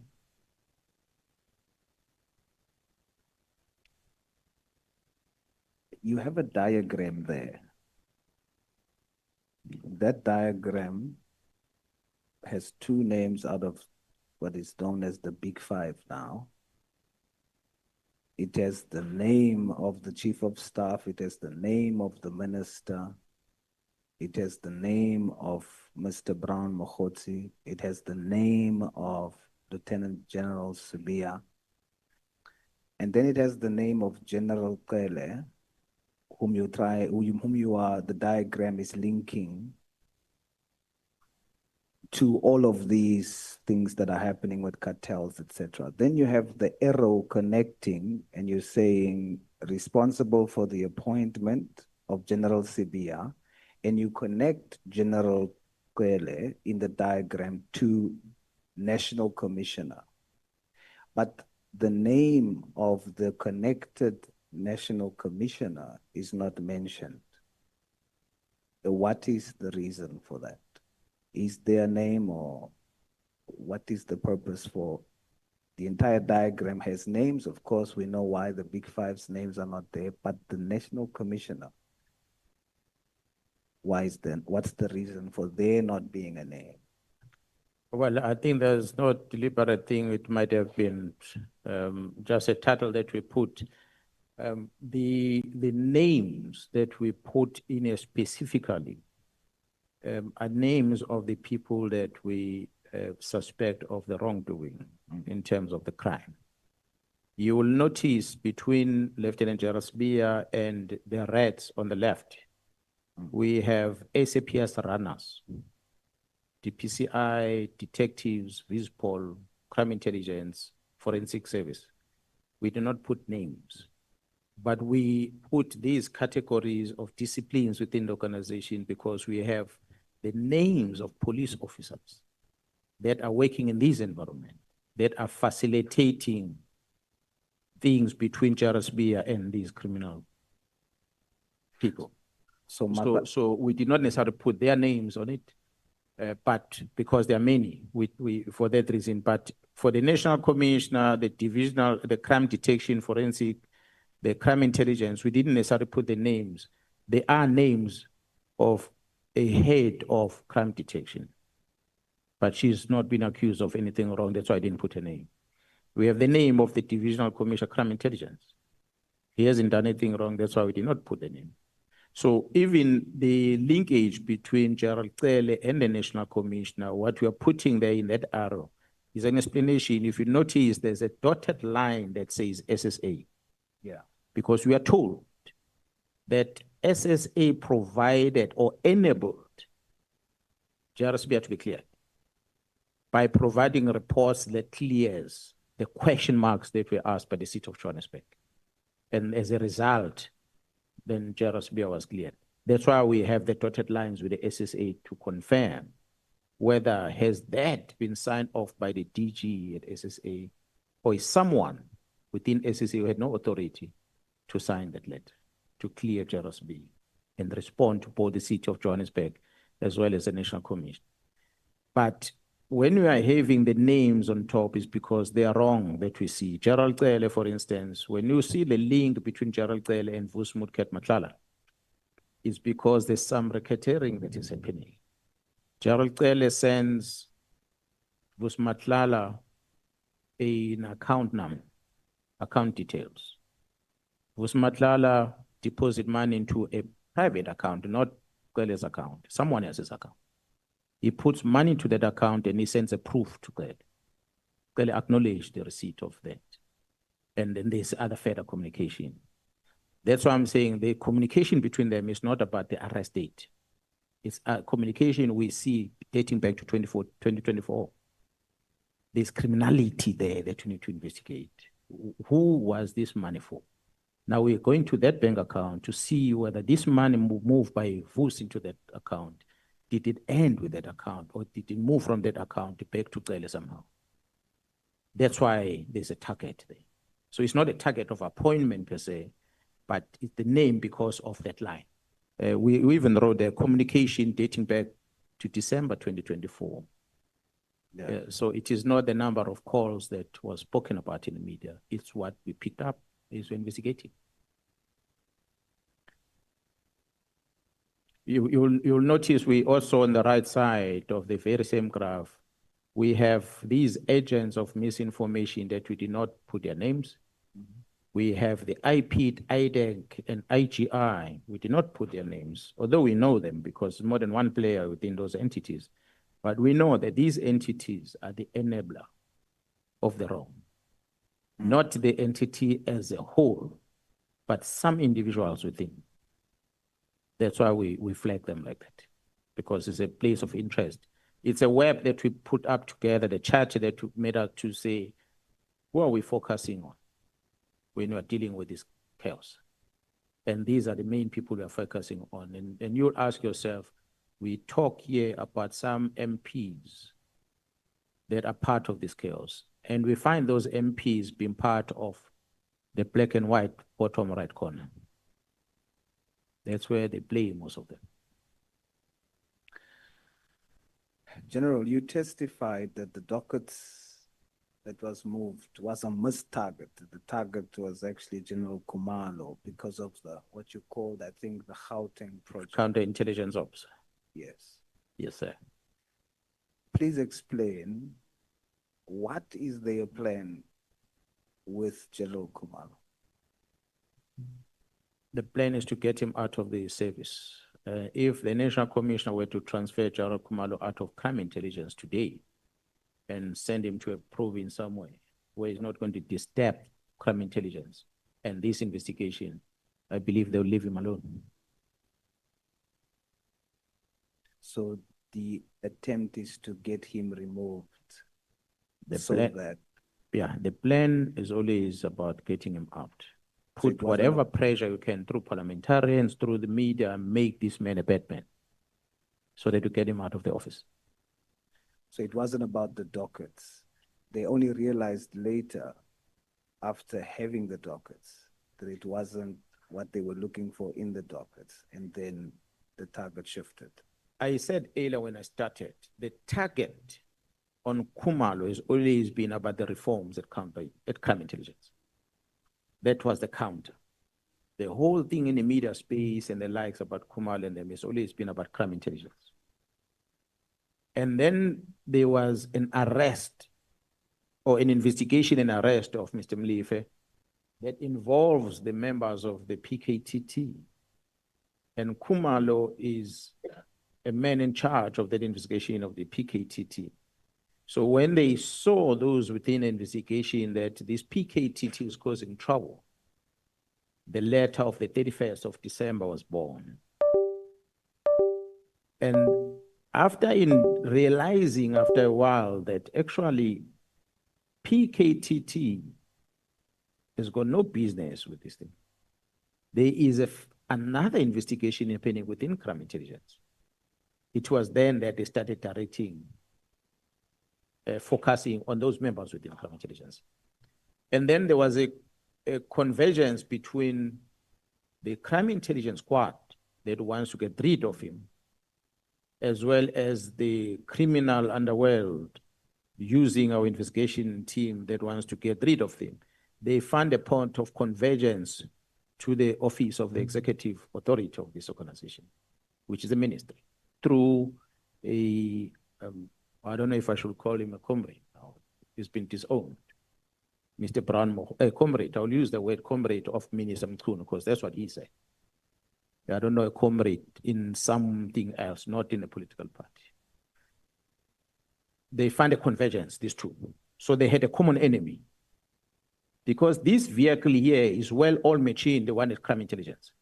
It's got contacts in the media space, it's got contacts, they've got the budget. It became easy for them to spread the fire. And that allows these ones to also benefit from it. So then there was a common interest on both of them. But what is funny is that the leader within crime intelligence and the leader within detectives don't get along. This is a very interesting part. They don't get along. But because they've got a common enemy, they forget about the differences until they deal with this common enemy. So that's a long and short of it. That Khumalo then become a victim as a result to get out of crime intelligence so that he stops these reforms that he's introducing here. And then he stop getting rid of people within crime intelligence because they cannot do without. Their powers are within crime intelligence. If they're out of crime intelligence, they will lose the power. And this side, there's investigation that must be frustrated. If this investigation and those two police officers succumb to the pressure and they stop that investigation and nothing happened, Khumalo was not going to get involved. And if crime intelligence, Khumalo did not touch the people and said, listen, drive the car the way you want to, come to work and do whatever, distribute T-shirts of political parties that were always in police vehicles in however way you want to, visit the building of a political party and walk all the floors of the building however you want to, I'm not going to bother you. Then Khumalo was going to be left alone. His problem was, you don't belong here, I'm sending you somewhere else. That's somewhere else because they need to establish with these ones investigating who's investigating. Then these ones within crime intelligence are the ones that share the information that the people that are investigating you, they are working from that house. And hence, these houses now are in the media. They are exposed by the ones within crime intelligence that wants to fight for the removal of these people. Based on your evidence that you are putting before us, are you saying to us with this evidence that Minister Mkwanazi is corrupt? I wouldn't say corrupt per se, although, Honorable Chair and members, because of what has happened, we are now looking at the trust account that the minister owed. That's how deep we go in to find out what is having a trust account, what monies are in there, how did they come in, how they've been dispersed, because there's a trust account that is on his name and the family that they're operating from. We were not going to get there if it didn't start here. He invited us to use our skills as police officers to keep scrapping. And we're going to scrap until we find gold. We won't stop. So that's what we're busy with now. So until we discover these transactions that are happening in that trust account, then we can come back and pronounce on corruption or not. But until then, we cannot talk about corruption because we don't have anything before us that proves any money movements between him and whoever. Yes, we might say, Gerald, that it is a money movement that we came to attention already. But for Minister Mkwanazi, we can't say that. There is a facilitator, which is Mr. Brown. There is a facilitator, which is a businessman in Northwest. We are looking at them and their accounts. What's happening in those accounts is any movement that links back into this trust fund that is owned by the Thuns. And that might benefit the minister in one way or another. So for now, what we are accusing the minister of is the minister's failure to protect the organization. The minister's negligence that allows the rogue people within the organization to do as they please. And that brings us here today. Hence, I said, ministers are given the civilian secretariat to help them. So if you don't use that resource, you've got nobody else to blame but yourself. And that resource was not used. Hence, the letters are written by Chief of Staff to IDEC, and IDEC acts on it. And that just proves that the office of the ministry became dysfunctional. And it became an office that is then used by these criminal people. You tried your best to reach out to the minister for meetings, and he ignores you. Even when he acknowledges your request for a meeting, he still does not honor that meeting. And that left us with no choice to realize that his executive authority has been used to achieve this. That's why I still strongly believe that someone started that letter of the 31st. He might have amended it, the minister, including this and that, but someone started it later. Perhaps the issues of the border police might have come in by default.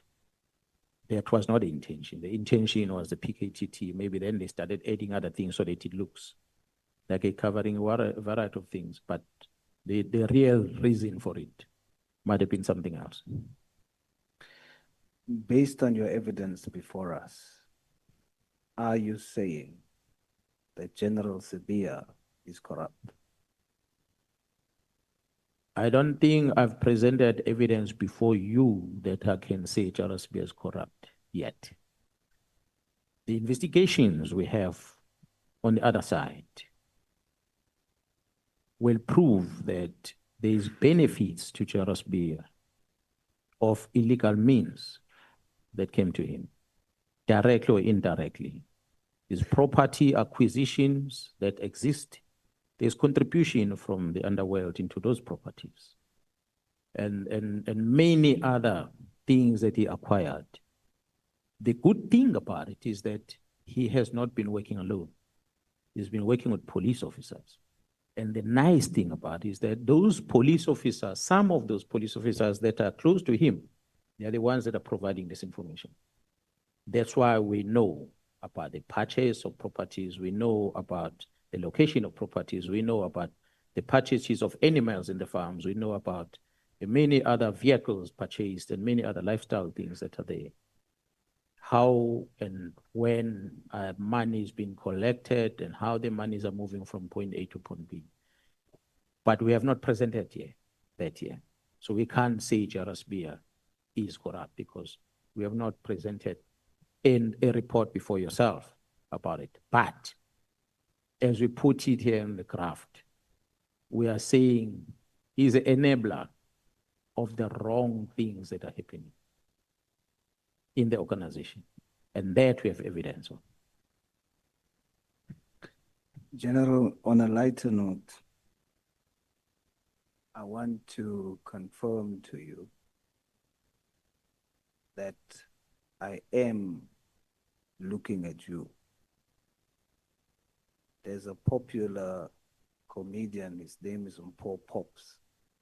He'll explain to you why sometimes it looks like I don't look at you. And so in that way, I want to say, I thank you. Thank you so much.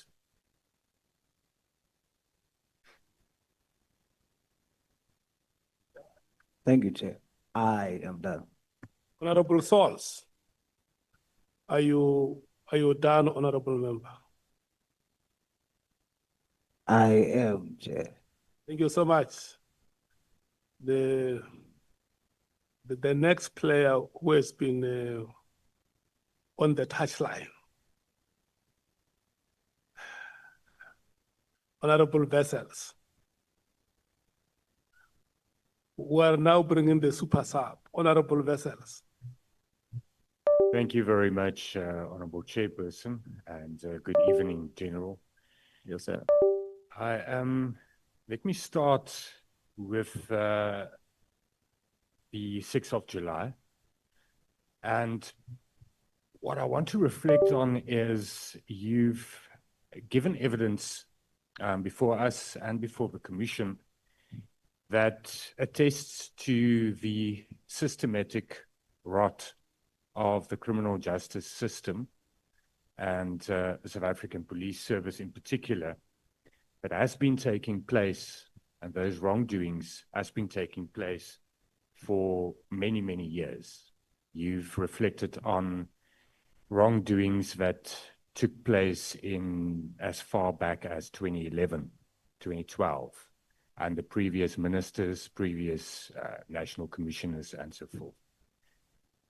My simple question on that is, why did you never back then, or since then, have a July 6 moment? I understand your evidence and your explanations with regards to the attempts that you made, in particular to the political task team and the involved wrongdoings there prior to the 6th of July press briefing.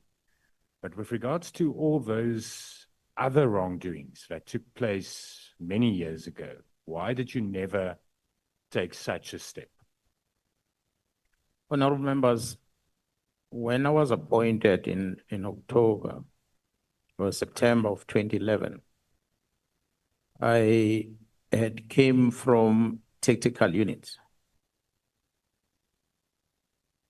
I do not know how much of the honorable members knows about the tactical units that exist in the police, but it's an environment where I spend most of my time where we do not get involved in a lot of talks when you work in that space. You only engage with the commander when he tells you about the targets and the operation you need to conduct. You ask questions to clarify the details about the target. Other than that, you go out there and you execute. The talk within the specialized environment, it's a bullet in a gun in majority of the time. So I was not used to engaging and sitting in boardrooms and talking with politicians about things. It has never been my thing. And here I am as the acting national commissioner that I must suddenly come to parliament and learn to say honorable member. I was not used to it. And have that kind of respect and go and meet with the president, go and meet with the minister, how I interact with them. I had to learn those things. So here I am being confronted with a disciplinary matter that involves a senior officer in the police and a criminal matter that involves the very same senior officer in the police.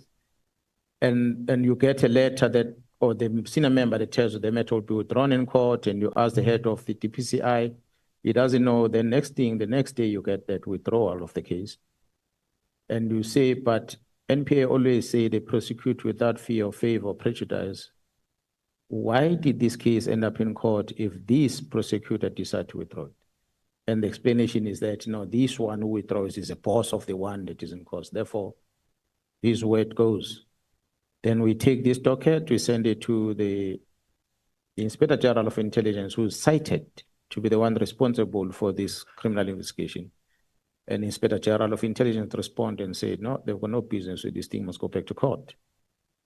We send this thing back to court, and eventually a final letter comes back again from NPA that says, final decision is taken, decline. This matter must be withdrawn from court. And what you know is that once the NPA take that decision, that means you need to go for a private prosecution.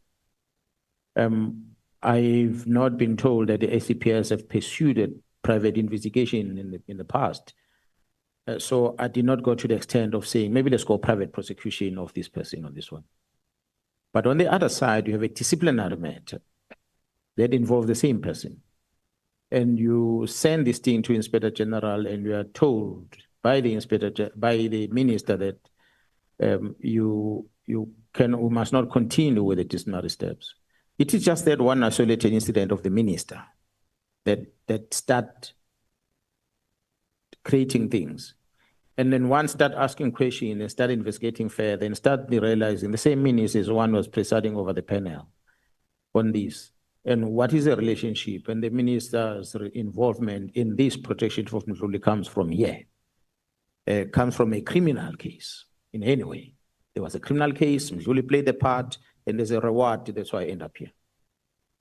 And at the same time, you have this rogue within crime intelligence, you remove the management, you put a new management, they start investigating. So before you could have a clear picture in front of you what you're dealing with, and then there's the approach of the minister, then I go to the president and said, I can't stand this. Let me get out of here. And the president take me out. But I think the strategy was not to put me in an environment where I'll allow these investigations to continue. But I must go and sit at home so that I can chill and let everything goes to normal. And that's what exactly happened. I'd never had an opportunity to challenge this. I was in that office for just over half a year. Starting towards the end of the year, there's Christmas, and then January comes, and in June, I end. This one, I'm a veteran senior manager at the police already. And I see the wrong, I understand the process, how it's supposed to be done. A letter comes out on the 2nd of January that talks about my involvement. I try to reach out to establish what's going on. I don't get any answers. And this triggered me to investigate further. So as I investigate, I pick up issues and I try to reach out to executive authority at the time to say, this is wrong, let's fix it. That's why I even call for meetings with people who are even outside the police to say, Minister, come here, because I want to warn you. You are allowing this one to do this thing and it is wrong. The minister gave me the audience. The July 6th was not going to happen. Because the minister will give me an audience and at least assisted me to fix it. We'll have fixed it in the police way. Arrest those that should arrest and keep quiet and continue with it. But because there was that ignorance, and you start knocking on other doors and you realize that things seems not to be moving, and you see this plot is thickening on the other side, you are getting information that now we're going to arrest this one, now we're going to arrest that one, and that is done. And you realize that you are losing ground. So what should you do next? You need to counter. And when you are countering, how do you counter this? Devise a plan, devise a strategy of how you're going to deal with it. And one of them is that I think it's time that the citizens must know about what we're doing. While we are busy in this battle, but let's make them know so that at least the citizens can hold us and everyone accountable for what is happening. Then we can expose what is happening. But us exposing what is happening, we're not going to stop with our investigation plan going forward and our fighting plan going forward. We continue with it. That's why we're busy today. Thank you, General. As a veteran, do you think your assessment, has the wrongdoing and the rot gotten worse? Is it worse now than it was 10 years ago, a decade ago? Or has there been some improvement? I think it's worse. Worse in a sense that in the past, the rot that was happening was mainly directed towards political influence. These resources of intelligence were directed towards influencing the political parties to get into offices and then be able to do favors for these members. That's what was done before. But the criminality then cropped in. Criminality influenced by the lifestyle in this country. Back then, you were satisfied with a Nokia cell phone. I'm not saying Nokia is not a good brand, but now you're not satisfied with that. You better get a proper Android phone or an iPhone that will satisfy you. Back then you were satisfied by driving a golf vehicle. I'm not saying the golfs are not good nowadays, but a G-Wagon is the vehicle these days. Everyone wants to sit on a G-Wagon. So the moment you change your lifestyle, the more you're going to want money. And the more government makes money available on tenders and people get involved in corruption of tenders, and it allows the police to start investigating these tenders, and these tender bosses paying the police back, and then police turn a blind eye on this criminal investigation, it then allows criminality to continue. So it becomes not political anymore, but criminal benefits that is there. You are no longer doing this thing to make sure that your political party wins elections. You are now doing this thing to make sure that so and so wins a tender, and that tender benefits you in return. Thank you very much for that. General, the allegations that you made obviously were met, and you alluded to that earlier today, with a lot of rebuttals, attacks, and allegations, counter-allegations. And I want to move towards that direction and reflect on some of those. Now, with regards to one of the allegations being made, I want to ask you, following the 2024 general elections, did you, and that now following or after the new minister, Minister Chunu, was appointed as Minister of Police, did you have any contact, any communication with the former minister, Minister Bheki Cele? We are talking after the appointment of the new minister. Correct. We had a farewell for the minister, and I think that was done after he was appointed, this one. We had a farewell in Pretoria. There's been many engagement. The only time that the communication between me and the former Minister Cela stopped is when, after he had called me to ask me to go and encourage General Kumalo, who is a district commissioner in Zululand, to resign from the SAPS and go and join him in the city, in the province of Gauteng. And when I established as to what was the reason behind that phone call and that request, it got me angry. That's when I stopped talking to him. I cannot remember the date, but before that, I was still talking to him. Never had issues with the minister.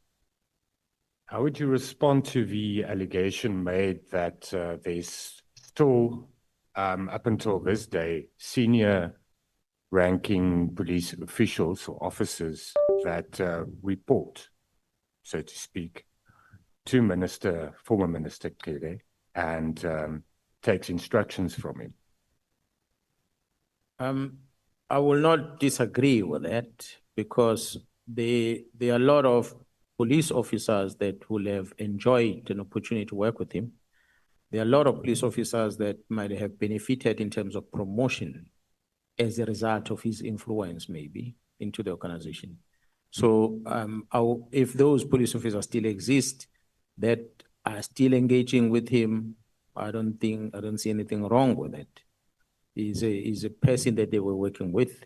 They never had any issues with him. Like I never had issues with him until he started inviting me to participate in the wrong. That's when I started having issues with him. But I still met him after that. He met me at the car wash. And even after that, when I was not talking to him, that's when he confronted me straight to come and talk to me about this. The members that are within the South African Police Service, some of them are family members that are related to the minister. So it would be unfair to expect them not to talk to him, because there's nothing wrong they did. My own members in KZN province, if they talk to the minister about anything else, I will not object to that, because they were working with him. They know him. Many of them were protecting him while he was still a minister. And so they share a lot of things. Beside the fact that the very same section 46 I was referring to of the Police Act allows these members to participate in political parties. And the minister is a politician, a political party member, might still be engaging with some of these police officers on a political space that they meet. So there are many reasons for him to still have contacts in the police. Can you confirm, General, following the letter by Minister Chunu on the disbandment of the PKTT, that you did not confide or correspond with former Minister Bheki Cele? In relation to the disbandment of it? Yes. Not at all. I never spoke about it. I'm glad you're asking that question, because it was perceived out there in the media, and we see with Sibiya's communication to the Deputy Minister here, that the gadgets board crime intelligence, it was an instruction of the former Minister. This is what is written in black and white. Now I understand why the media was pushing that narrative, because it comes from within the police. But myself, I did not communicate with General Cele about this matter at all. And a matter of fact, I had engaged with some other people that are not necessarily within the police, but that will know Minister Mkwanazi very well, to try and influence them to speak to the minister so we can sit up and have a discussion. But that proved fruitless. Thank you. Yes, that's exactly why I'm putting it to you, because it's out there, and I think you should respond to it. Yep. It's good to get the opportunity to rebut that as well. Thank you. Then, General, you've spoken a lot in your evidence about a lot of intelligence that you have, information that you have, and you referred earlier today to the fact that there's people in intelligence structures that do confide in you and give you information, and you explained why. But you then also made mention of the breaches that takes place from within crime intelligence, especially to journalists and to members of parliament, which you alluded to, and with a particular goal of spreading misinformation, discreditation, and so forth. And the seriousness of those breaches, especially, and you also later referred to the clearance, that classified information is shared and people don't have the vetting and the clearance. But you also yesterday made mention of the fact that you do not have the necessary security clearance because of the problems at that section. Do you not think that the sharing of that information with yourself is also the same type of breach? Once it's classified and is shared with me, then I'm in position of it's a classified or breach. But the information that I get from the members is plans and strategies that are employed within crime intelligence that are malicious. That's what I get, not the details. For instance, I will not have a vetting profile of a person in crime intelligence, that which is given to someone. I will not have details about the property that was procured that is given out. But the only information I'm going to get is that such an intelligent information was given by so-and-so to this handler lady who took this information to this member of parliament. That's a type of information that I collect that comes to my position. Obviously, the details of those things will end up with a divisional commissioner, and he will share that which is not classified, which we can work on. That's why I said when I presented, there's some of the information here that is classified that I might not be in position of, because I'm not authorized to be in position of, but those that I'm in position of is what I'm authorized to be in position of. So when I mention of the security clearance, it was not a lie, that the processes within crime intelligence is manipulated to such extent. I'll give you an example, is that General Kumalo gets his security clearance sorted out, and then he gets appointed. Immediately after that, they launch an investigation. They go to Inspector General and say, this vetting certificate was not supposed to be issued. It shouldn't have been issued. Let's investigate how it was issued. Then he goes to State Security to conduct another vetting process that side. And he gets awarded a security clearance on the other side. So they still believe that he does not have on this side, as they're pushing the narrative and Inspector General of Intelligence Investigation, and they get a shock that actually has two. He has another one now granted by State Security. So if they knew about his immediate appointment, they would have frustrated the issuing of the certificate so that he does not get into that office. The people that are that's why you see a lot of these leakages are coming from that vetting office. It's all about the vetting things that are going out. So it tells you that that office is compromised in the South African Police Service. Thank you, General. Then just the Honorable Malema spent time on the allegations that you made with regards to politicians sitting in Parliament. You said that they are involved in syndicates, that there are members involved in syndicates. I just want to reflect on one matter and get clarity on that issue. You then, in your statements to this committee and the statement to the commission, you refer to the two members, Mr. Adams and Ms. Kohler-Barnard. You don't refer to other members, and you answered the Honorable Malema saying that there's investigations taking place with regards to other members. But what I want to check and get clarity on is, when you mentioned this on the 6th of July, you said that they are involved in criminal syndicates. When you said that on the 6th of July, were you referring to Mr. Adams and Ms. Kohler-Barnard amongst others? Or is it a separate wrongdoing? Honorable members, I'm not going to call the two members you're referring to in relation to the criminal syndicate because that investigation is sitting in another level. The moment I say they're involved in criminality, they means they have not been charged, then I would be unfair to them to say that. Maybe there will only be known members of parliament that are involved with the criminal syndicate once arrests are made. But then we can be able to talk about them. So for now, the criminal syndicate that is being investigated and the role that these members are playing to allow the frustration of that investigation, it's what made us to flag them. The reforms within crime intelligence that have been introduced and the role that these members are playing to frustrate that process is what makes us to flag them. So, but in terms of their role specific into, or any other member of parliament into the real syndicate that works within this drug space that you're talking about, I cannot talk about it here in the open meeting because it's something that is running as a counterintelligence investigation that is not within my space. Thank you. So when you said during the briefing, it's quoted, it's on page 25 of NSM2, you said that the task team unmasked the syndicate, and the syndicate involves, amongst others, politicians who are currently serving in parliament.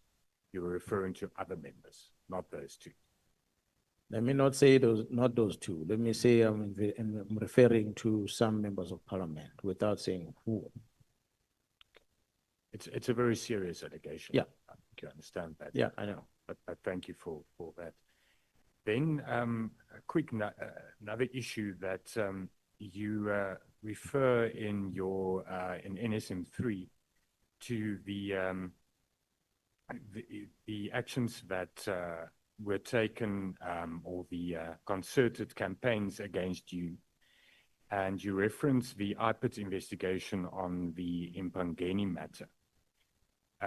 It's cited on paragraph 312 of NSM3 with regards to the arrest of Joyce Ndlovu.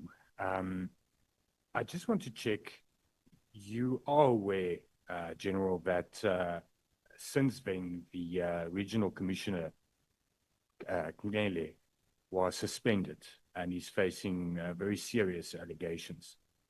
Are you aware of that? Let me first check that. No, I'm not aware. He has been suspended actually twice, but is currently suspended. And he's facing allegations of impropriety and misconduct, obstruction, interference, corruption, and so in hindsight, or in light of that, would you have acted differently? Or would you consider the whole matter differently with the fact that a national unit became involved and that nothing provincial was alerted to that operation? Maybe because of these serious allegations and also taking the serious nature of the drug syndicates in our correctional facilities into account. Don't you think that was the reasoning for those actions involving Joyce Ndlovu? Honorable members, my problem with the Mpangeni had nothing to do with an operation. I've said it on record and I'm saying it again, that despite the fact that those members were deployed for a purpose of RPM, which was their mandate, but when an information of criminality lands on their desk, as police officers, they must act on it. It is expected for them to act on it. I said the information they received might have been correct, that these drugs in there that have been pushed. I did do my little bit of investigation after that incident to establish why did they choose this one? Why would they accuse her for this? Then I realized there's some relationship with foreign nationals that she has in her family that might have caused such to happen. But obviously, I did not go deeper to investigate what type of relationship. But I know there's some relationship with some people that are not from South Africa, in that space in the family. But the members might have had a positive information. But when they arrived in the house, they did not find what they were looking for. Hence, my advice to them, get forensic to come there.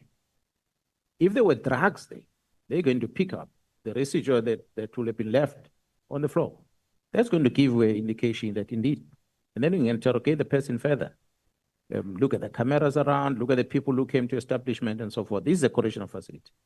Anyone enters a gate, the vehicle must be registered and supposed to be searched anyway.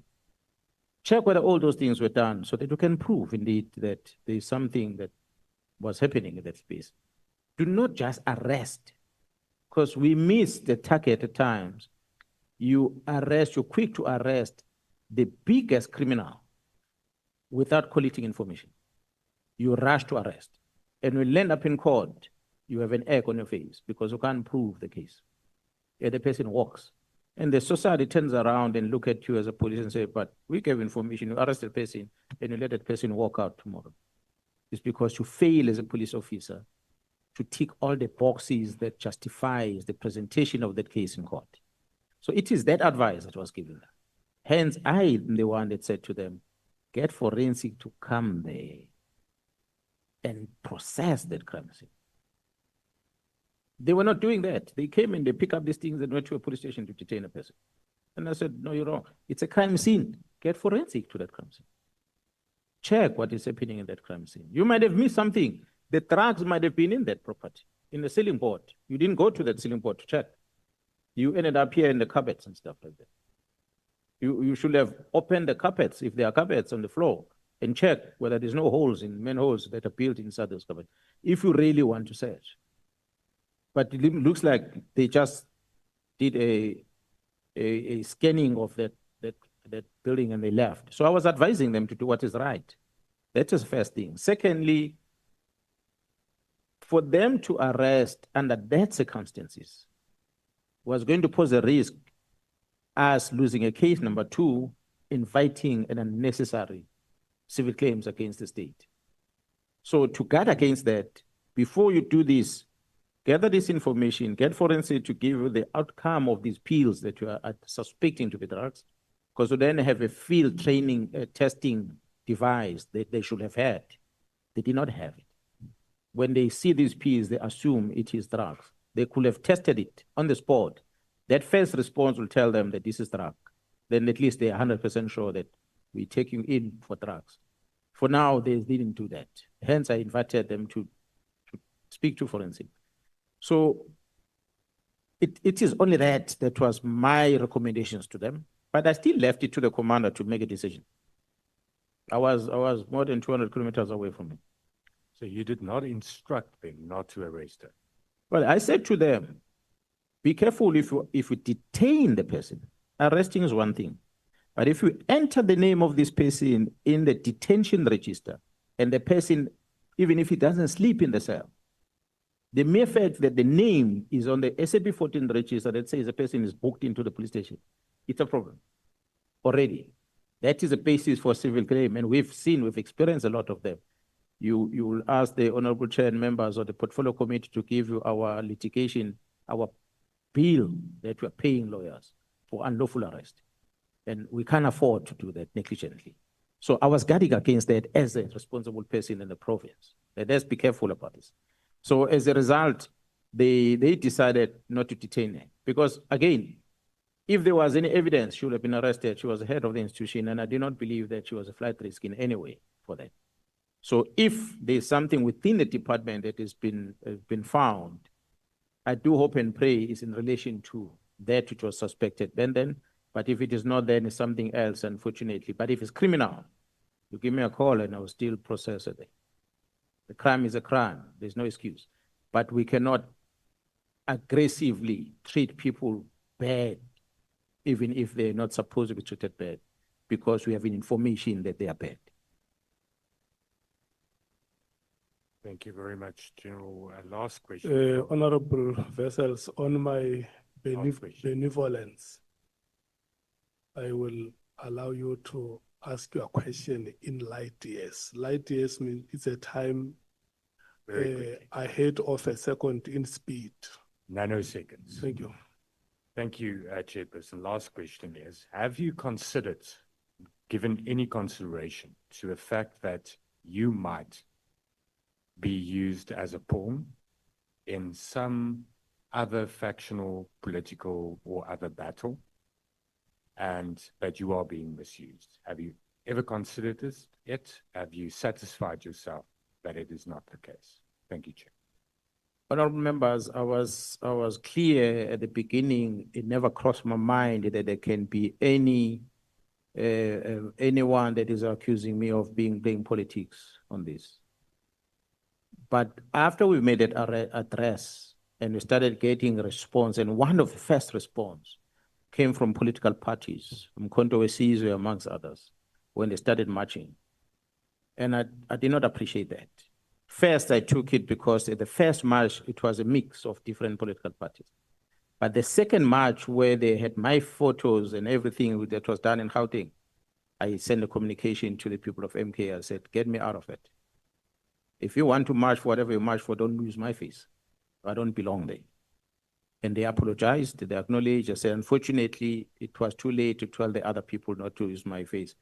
But I think they stopped after that because I did not want to be associated with it. I was happy with the citizens making noise. Political parties are welcome to make noise. They are members of society as well. But to be used as a face in politics was a problem for me. Since then, what has then happened is people start saying Mkwanazi for president. I came here yesterday and I said it. I'm a policeman and I know how to be a law enforcement officer, not to be a politician. I've never had a relationship much with politicians. I'm not saying I don't like politicians per se, but the method of operation at times troubles me. That's why I wouldn't want to become one. They arrive in a space where they get to as politicians different than what I do as a policeman.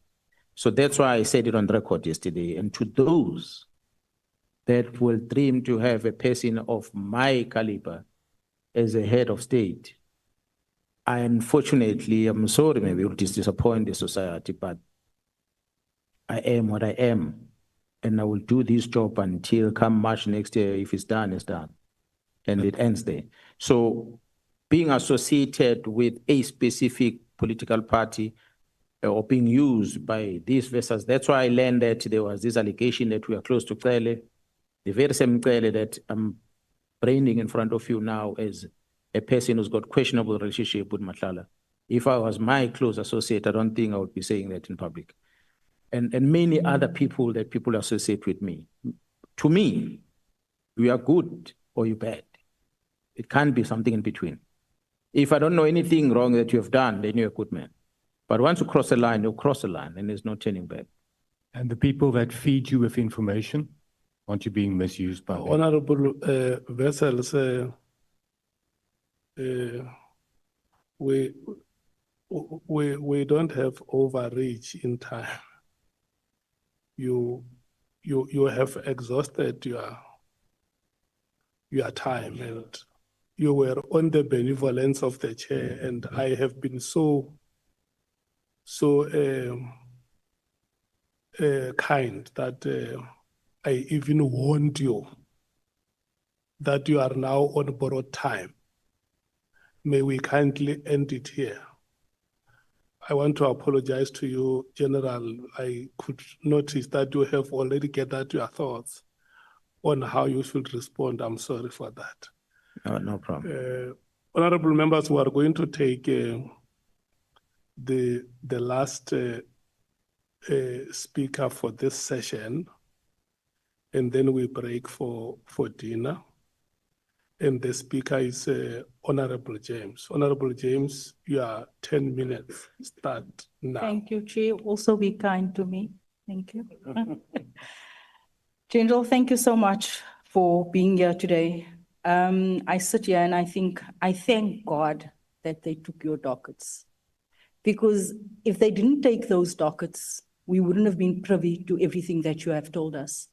I want to start by referencing your media briefing that you had on the 6th of July.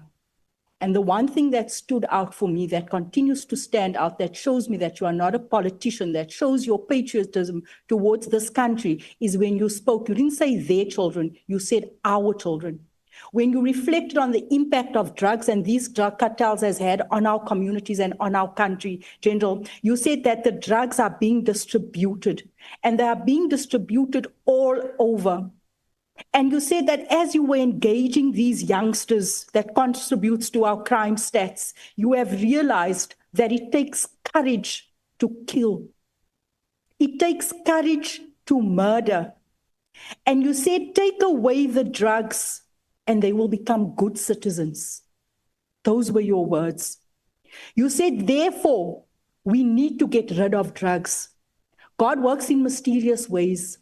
You said the wrongdoing of General Mkwanazi, the Pablo Escobar of South Africa, has led us to this. Because Pablo Escobar was a politician that captured the state, and that is where we find ourselves today. A lot of the questions here has been asked. There's nothing left for me to say.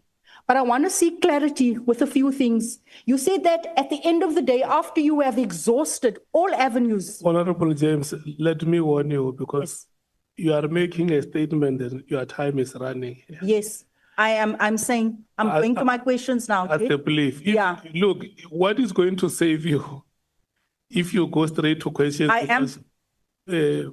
When I come to tell you that your time has run out, it will appear like, but I'm worried that the manner in which time is running, once the sun goes towards setting, time also runs very fast. Yes, Chair. So, please, I just want to advise you to use your time effectively. General, I'm going to get straight to the point, because you said that we need to uncover the rot in South Africa, right? Everything has been asked in terms of the technical questions. All that is unfolding. It is not about that political killing stars team. I want to ask you, number one, you referenced Brian Mkwanazi as being politically connected. For the sake of the record, to which party was he connected?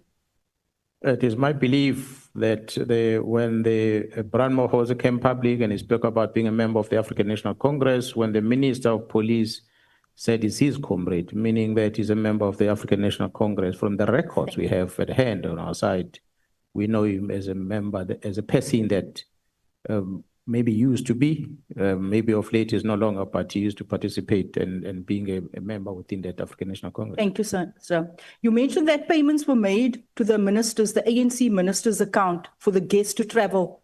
You mentioned January 8th celebration. What is January 8th?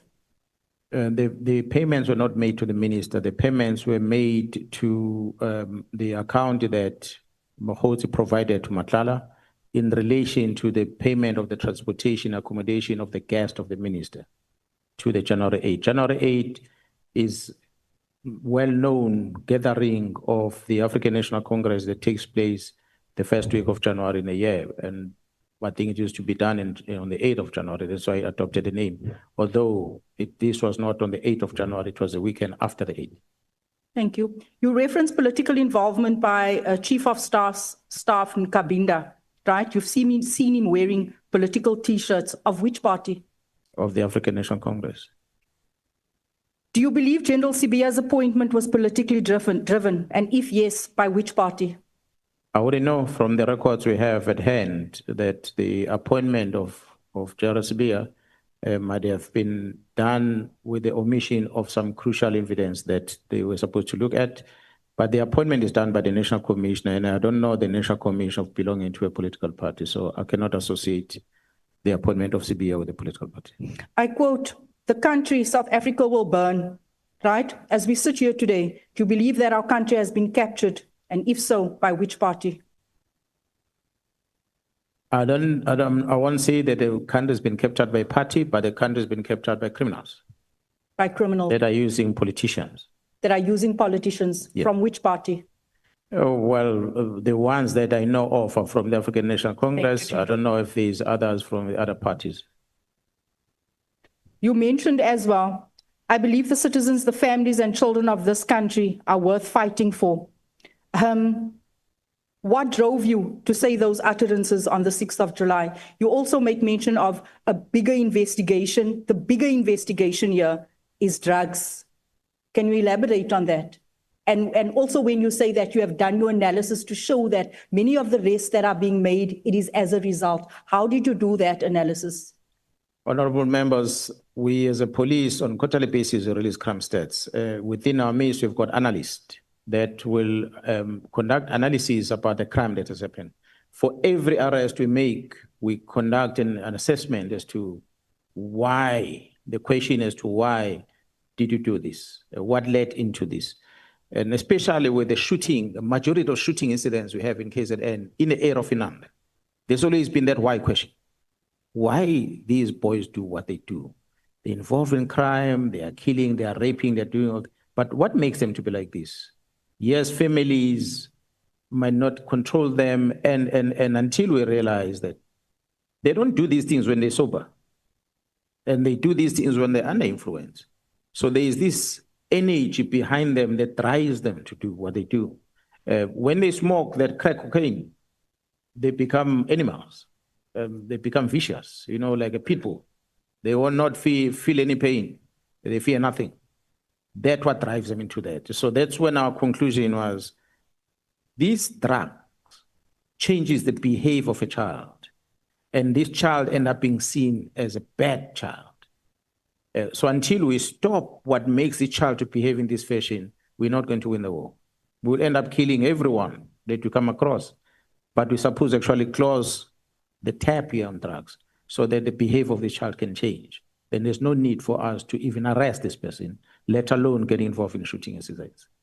I said it before, that when the police officer is involved in a shooting incident, it's a problem for us as management, because we must send this police officer for counseling. And he's off operation for a long period of time while he's debriefed, while we're getting his mental being to be normal again. Because if we don't do that, it catches up with this police officer later, and it affects him, it affects the family and everyone else. So we don't want to get into that stage of engaging in such confrontations. So that's why we identify that the root causes of our problem rest here. We have to do something as a collective on this one. Government must help us also in different departments. Do you think we have a national crisis at hand? Yes, we do. We do. Why I say that is because we have only one scanner in the port that takes about 3,000 containers into the country. We scan less than 10% of them as they come in. God knows what in those containers are. Children have been trafficked. Illicit goods are moving into those containers. We only have one scanner that sees what's inside when that truck travels on that road, on that entry. Do you think that that is intentional? Executive must help us. If portfolio committee and everyone else that helps us to say, how are we prioritizing? What is your plan to deal with drugs? What about this? What about that? And where do you allocate your budget? Then we could be talking now. Instead of when we are saying, why are you buying that property? Why are you using the finance to go and invest in that event? Why don't you buy this resource? You have a truck picking up goods here in Cape Town. It travels from Cape Town with a container until it reaches deep in Johannesburg. It passes 10 roadblocks on the road because there's a lock on the back of that container. Doesn't get searched. Nobody opens it. It leaves Cape Town 1,500 kilometers to Johannesburg without being searched. And we don't have means to do it. And we need budget. It doesn't cost a lot of money to buy these scanners, but there's no will to buy them. And nobody pays attention. You talk. Only now that the management of the police is starting a process of procuring it. But we've been talking about this thing for 20 years. It's only now we were starting to do that. When ATDF back in the days would block the freeway, we're going back at the private sector to help us with a breakdown to remove the trucks on the road. We still do today because government doesn't have tow trucks to remove a truck on the road. That's how bad things we have. And you cannot say there's no budget for it. It's us who prioritize it wrong. And when we have to account, those are supposed to hold us account, I think with respect, majority of them don't necessarily know the business we do. That are sitting as parliamentarians that must hold us accountable. If you don't understand the business of the department that you are managing, you take Mkwanazi, you say he must be a member of parliament and he must hold a department of minerals and energy accountable. I've got no clue what it takes to start a mine. So I want to hold people accountable about their safety and everything in the mine because I have no clue. So bring a member of parliament to be a member of the committee, portfolio committee of police, and he does not know anything about the police. So you won't hold the police accountable because he will ask the wrong questions, not the right questions. And then we get away with, and we look as if we are doing something and yet we're not doing anything. Thank you, General. Do you want to please explain to us what is the difference for purposes of the record and just to clear it with South Africans as well, the difference between intelligence, the division within SAPS, intelligence and counterintelligence? The counterintelligence is a section within the division whose job is to look at us and look at the bad things and be able to establish if there's any risk possible involvement in criminality by some of the officials within the police and other environments. That is counter. So they are proactive in doing things. Intelligence made out of different sections. Like I said, there are analysts, there are those that are giving you information up front, and they share things with you. And most of the time, counterintelligence dictate things before they happen. They go deeper undercover to pick up things, and they share with you. You will hardly come across a member that works under counterintelligence. It might be some of them that are here amongst us. You just never know. It could be some of the members of parliament here are agents of counterintelligence. They're here listening to who does what, who says what. They walk out here, they go into their hotel, and they go and give them information. That's what counterintelligence does. They operate like that. But they're within crime intelligence.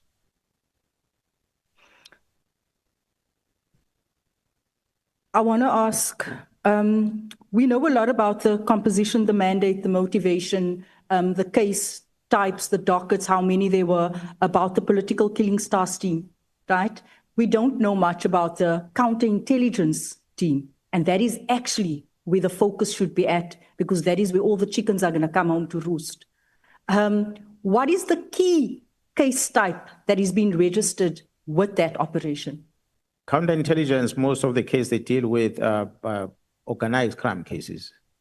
The unfortunate part, whatever they do gets accounted to the Joint Standing Committee of Intelligence. That's why you will not going to know about it, not unless you're a member of that side. When we have questions about the lack of intelligence, you make an example of about what happened in the rout of 2021. The question should be asked, where was counterintelligence on that? What was their role in preventing such from happening? And did they warn? Because they are supposed to warn. Did they warn us about this? If they did, where's the evidence of that? And what did we do about it? You're going to get that deposited within that structure, because that's where they report, that's where they account. They are totally working on the covert side of things. That's why you will not know it easily in public on what they do. Another question. I got the feeling yesterday that you were onto something when you said that the head of the Western Cape, I think it was intelligence, was deployed to France to investigate. Detectives. The head of detectives has been deployed to France while the Western Cape is burning. Can you elaborate on that, why you made that comparison? No, I was just indicating that no matter how much of the workload you have, the organization can still assign another workload to you. It's a common trend. I was responding to why is General Kumalo, while having the responsibility of the division, still has these other responsibilities of PKTT and the likes. Until such time the National Commissioner and engaging with him that this is too much to handle, then they will relieve him of those things. But he's still able to do it. It does continue doing it, especially if it's a project thing that is going to be short. I believe the one of France is something that perhaps shouldn't last more than a week, I believe. If it lasts longer, I wouldn't know. General, since you were operating at national level at some stage, I cannot help but also wonder, if my memory serves me right, I think it was 612 victims formed part of the political killing stars team. Am I right? People that were murdered. The cases. Cases. Yeah, over 600. Over 612 Yes. murdered. And a task. And the financial expenditure and all the interventions that the police has ever done in the Western Cape for the past 10 years, if you need to. I think Western Cape has benefited the most. When I say Western Cape, maybe I'm speaking the correction, Cape Town, because the deployment has not been the rest of the province. Cape Town has benefited the most in terms of task team deployments to try and deal with this problem of gangs. Perhaps what is a problem is that our strategy to our employing to fight this is not working. We have resources deployed. As I'm talking to you now, there are members that are outside from Western Cape that are here. But what is the success rate of them? And what is the plan of them fighting this crime? Are you observing, is there any feedback coming to the committee with regard to the results that they're achieving? So those are the things that need to be interrogated. But the interventions are done extensively here in Western Cape. I think the two provinces that has benefited in the most with the longest number of deployments has happened is Cape Town and in Northern KZN, Mangu's area. Like Northern KZN have always had deployments there. intervention with the cross-border in terms of vehicle crime. Same here in Cape Town. Those two have benefited the most in the past 10 years, if I can use that period, because I'm privy to such information. But much of the difference that these things are doing, because at the end there's been such difference, but I must say the difference came at a cost, because people that were involved, yes, they were arrested, but there was quite a lot of them that were engaged in a gunfight. Perhaps that helped somehow to minimize the problem in KZN. But in the Western Cape, you arrest these criminals. A youngster that was 10 years old 5 years ago is a gang leader. 5 years later, is part of the problem. And another one gets promoted, another one gets promoted. So that production doesn't stop here in Western Cape. The only problematic thing is the source of firearms that have been used. Another problematic thing, which I said, is the availability of drugs. You have a coastline. I don't know how many vessels are sailing past Western Cape. If we look at the resources we have as a police, at the border police, in terms of the capabilities of patrolling this coastline, it's not sufficient to police this coastline. It ranges from the North Langapan all the way to Southern Cape in George. We're not able to patrol. That's the first problem we have. Our resources on the water is not that strong. That's the first thing. Military is the same thing.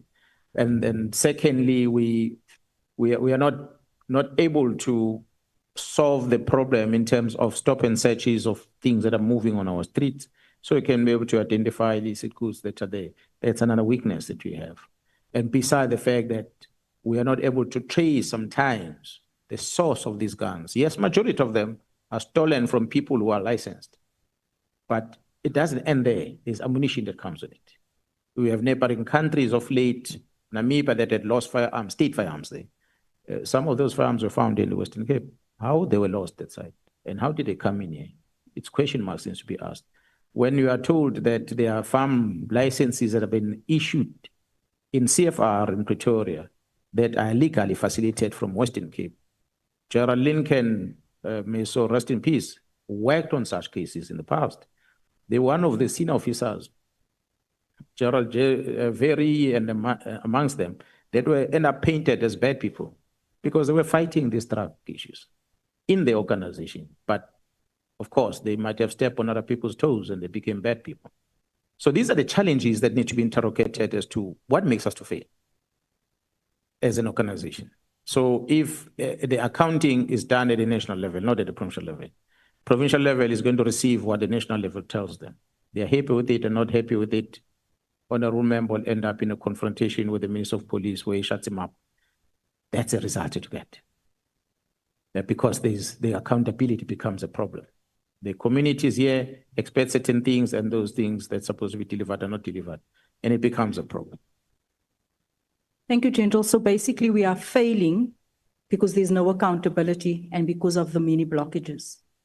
There are many areas that we really have to sit down when we're doing the strategic planning and need to ask ourselves a question. Where is our weaknesses? Identify the weaknesses. Is a weakness in the accounting side? Is a weakness in the strategy and planning? Is a weakness in resource acquisition? Where is a problem? Or you've implemented all these things, but it is a weakness in the upbringing and the family where people live, the environment where people live that allows such things to happen. It is this parliament that on this legislation that will allow someone to put up a shack anywhere he wants to, and it does not get removed, not unless you go to court. And when one shack moves in, another one comes in, another one comes in, none of them are employed. They must survive. And the likelihood is that there's going to be criminality that they're going to do to make them survive. And for those that are earning a living from the very same informal settlement, they become victims of those that are unemployed. So it becomes an environmental area that we need to look at, that the police alone might not solve it. We have to look at what does the legislations that we have allow these things to. Because the number of informal settlements we see nowadays, as compared to back in the days, you go to the rural areas, the vast of lands that are left untouched, because people have left those lands and went to the city looking for greener pastures, it creates an imbalance in the country. And we see it with the level of crime. All our crimes are centralized in the big cities where people are chasing employment. Johannesburg, Durban, Cape Town.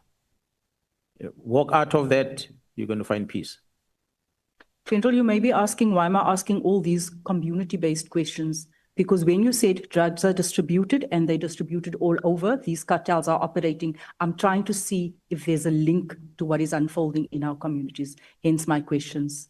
Does it make sense to you? Yeah, no, it does.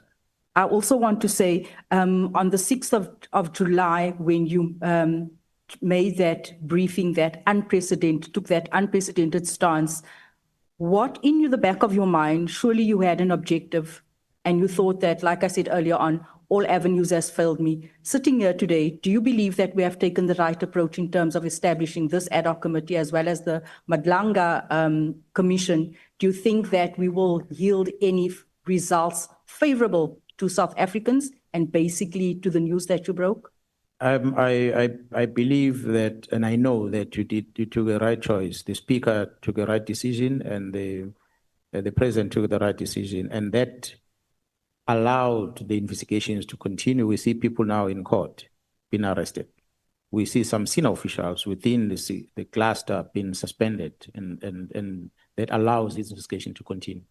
Had that not happened, and I must say again, had it not happened, we would have picked up bodies by now, because the war was imminent within the security people.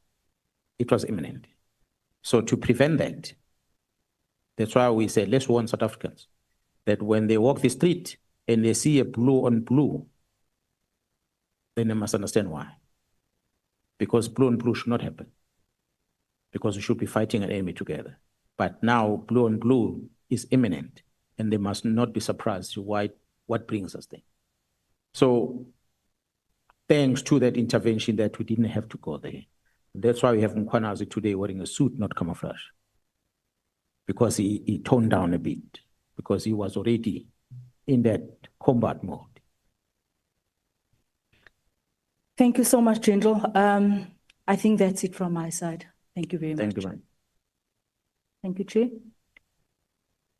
Yeah, thank you so much, Honorable James. You have to thank me indeed, because I got very worried.